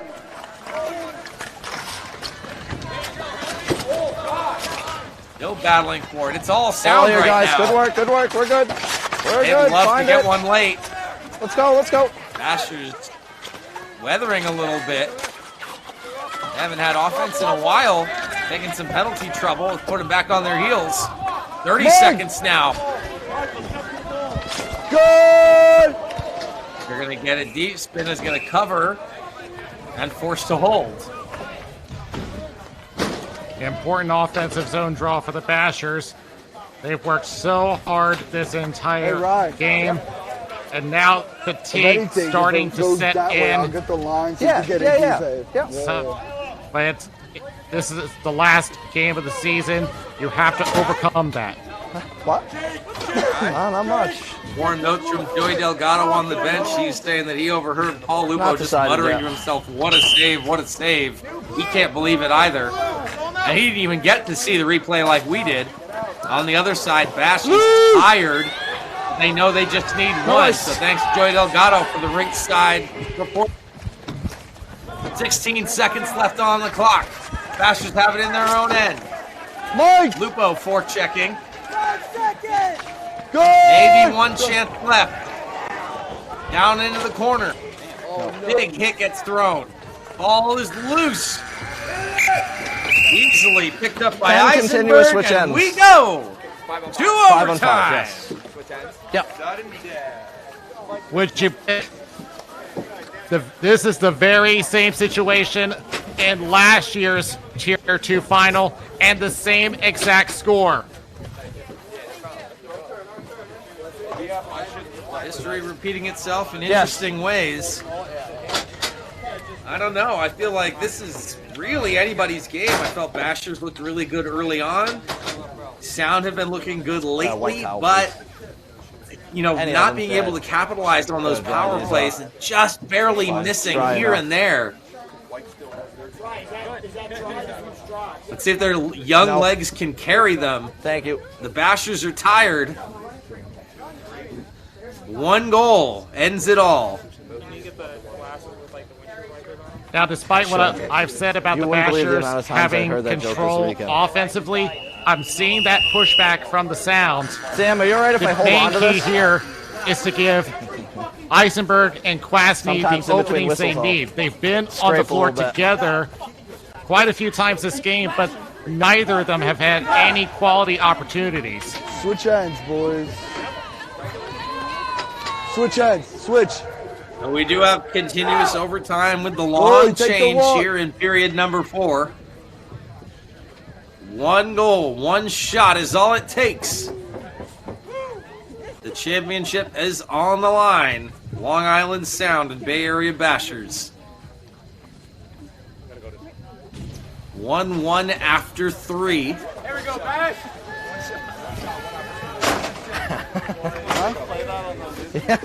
Teams line up at center. Somebody should. Bashers definitely have to be careful to not take any more penalties. Put it on. And the Sound have to hope that their young legs can carry them past the experience of the Bay Area hockey squad. John Quick chases after that one. He had his wheels in overtime right away. Glove down by Lupo. Hey, White! Hey, Lamenting White! that missed opportunity earlier. Jared, behind you. Down into the corner. And there's Paul Lupo. Takes a shot just off the outside. He goes down in a heap. Wants a call, not going to get it. My fault. Looks at all 3 officials. They all say no. Maybe look at the ball. On us. There's a shot. Yeah, great opportunity on the one-timer. He's feeling it. And another one is down, taken away out of the net. And he's Never out. fucking crossed. Right there. Never crossed. Never crossed. No, it did not. It never crossed. Lupo was saying that the ball crossed the line, but the ref says Wait, no, we're fine. and We're I good. don't Wasn't see even it from close. this I got you. angle. I got you. Yeah, I got it. Remember, it has to go all the way across the line, and I don't see it there. I think the whistle had blown away. The official sounded pretty confident saying it never crossed. Well, what a shift there by Paul Lupo to light a fire under his team. He was trying to will that ball into the net. There's Eisenberg behind the net. Bashers got to get it out. They do. Good. Now here comes some speed. Right-hand side, there's a shot. Spinning hasn't been tested in a while. Here's Joan. On the other side for Pardini. Behind the net. Wrap around. Oh, now they score! No! Oh, for a second I thought. No, we play on. Outside. Out of play and more shouting. Oh, that was close. And there's the thank you hug. It was underneath Spinna, and he was just looking for it. He took a risk by keeping the ball moving. And I don't blame, it was actually right in front of him. And you see a Basher player trying to slide in to put it in. It's just not happening. Could have fooled me. I thought I was seeing the celebration. I didn't see who it was, but one player just took off at lightning speed towards the bench. I thought that was it. We play on. A great chance by the Bashers, giving them some light. Anthony Ulrich behind in the corner. It's up! Long Island trying to come out with it. Bashers have to tag up. Near side. Down Find the into the ball. corner. First one there is McInnes.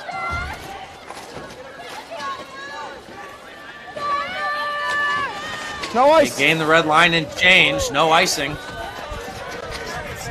Played into the corner for Ulrich. He takes the look. Quick, forechecking. Kwasny lifted it out. Hey, White! This one bouncing around. Now Bashers gave it away again. Helmich. And he lost it. Good. Bash gained the zone. Down into the corner, pressuring Tyler Lupo. Nice job there by Pardini. Shot from way out, goes wide. Spinna took a look. No! There's the pinch. It doesn't go. No icing. Now It's out. It, It's out. Hey. Looked like Manella didn't know it was off. What's the whistle here? Yeah. It's icing. Thank you. What side? Coming all the way back, and a critical draw here. Bashers with a huge advantage. This could be the game. Zelinskis. There we go. Sticks. Yeah, I'll wait till you get there. 1-1 here in overtime. Right, here we go. Sticks and square. Next goal wins it. Find it. Zelinskis wins the draw. Now still in feet. Turns to fires. Not sure if that one found its way to spinner or not. Still bouncing. Kept alive. Working forward in the corner. Here comes Ulrich. He's got speed. This is a cross shot. Block. Diving stop and the pad fell off there. Move the ball! That was Jeff Wong, who actually blames himself for that one goal against. Info also courtesy of Joey Delgado, bench side. So he's selling out here in the finals. Oh. Player goes down. We continue on. Dove, it's just slippery. That would hurt. I think so. It's slick. It's still in. Let's go. This one's still bouncing. Thornton. Handcuffed Spinna. So it's going to be another face-off to the offensive end for Bashers. Sometimes those long-distance shots can curve on you, and Spinna had to make sure that he stay in front of the ball, and more importantly, make sure there's no rebounds. Yeah, I see it.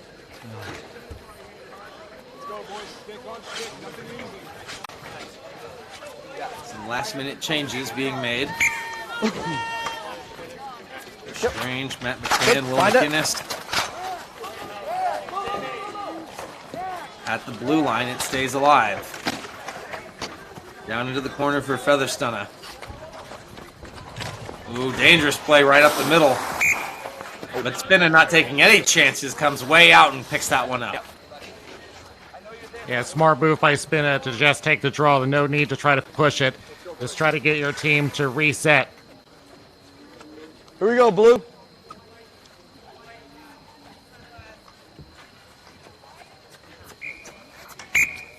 Kwasny comes back out to take the face-off against Matt Strange. Bastards win it. Lupo causing pressure. Strange has it now, but he lost it to Kwasny. Tweaking down along the right-hand side. He takes a shot. There.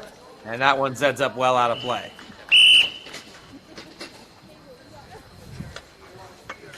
See where they're going to place this one. Did it go off of Peterson? It looks like it did, so sound. Thank you. Offensive zone draw. They would love to have more of those. I mean, if you want to count the overtimes. Exactly right. Eisenberg looks like he's in position for a one-timer. Right, yesterday I had 9 and 10 hours. There you go. Yeah, that sucked. Oh, you all right? Kwasny tried to win it. He's got it for the sound. He's getting double-teamed, though, and not getting any help. Yeah. Now it comes out. All the way back to Brzezinski, and they're forced to retreat. Here's the move. There's Eisenberg. Forced onto his backhand. He takes a look. Find the ball! Find the ball! Under pressure from Hatfield. Ezra. There's another hit, and looked like maybe a high stick. Bashers player holding his face. No hands are up. We continue. Nice little move. Good. The stick reversal behind the back by Quick. His legs just fail him. Back in the other direction. Bashers have it at neutral, and they'll flip it down and chain. You get so hungry you want to stay out there and finish, but sometimes that extra 10 or 15 seconds is a fatal mistake. So they do the wise thing and change. Good. Almost got a difference. One down, lower front! Oh, what a great opportunity! It stays out!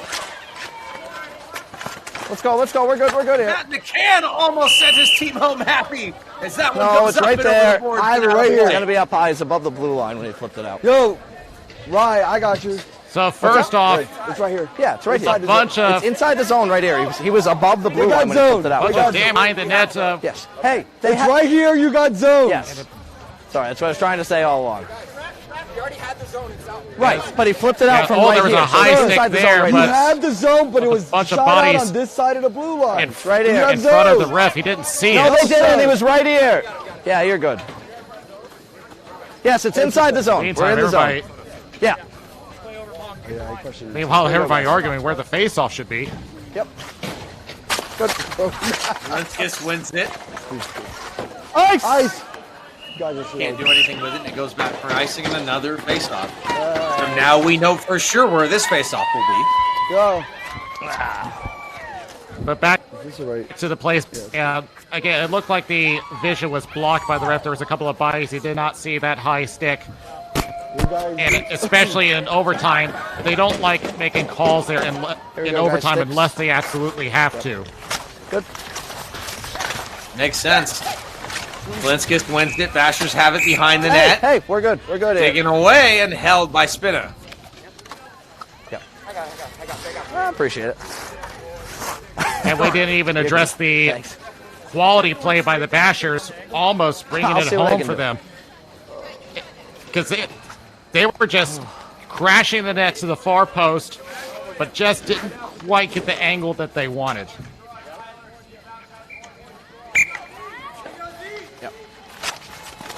Players stay out there. One back to the point. Sent in by Wong. Straddling the goal line and having to walk back to the hash marks and up to the top of the circle. Rips a shot that goes high and wide. Little bump there by Helmich. Whipped towards the net. Didn't quite get the aim that they wanted on it.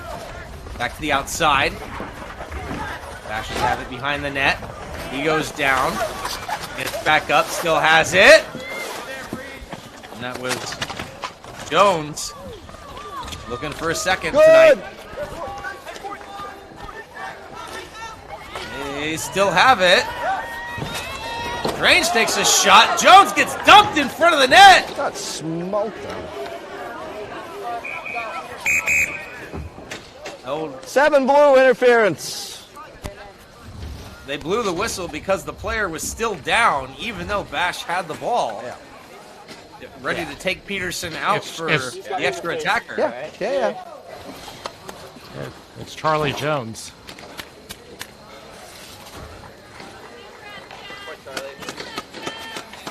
So let's see what happened here. Take a look to the left of your screen. 7 blue. Oh, interference. cross check to the chest. Brzezinski with a Let me double check. shove that. I there. know, just let me check. Interference was nowhere near them. They get another timeout in overtime? No. Okay. Hey, let's finish it back. You do not. Rough mental error. Hang on, Rap. Yep. I'll give you a sec. That shift was tough, and they're actually asking. The Bash players are asking if they have There we go. another Sticks. timeout because of the overtime, because they are tired. No. Chance in front! Oh! Mashers almost had it. Quick with a shove. He lost his stick. That one goes high past long. Chasing after this one short-handed is Simonetti. Do it again. The Bashers players are exhausted.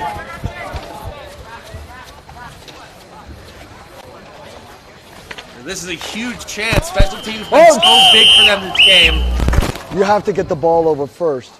You get it behind. No, that's ice hockey. So how close was this?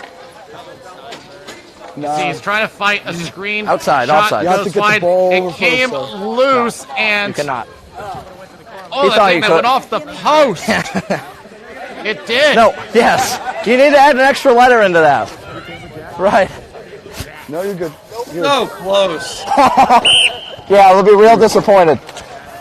It's in. Good work. Good Another work. update from the bench via Joey Delgado. Hang on, there's a shot.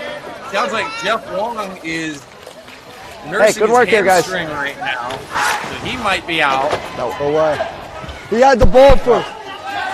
Stop. More shouting. Bashers have it. John Quick gains the zone. On the right-hand side. Flows up, takes the shot, blocked, picks it back up. 30 seconds left to go on the power play. Another shot goes high and wide and up and out of play. I got one. 27 seconds left on the power play, and you have both teams trying to get any kind of an advantage, even if it means trying to draw another penalty. Good. There you go. And yeah, confirmed, Jeff Wong is out for the game. He told his bench, I'm done, boys. Oh. It sounds like he is Let's really... go in. Find the ball. The attrition really starting to wear on these teams. Get short. Ryan. Goes deep. Still on the power play for just a little bit longer. McCann.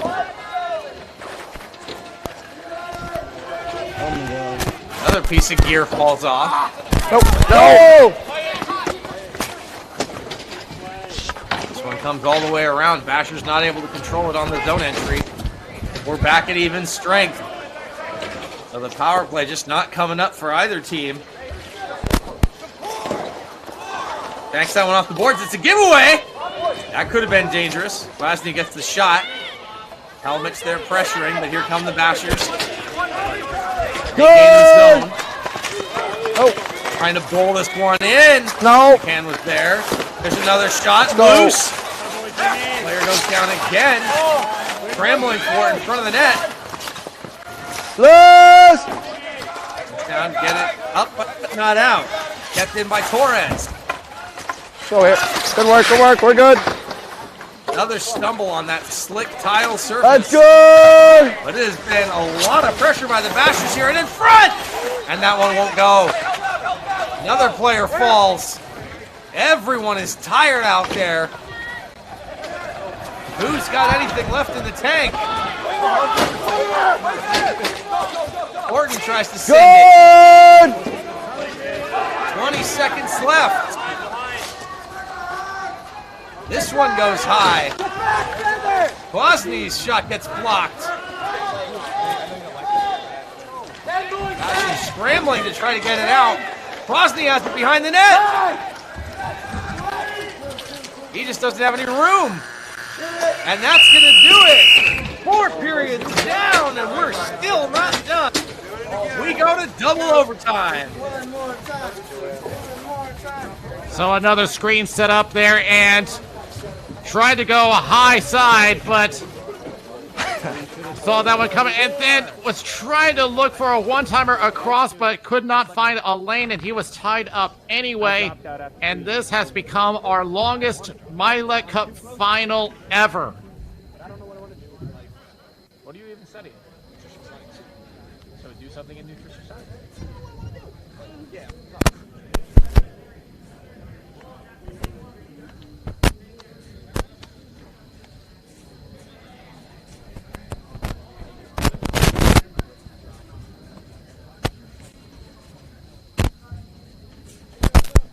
I can't imagine how tired both these teams must be as they have to play an extra period.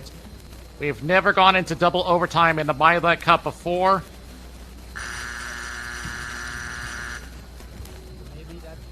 So what are both these teams to do?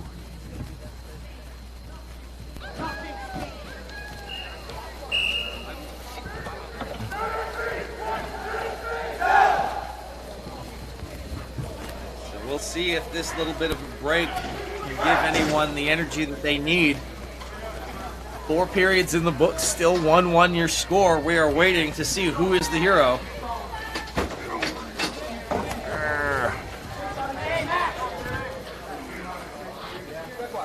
Fifth period about to get underway.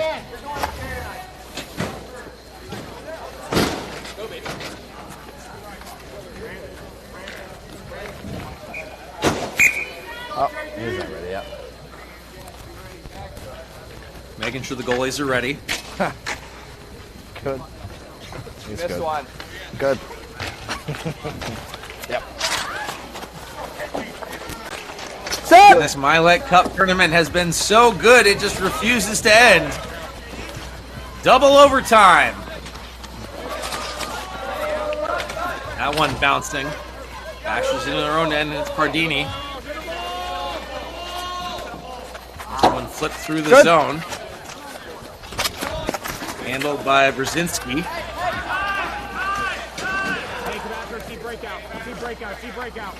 Picked back up. Sent right up the gut, but not controlled. That finesse and polish, everybody's game really coming off. Grozny down at the goal line. Rips that one right into the slot. No one can handle it. There's a chance! Good look there by Vanella. Still in the zone. Another shot from way outside by Brzezinski. Ice! By Feather Stunner. Yeah! Go for icing. 21 stay. Ruben. What side you want? Now it gets pushed all the way back to Basher's territory, and now the Sound looking like they're starting to push right back. Something I've been looking for from this team all game long. Well, especially after spending the majority of that first overtime totally in their own zone. They survive, they get the I got it! Offsides. Trade here. Okay. Certainly not what they wanted, is that it'll come back into the neutral zone. But we're Ozone, trying to get outside. a gauge of how much is left in the tank for both these teams. They've already played so Outside many the games zone, this guys. weekend. No zone. Here we go. They're on fumes right now. Yep.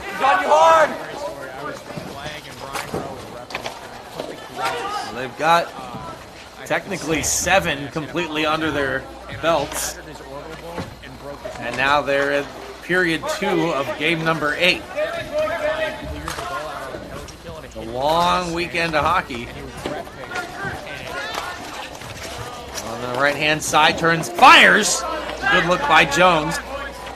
And here comes Lupo. Set! They gain the line. Get around Find the the D-man. ball! Find the ball! That's it, boys. All Lupo. That's it. That's it. Under pressure Find from it. Torres. There you go. Good work, Chris boys. Torres Good shit, defending. boys. Nice job. Gets the ball away. His team changing behind him as he gets it in deep, and he will do the same. Back on this one is Thank Ulrich. you. Love you. Sends one high and right up to the middle. And it goes for icing. Those I didn't have it. I didn't have a not tip. been working for them. Another unfortunate situation for the Sounds as they Yes. are trying to clear in, but never. No, gained you the don't red get one line. back. They didn't use theirs. Oh, sorry. Hey, then you don't get one back then. Sorry. Yeah. So you don't get one back then. My fault. Bench is still asking about the timeout situation. Quick, gonna take the draw. He's telling his players where to be. That's McCann. One and controlled It's by the up! Sound. Almost a chance for a 2-on-1. Good. That wouldn't come together. Now down in the corner. There's a chance! Diving shot block! That could have saved the game right there. And the respect from Klosny. Oh, we're good. See, and there it is. They had an odd man opportunity, but a great sliding block. That's something that a goalie always appreciates from his defense. Goalie good? Especially in double overtime of a championship game. Bashers have it. Set! And they get it in deep. Down, first one to it. Bashers want to get set up here, but they can't control it. Now they've got it. And they give it away immediately. That's so frustrating. No! No! Up and down the length of the rink here. It's a long weekend. It's late. You're tired.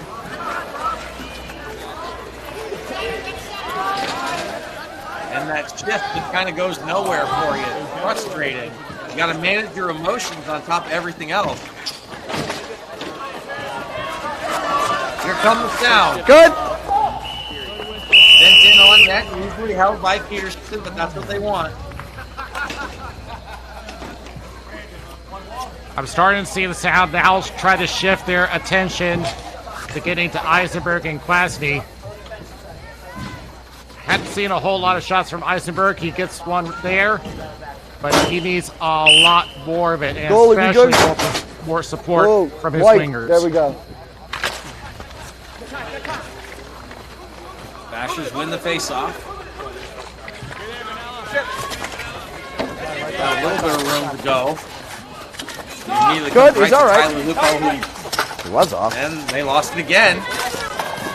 Shot from outside, almost caught Spina. Sometimes you wonder if that's going to be what it takes. And he hangs on to that one for another face-off in his end.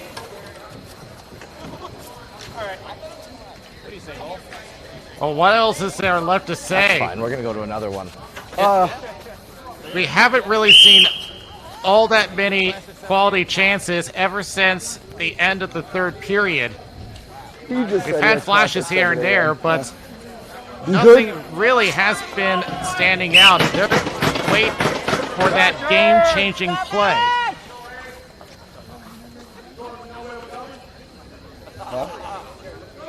Can I get over? It only takes one. We should talk to him. Ball controlled by the Bashers. That one took an awkward bounce and the Sound have it. Nice battle there by Jones. Fumbled in feet, shot! Oh, on the back door. Second chance, that one goes across the crease. Another shot, they're just firing anything from odd angles. It doesn't matter. They just want to get it on net. One mistake, one rebound is all it takes. No! No! No ice. This one comes all the way back. No. Cheers. Havoc gave it away. Tip.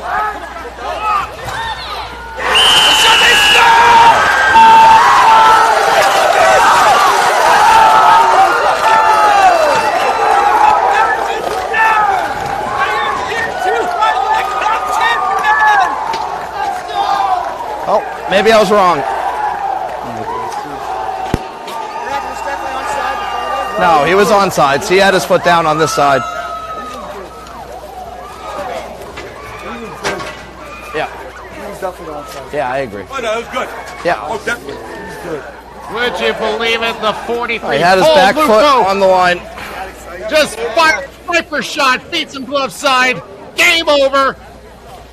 The Mylec Cup I have this to the inside Hudson. pocket that's for my cell phone. The Long Island Sound perfect for Tier that. 2 champions. Oh, as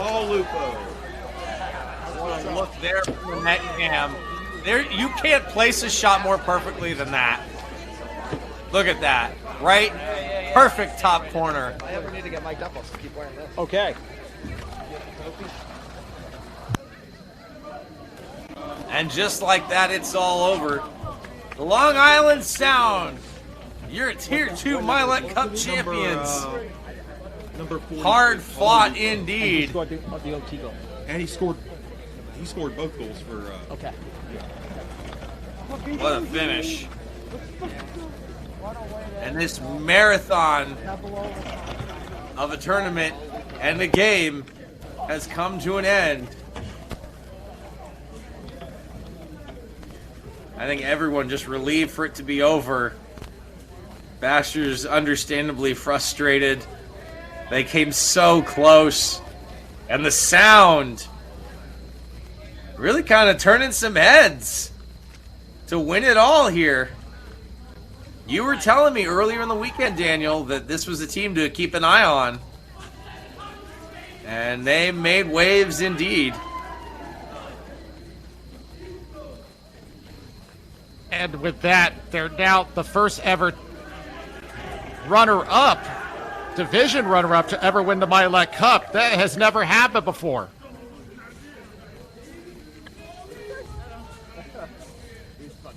representing the North Jersey division. Stay with us as we go to the award ceremonies. In close, in close. We Come on. Move. put an end to this incredible weekend of hockey. Let's go down ringside to the San Rocco's with Joey Delgado. All right, holy shit, boys. Well, listen. That's 14 periods of hockey, or 13 and a half periods of hockey you guys played today. Guys, listen up, please. Listen, you guys, both teams have a lot to be proud of. That was absolutely insane. Before we get to you guys, Barrier Bashers, you guys came a long way here. Brought your full squad. It's amazing. So, round of applause to you for everything.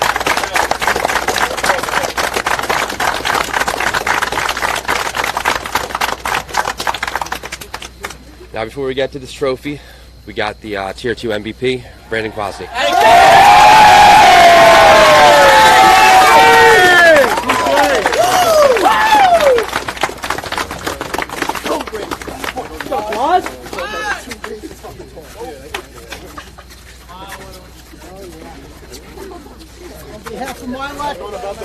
We want to again thank Anthony and Gianni San Rocco, their whole staff, the officials, everybody involved in this great event. This was an epic way to finish a wonderful weekend.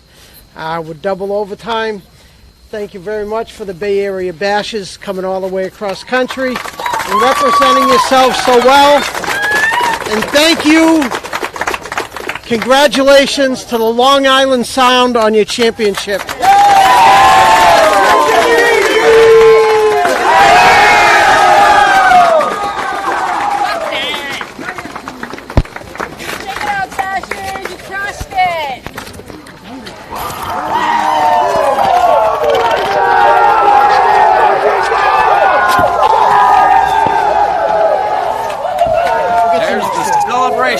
Long Island Sound.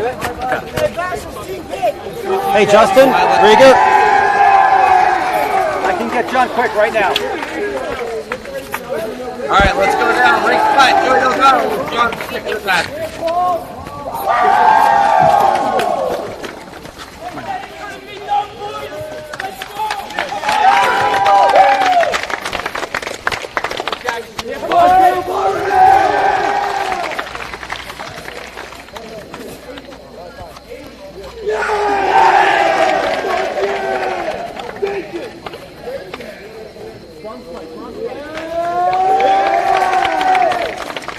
Hi, I'm here with John Quick, the captain of the Bay Area Bashers. They just suffered an agonizing defeat in overtime, but boy, you guys had the run of it, I thought. What are your feelings right about now? Well, yeah, look, I think we had a ton of chances. I think we hit a post there on the power play in overtime, but you got to finish it. Look, full credit to those guys. They battled hard. Their goalie played unbelievable. Their defense was just diving at everything. That's how you win hockey games. I thought, we played them in the round robin. I thought we took it to them as well. We controlled play, but they just never quit. They came back and they fought back in the last minute against us, and that's what it takes to win championships. So, all power to them. They deserve all the credit, and well done. John, you got to get in that photo. Yeah. Thank you, John. Thank you. Back to you. Thanks, Joey, and thanks, John Quick.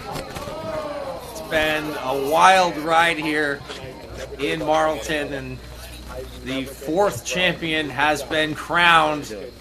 The Long Island Sound. 3 years, 3 different Tier 2 champions. We had a game for the ages last year in this as well. Coach, can I get an interview with 43? The guy that scored? You're the guy. Come on over. I mean, who would you say That's right. There you go, that's the one. Daniel? Yeah, I got no question. It's Paul Lupo. Right here. Yeah, he's worked so hard. There's no better way than to put a dart right through the goalie to give your team the championship. I think there's no other way to put this. Paul Lupo, the MVP and with of our Tier 2. MVP, let's go ringside. Joey Delgado's got Lupo with him right now. Joey, what do you got for us? Okay, I'm here with Paul Lupo, the man of the hour, the man from the Long Island Sound. How are you feeling right about now? Oh, it's amazing. Amazing feeling. Been through this journey with our boys. It's great. What were you thinking when you took that shot? Oh, honestly, I was just trying to dump it in. I was gassed, but got it on net, went in, so I'm pumped. You were not thinking about trying to rip the corner shot. You were thinking about. It's always an option. I always take that. So, yeah. Do you think maybe you caught him off guard? Yeah, definitely. He's probably expecting because we've been dumping and chasing all game, so it was definitely something to catch him off guard. Tell us about the first goal you scored today. Yeah, I got a perfect setup. I was just chilling in front of the net. Brandon Quasi, MVP for a reason. He set me up perfectly, and I just able to tuck it in. What town from Long Island are you from? I'm from Bellport, New York. Shout out. Nice work. Okay, get in your photo. Thank you very much. Thank Congratulations. You so much. Thank you. All right, back to you. Thank you, Joey, and thank you, Paul. So that's it. 4 games, 4 championships, 4 MVPs. Daniel, how do you rank these between Gardner, Goodwin, Jones, and Lupo? Rieger. 4-star. I'm going to go with Katie Gardner. She has played well. She's got a goal and assist to her credit. But it was more of a team effort, and there was just simply some better plays. 3rd star of the day, BJ Goodwin from the Squall. With the game-winning goal in overtime, and what was a great comeback from the Squall, and someone who came in late into the tournament. He had told me at the start of the day that he didn't want to feel like a burden. Watch Anthony. Rieger, watch Anthony. For my 2nd star, I'm going with Paul Lupo for the Sound. For the reasons I had just mentioned, just a quick dart to the net. It has played awesome, and of course some great defense from the Sound to help them. But there is no denying who the number 1 star is going to be. If you don't want to. Brandon Jones, the first ever player to score 4 goals in the Mylec Cup. There is no other way to put it, not to mention against the former champions, Penn Hills Imperium, and to give the Leominster Stars the Mylec Cup for Tier 1. So that is a great way for us, and this has been a fantastic season, and there's no doubt to me this was. I have to agree with you, but we have to go ringside right now because what we're seeing is actually something really special. Let's take a look at what's happening right now. This is the Wookiee Award? What is? I don't know what this is. This is the old Bash Trophy. This is the old Bash Trophy? Oh, really? How'd you have this? Can't tell you. Dude, that was even before my time. Unbelievable. Well, thank you. This is unbelievable. Thank you. Yeah. No. Thank you so much. Well, look, I just want to say one thing. Back to John. Back to John here. Hey, we had a guy who played Bash.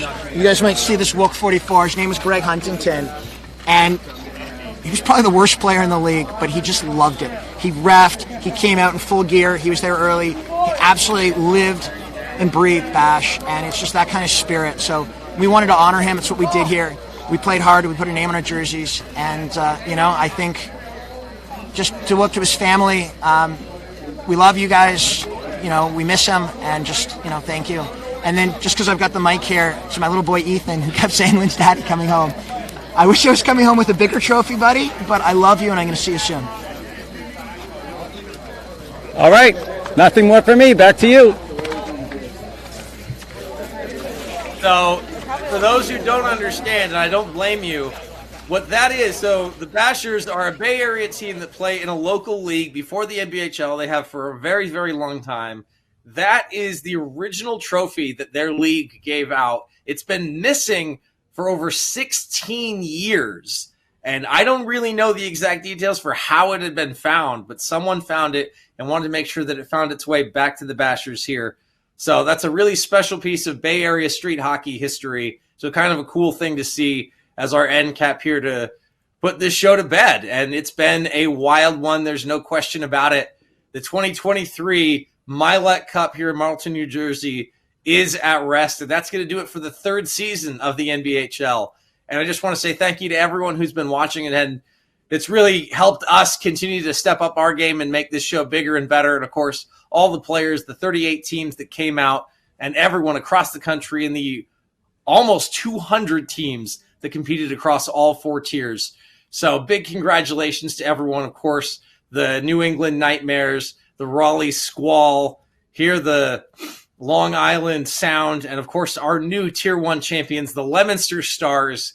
This just been an unbelievable experience to be a part of, and we just continue to see it get bigger and better as we crown 4 brand new champions. And that's going to do it. That's it for the show. That's it for the season. We'd love to see you again next year here at MVP TV. But a big thanks to everyone, especially the people who make it happen at the NBHL, Anthony and Gianni San Rocco and the entire San Rocco family, TJ Janis, Matt Strybeck, Casey Cormier, everyone part of the NBHL proper that makes it happen, all the different commissioners across the country in all the different divisions. And for MVP, everyone who makes that happen, Joey Delgado, Anjanette Rieger, Justin Coette, my partner Daniel Wilson.